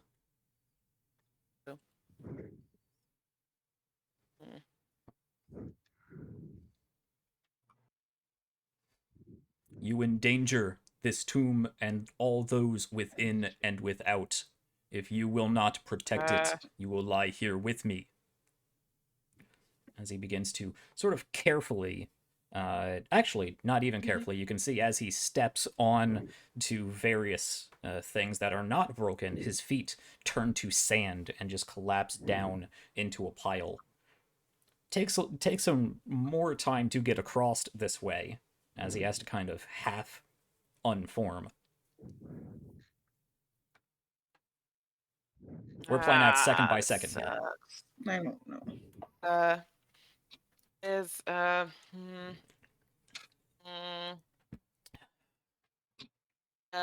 okay, in the room full of stone furniture. Nothing else in the room besides the furniture? It's empty. Like I said, yeah, stone furniture. There's a few small knickknacks made of wood or ceramics, pots, boxes, chests. Mm.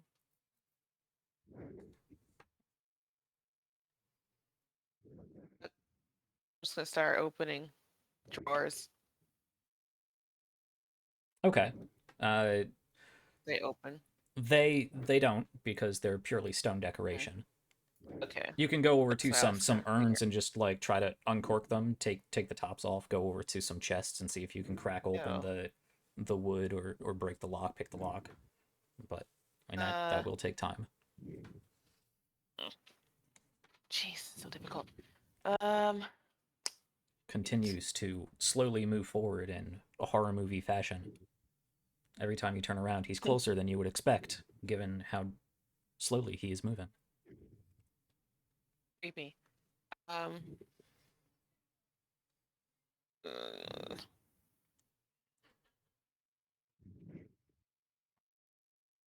As he gets to that center section of the room that was initially cleared out, as his legs continue to spill out into sand, more black sand seems to pour out from his body and begin filling in a wake as he continues moving forward. How tall are the ceilings in here? In here, 14 feet. All right. They're about, modern day-ish ceiling height. So 14, 16 feet, somewhere around there. No idea what this dude is saying. I'm gonna go True. fly over and I'm going to rip the pink sheer bullshit off of the stone bed. Okay. As you approach, especially from your height, and given the light illuminating from Aquila, so many names to keep track of, you can see as you approach that there does look to be the silhouette of presumably a humanoid form lying on this stone bed, if that changes what you are doing. God damn it. I suspect not. You go and sink your talons into this pink sheer fabric and rip it away. And you see, lying on this stone slab, what looks like a young adult woman in a pink sheer nightgown, fluffs and frills strategically placed so you don't see anything all that alluring, with long blonde hair, just laying there as if she's dead. She kind of opens up one eye and looks, and raises stiffly like Dracula. Just, I was waiting for a much more dramatic moment. Could you put those back? No, Yes. This is Moriadessa. Ah, interesting. Which, Shliva, you have no context for. Nope. I'm gonna go throw the sheer stuff just idly towards what's his face at the entrance. Sure.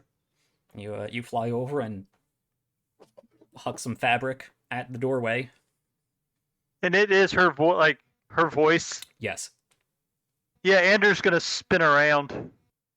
As you do Like, so, she looks over and first- winks at you. Hello, dear. Fancy seeing you here.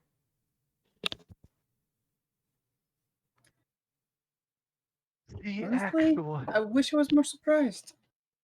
Hey, what? I mean, the moment I saw the sheer pink, I was half expecting her to show up. I was hoping not. I really was. Yeah.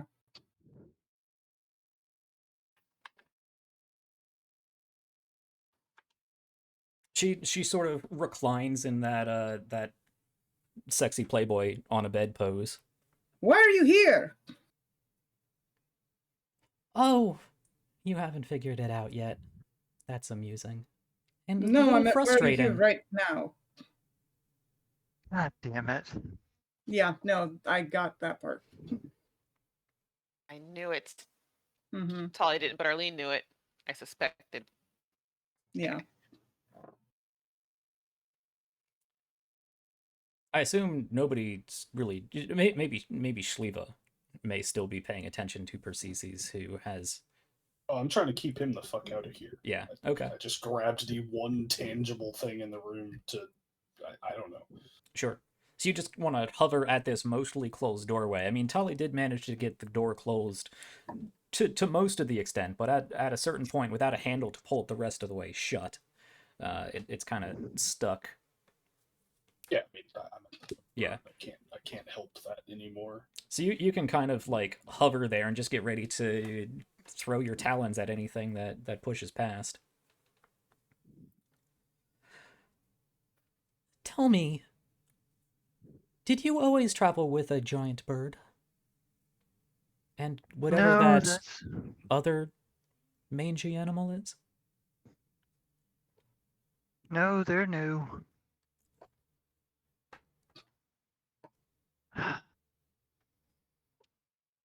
At this point, Shliva, you do see Persicus' hands wrap around the stone door and begin to pull it open.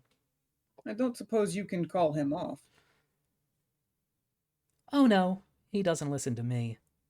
But I would appreciate some privacy. And she holds out her hand and just sort of waves her fingers towards her, and the door slams shut.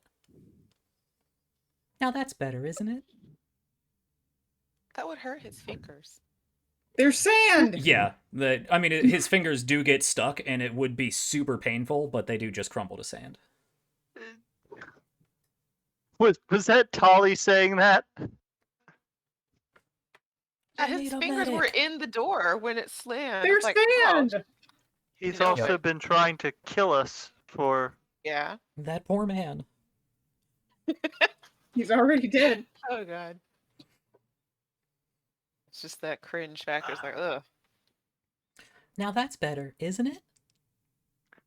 In That the would current be situation, I interesting. think it might So- be. God. You all look terrible. Tactful. As always, you seem immaculately well put together, Thank you. considering we're in a crypt. It's not where I usually hang out. No, I wouldn't expect so. So Why again, are you why even are you here? here?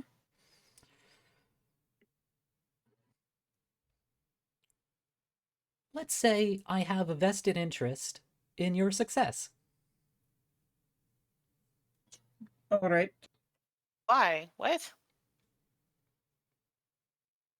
Because well, most obviously, if I the mean- cult succeeds, the Bel-Shamad are wiped out with everyone else, for one. That's why don't you a little You were long-term and invested- lower plane than what I'm all that concerned about, but You were that invested would in be Dima unfortunate. Lipa. Oh, no. Hmm. You still don't get Where it. is Dima Liba? No, I don't. But I don't get a lot about you, I'll be honest. Just cocks her head and beams a smile at you. It's not that I'm opposed to coming to understand more about you. I just don't get you.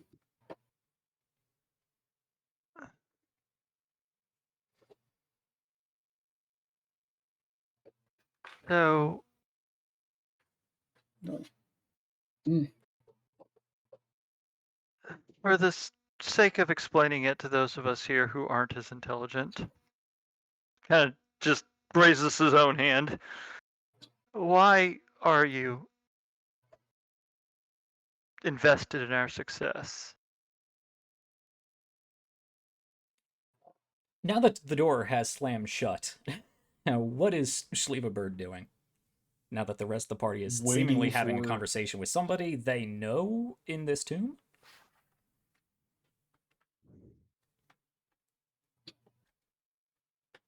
She's probably just waiting for sand to start to leak through the crack in the door. Sure. Okay. She's not gonna unwild shape because this is all she has for the moment. Sure, She sure. used her other one just a little while ago, so she's gonna Mhm. That's milk true. this as long as she can. That's true.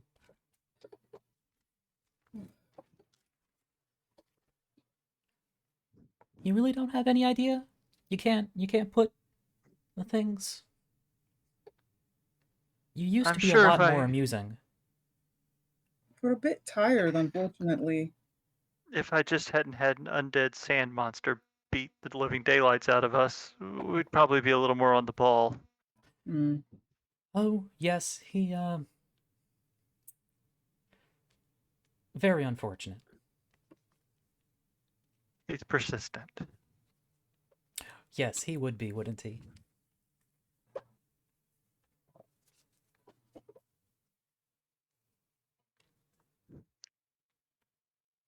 So you're here for us, right?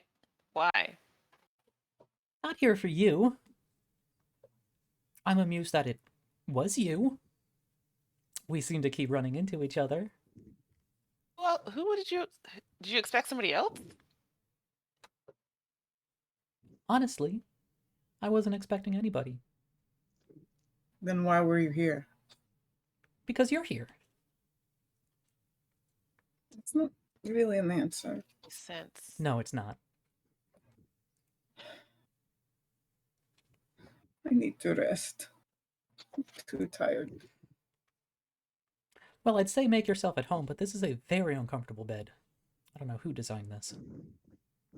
Stone A mattress. stonemason, I would suppose. Probably. I think it's really just symbolic rather than for actual use. Oh, yes. I got that. Sorry.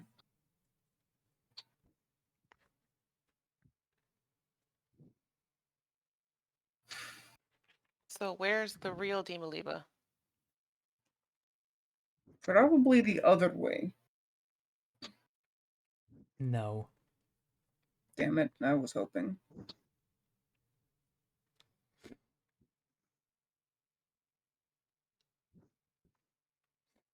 Is she gone from here already? No. Is she here?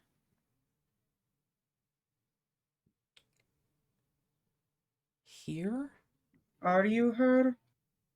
Ha! No.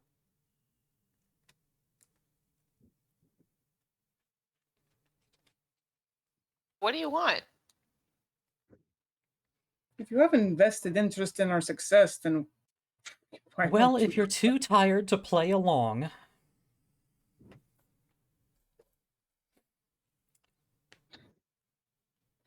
I would like to make sure that she stays where she is, or stops staying anywhere.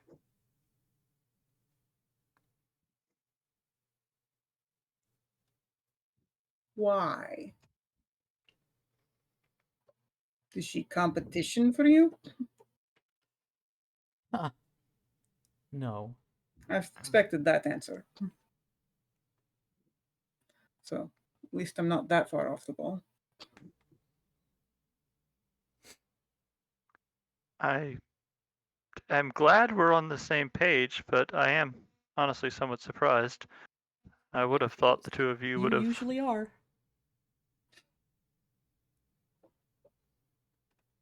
I would have thought the two of you would have gotten along to some degree. Oh, no, we were, No.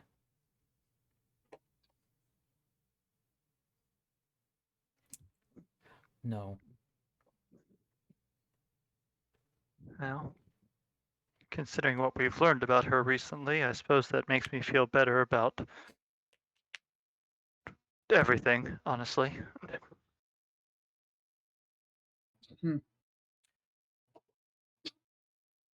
Her and I have a Contentious? common relation. However, she took to it a lot better than I did.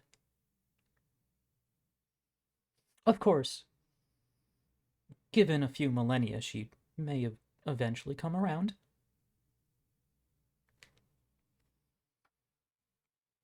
Common relation. What, the patron?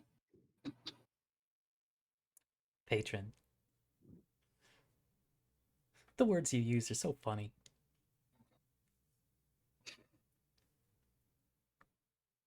Yes, but she didn't say I was wrong.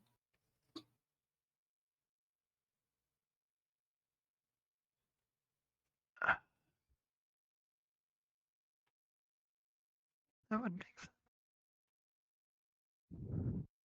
That father of men thing, that's... Warmer. I know. Sorry, I have a massive headache.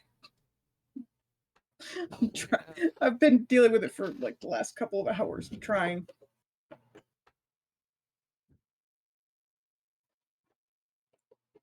Gosh, what was that guy's name? Dang it. Where What, you're the- talking about Testadrin? Yes.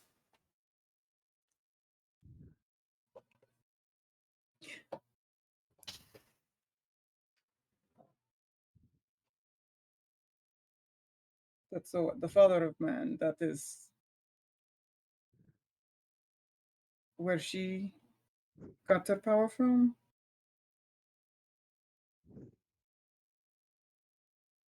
And so what? Your source as well?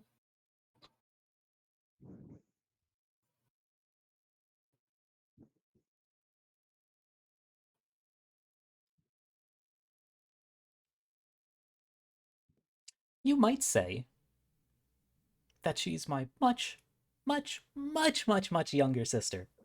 I wouldn't, but you might.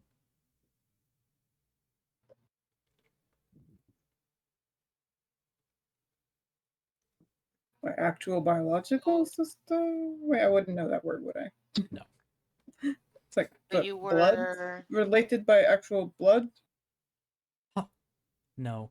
Okay. Sister's the You wrong were- word. It's the right word.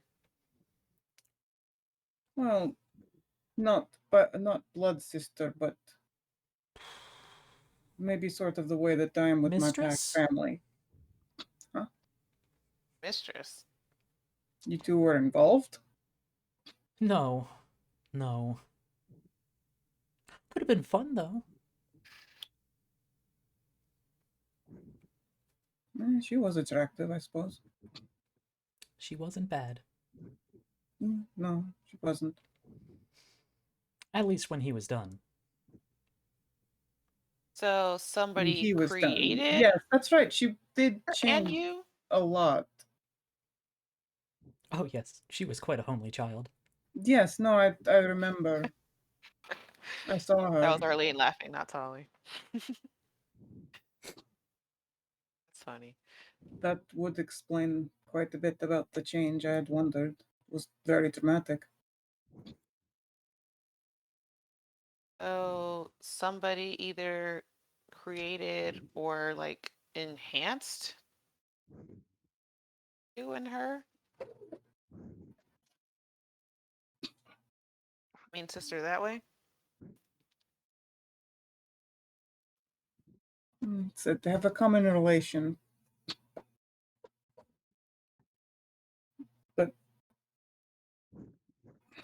the father of man, that is what connects you two? Not If you necessarily must under call that him name. that. What name what would you call what him would you by? call him? Well, that's what I'm trying to get you to work out now, isn't it? Play along. It's been a while since we last dealt with you. Has it? Yes. Oh. We've been, unfortunately, focusing on other things. Oh, well, Much less attractive things, honestly. so have I.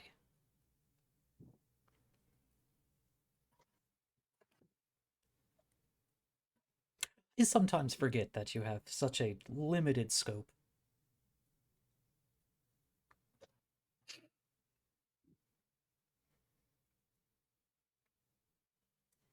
I should hate you. But you don't. Eh.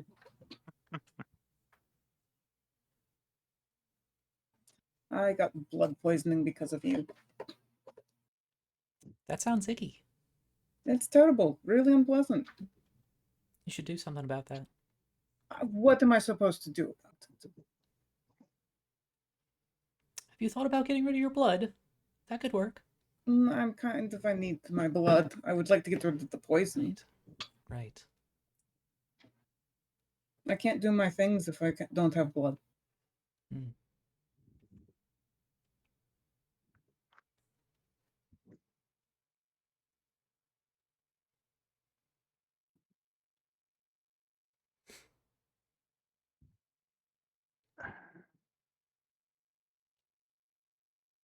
Well, your understanding really is not necessary for what I need you for, so if we'd like to just continue to business. I would like to understand. Well, them. what is business? Oh, I don't think you're in any shape to deal with your current problem, so I'm going to help you. Okay. But not going to help us understand. All right. You're cute when you're confused. I'm not confused. I'm annoyed. Because I think we could be more useful if we understood. Maybe.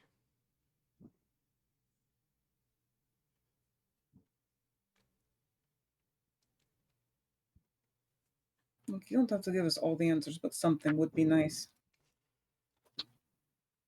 Well, you're the one with a lot of information that you really shouldn't have.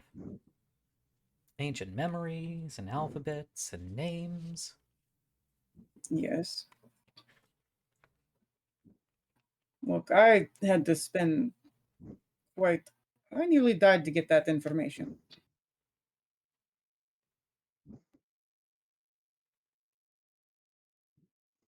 Right? So I think I earned it. Oh, sure. You definitely earned that information.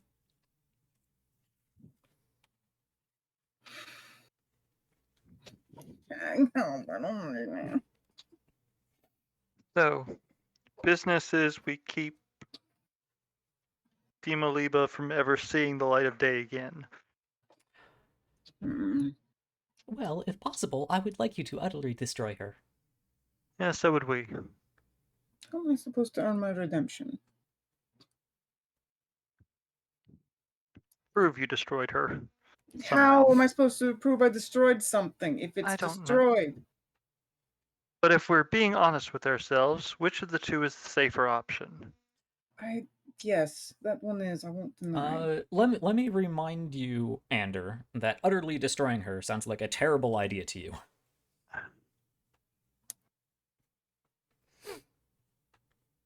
She is far too precious an artifact to historical significance.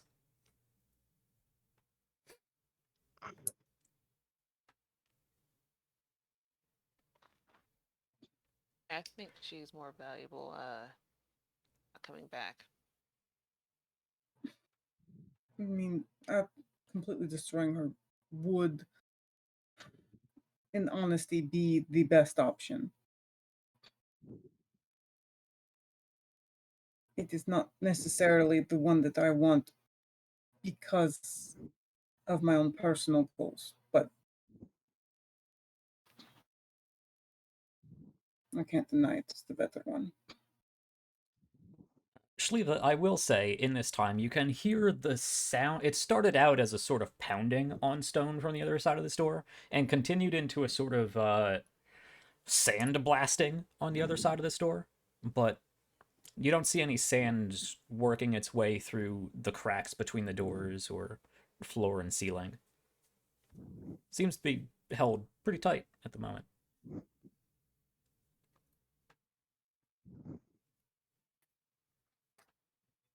Yeah, I'll land and turn around and idly peck at Tolly's shoulder, Yes. looking. I assume that she hasn't, that Moridessa hasn't moved from the bed, or she just like She's scooted up to the end of the bed, is Okay. just sitting like cross-legged. Yeah, I'm just gonna stare up at her and peck Tolly's shoulder again. Do you want to know who that is?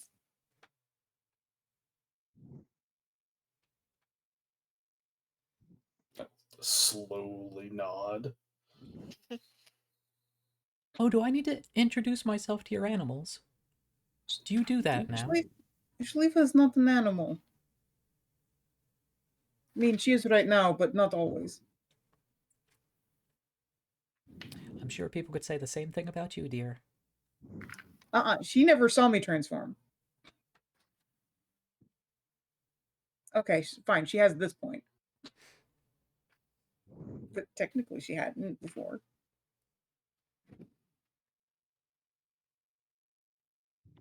No, they would be more likely to call me a monster. Yes, such a derogatory term. Well, hello, giant bird. Her name is Shaliva. Okay. Hello, Shliva. I'm Moridessa. After letting out a long, drawn-out sigh, Moriadessa is a divine being we've run into a few times over the course of our career. Divine. She's a No. succubus. Whatever. I love that word. Extra planner being of some sort. Patron Interesting. saint of the Bel Shamad and emissary to the goddess Lesidana? Is that what you're calling her now? Yes, I believe that is the current. She would actually say, is that what you're calling them now? Is that what you're calling them now?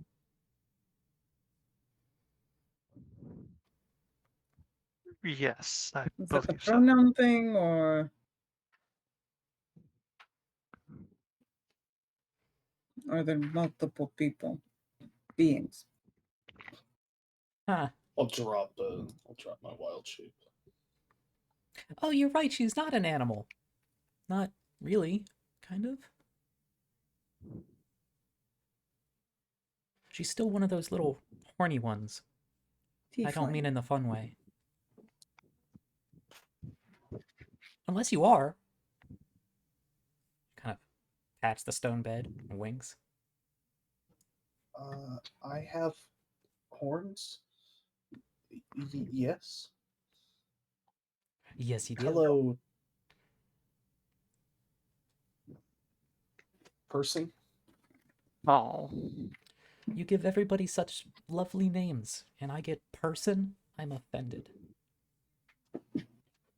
oh, you have been keeping tabs on us.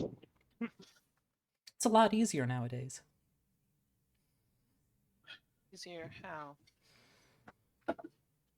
I don't Divinity think has she's its gonna tell benefits, I you. suppose.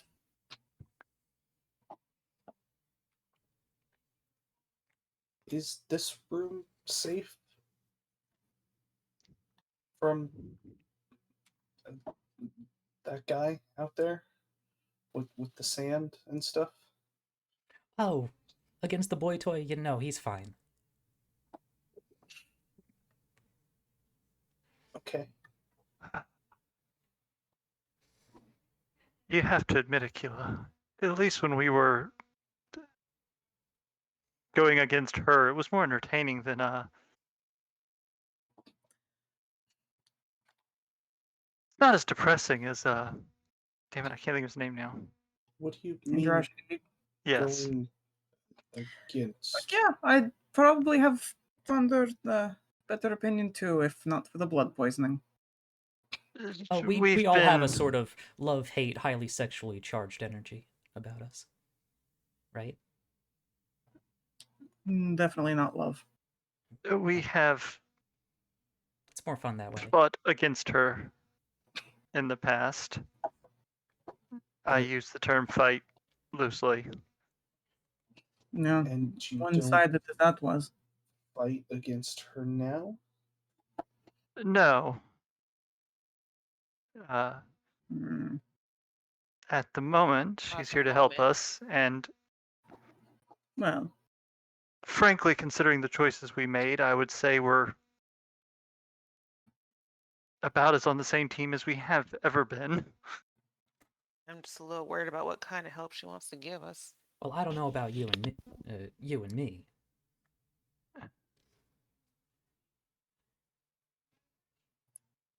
Did she say that to me? Yes. Eh. I thought we were becoming so close, and then we were so rudely interrupted. It's been a long time since I've seen anything like that, and whew, they do not like those.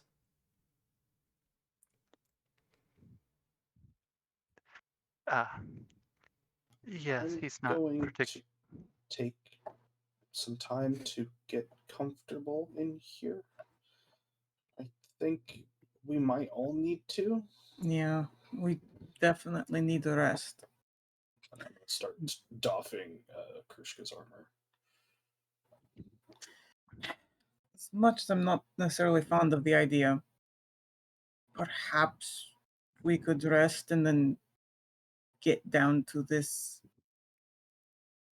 continue this conversation afterwards. We might be in Suppose. we might be in a better state if we are arrested. Oh yes, even with my help, you are quite fragile. I meant mentally. And yes, I know. You're going to say mentally fragile as well. You know me so well. I don't really. No, you don't.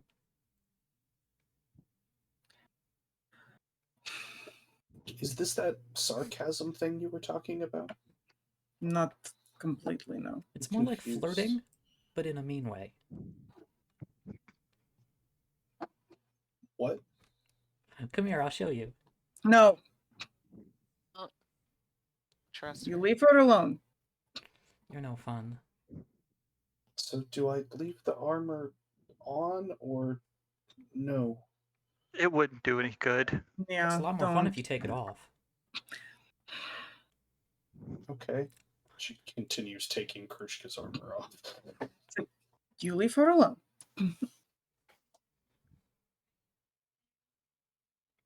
On a She was less- innocent, damn it, no! At least in regards to this. Andrew, Wow. dear, would you like to cuddle? I don't think that would go well. It's like, oh, what would Luteth say?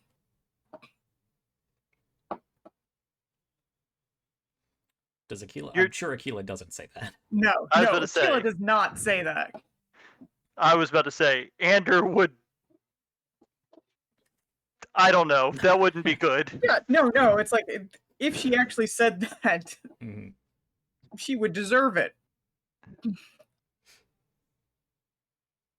I do have to ask, though, how are the Belshamad doing? Well, they're doing quite well. How is Wonderful. RDA? He's doing quite well. Good.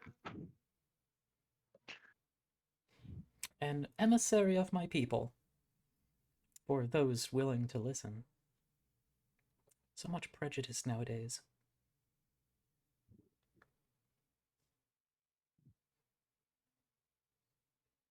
What do you mean nowadays? You're just all so primitive. I'm pointing out prejudice is not new. Oh no, no, it's not.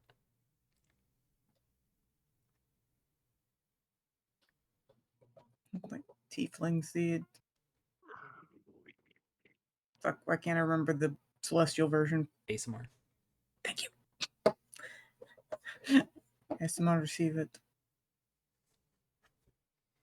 Dragonborns receive it. Is that why And the everyone's Belshamad always is so just mean more to me? extreme because they're newer. Yes. Oh yes, I very much understand.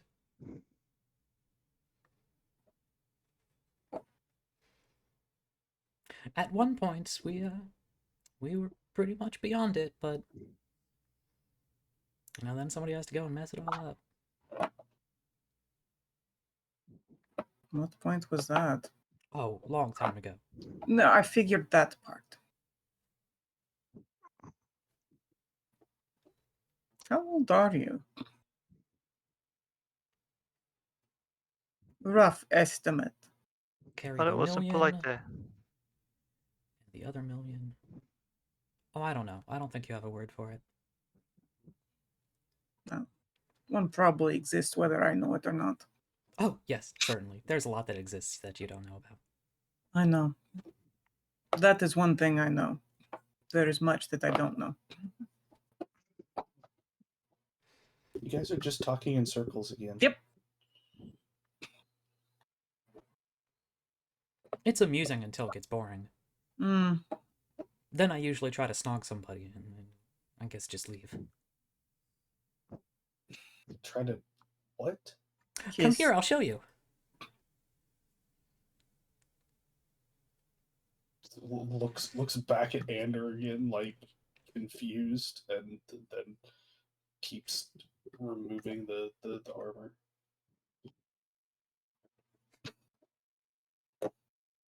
And I will say, Andrew probably looks more just relaxed and comfortable than he has in a while.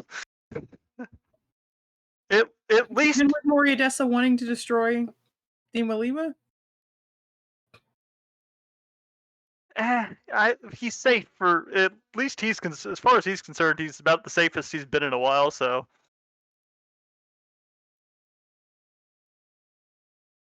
just an odd thing, I realize, but No, it's not surprising. Just figured your conflicting interests would make it harder. Well, I've become quite bored of this place, and it's really uncomfortable. Would you like to come to mine? No. Is it outside? Yes. Yes, Yes, it please. is. How do we get back in here? Well, I put you back. Yeah, Shaliva shoves the Krushka's breastplate into her bag and walks happily forward, expectantly. It's not pink with squishy hills, is it? That sounds so much better, though. You have been there. it is.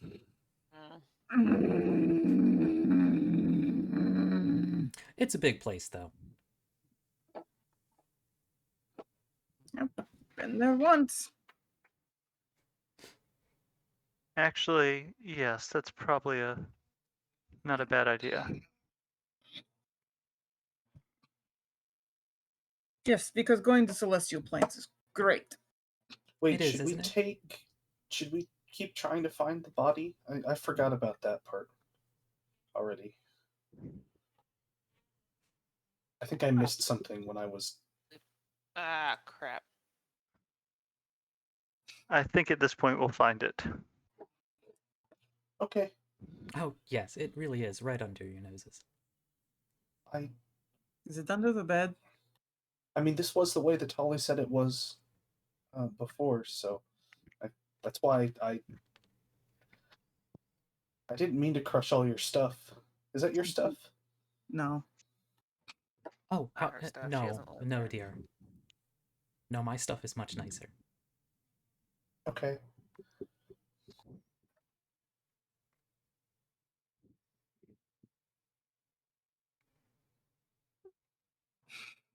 Fine. She hops up off the bed, sort of saunters her way forward, sort of past Shliva, who said she moved forward. Oh yeah, Shaliva and Krushka moved forward expectantly, like, yes, out now, Yeah. please, thank you. No, she's just gonna saunter over and try to, like, cup your hand. Okay. Yeah, Okay. she interlaces her fingers in yours and sort of half skips back to the doorway. Puts her hands on the door and pulls backward, not gripping at all, pulls backwards, and it opens up into just a pink portal. There's no room on the other side. Persicus isn't there. It's just a pink portal.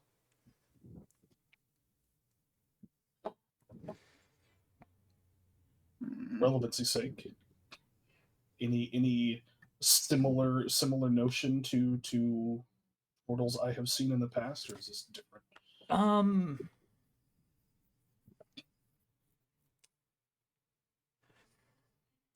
This is distinctly different. Yeah. Okay. Yeah. Then I won't make any comments. Yeah, she's going to take your hand and kind of bring it up to hers and look at you and says, "I told you I'd show you," and pull you in and plant one on you and sort of fall both of you into this portal. And presumably, as long as a portal is still there to go into, Krishka will follow. Yeah. Oh, I'm certainly not leaving them alone, so I'm going through. Okay. Ander will Totally. walk through. Reluctantly going through. Sevgi, I assume you join Yeah, everybody else. Yeah, she's kind of sighs and just kind of goes in.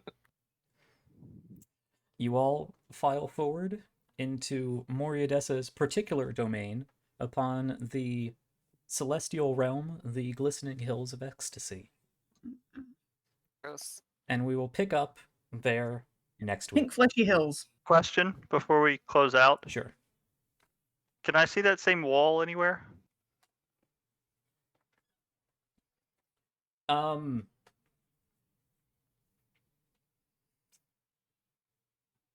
No.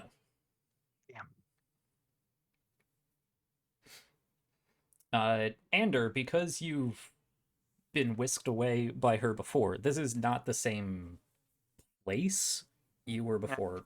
You were at before. Nah, Guess it's not figured the I same wouldn't place get I that was lucky. at. It is very much sort of this light peach color, soft, pliable ground with these wispy, soft white grass. Yep. Because everybody wants to lie on flesh-colored ground.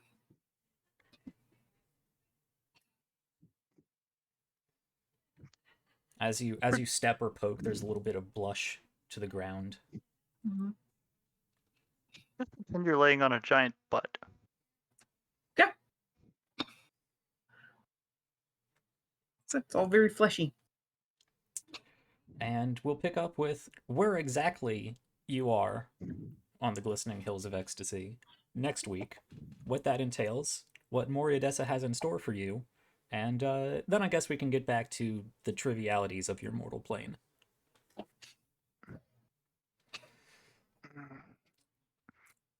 Did I break any of you yet? Ollie a little bit. She didn't call you the orphan. No, but Tali true. remembers. Yep. Especially after Ander reminded her. Oh, yeah. Mhm. Yep. That makes it so much worse. So. No, I Happy think there about was a seeing this lady again. I think there was a joke about running into Moriadessa down here, but Oh, yeah. Yeah. I honestly can't decide if I'm Always joke actually about that that. surprised or not. Yeah, last I week, said. Christian was saying something along the lines of, if we walk into this room and she's sitting there grinning, and I was just You there did. like, poker face, And you guys Fiona know from nothing. Shrek. Like I said, though, it's like when we walked in and you're talking sheer pink, and I'm like, oh, God damn it. Yes. No. It's been a motif since we found out about it. Mm. Since we found out about where we were going, it has Mhm. been a motif.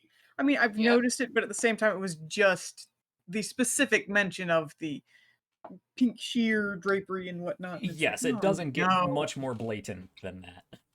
Yeah. I'm sitting here and I'm hoping. It's like, no, not her, but oh God, I've been it's so her. excited isn't it? for weeks. I adore Moriadessa. I've noticed. I'm just I annoyed can that never we get have the more voice quite questions right. and no Just, answers. I think it's because you have too much testosterone, Jack. Probably, yeah. Pesky testosterone. It's not that pesky. I guess. I don't know. I wouldn't know, really. It's probably as pesky as estrogen is, really. Yeah, pros and cons. Mm-hmm. Yeah, okay. I've been looking forward to the Moriadessa reveal for a while, and then Schlieva Bird is just like, whoosh. I'm like, all right, fine. She was genuinely disappointed to not get to have her big reveal Yeah, yep. the way she wanted it. Oh yes. Just got Shrek vibes with Fiona. Yeah. That was the first thing that popped into my head. Okay. Well, that's where we're at, and that's where we're going to call it. For everybody watching along, yes, these players, if not every party member, has had quite some dealings with Moriadessa in the past. I believe everybody but Schlieva and Krushka. Sevgi was there for that. Yeah, she's supposedly a celestial creature who has ascended into sainthood as far as the Bel-Shamad are concerned, in whatever allegory to the Janavian pantheon system. They wasn't want going to to correct you, but yeah. I didn't even notice. Yeah. So he pointed out. Either way, out of the two big bads we've got on the field right now, she's definitely the lesser of the two evils. And a lot more fun. She's Great. still one of the evils. Yeah. Tali doesn't trust Gray. her, and Tali doesn't like her. Gray is not her color. She's very much pink. Fair. Either way, sometimes between light blue, lavender, of course, but never gray. between her and Andrash Hadid, I'd rather deal with her. Honestly, Aquila kind of considers them similarly, just one of them is less about destroying all life. Yeah. Yeah, I'll take the one that's less about destroying all life. Hands down. Yeah. Well, look, Aquila's, like I said, she does sort of blame her blood poisoning on what happened with Moriadessa. Yeah, I keep trying to That's decide not if I want to happening. make a comment on that. Not necessarily Moriadessa directly, but what happened with her. Sure. Yeah. Yeah. Right. Ander keeps wanting to chime in. We all made choices. And Aquila's the only one who seemed to get punished for it. Yeah, well. Yeah, Aquila. Okay, fair. The only one who's still alive who didn't kill themselves. Ooh. Yes, also for the viewers at home, Christian's previous character, Linnea, pretty much sacrificed herself in front of Moriadessa. So, consequences abound. Good times. Except for everybody but them. Well, the rest of us aren't sworn to an organization dedicated to... Yeah, it's amazing that Tali hasn't been excommunicated, though. He knows what happened. To be fair, Tali is very loosely associated with their church. Okay. But then what about Tali the does Arcane her own Census and Sevgi? They don't keep it close to tabs. This Yeah. special ops. Yeah. Sevgi's very much already on the Arcane Census radar. Well, I know that. But we're getting into after show territory here. So I think that's what we're going to do. Some of us, at the very least, we'll see. So looking forward to next week. I have some things to think about now. And I hope you guys have some things to think about over the week. Because I really... Me and Moriadessa are on the same page. Really want you to put some pieces together. You're right there. You're right there. I know. Like, I have more I was gonna say, questions than answers.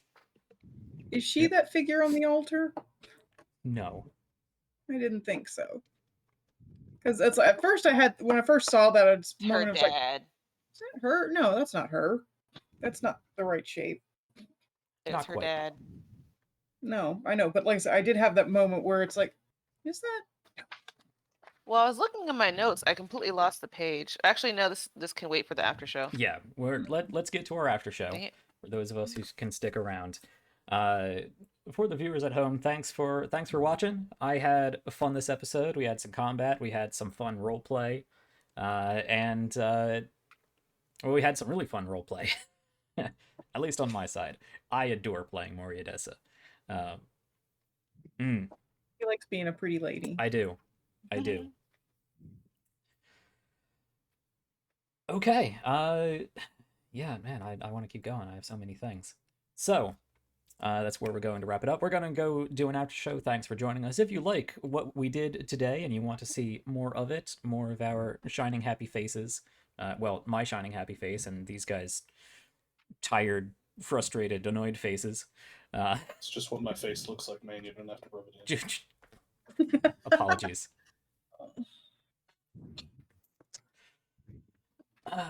Yeah, do consider heading over to Patreon where you can get after shows like the one that we're about to do, in which they're going to freak out at me, I'm sure, and all kinds of other stuff like character sheets and NPC sheets and whatnot.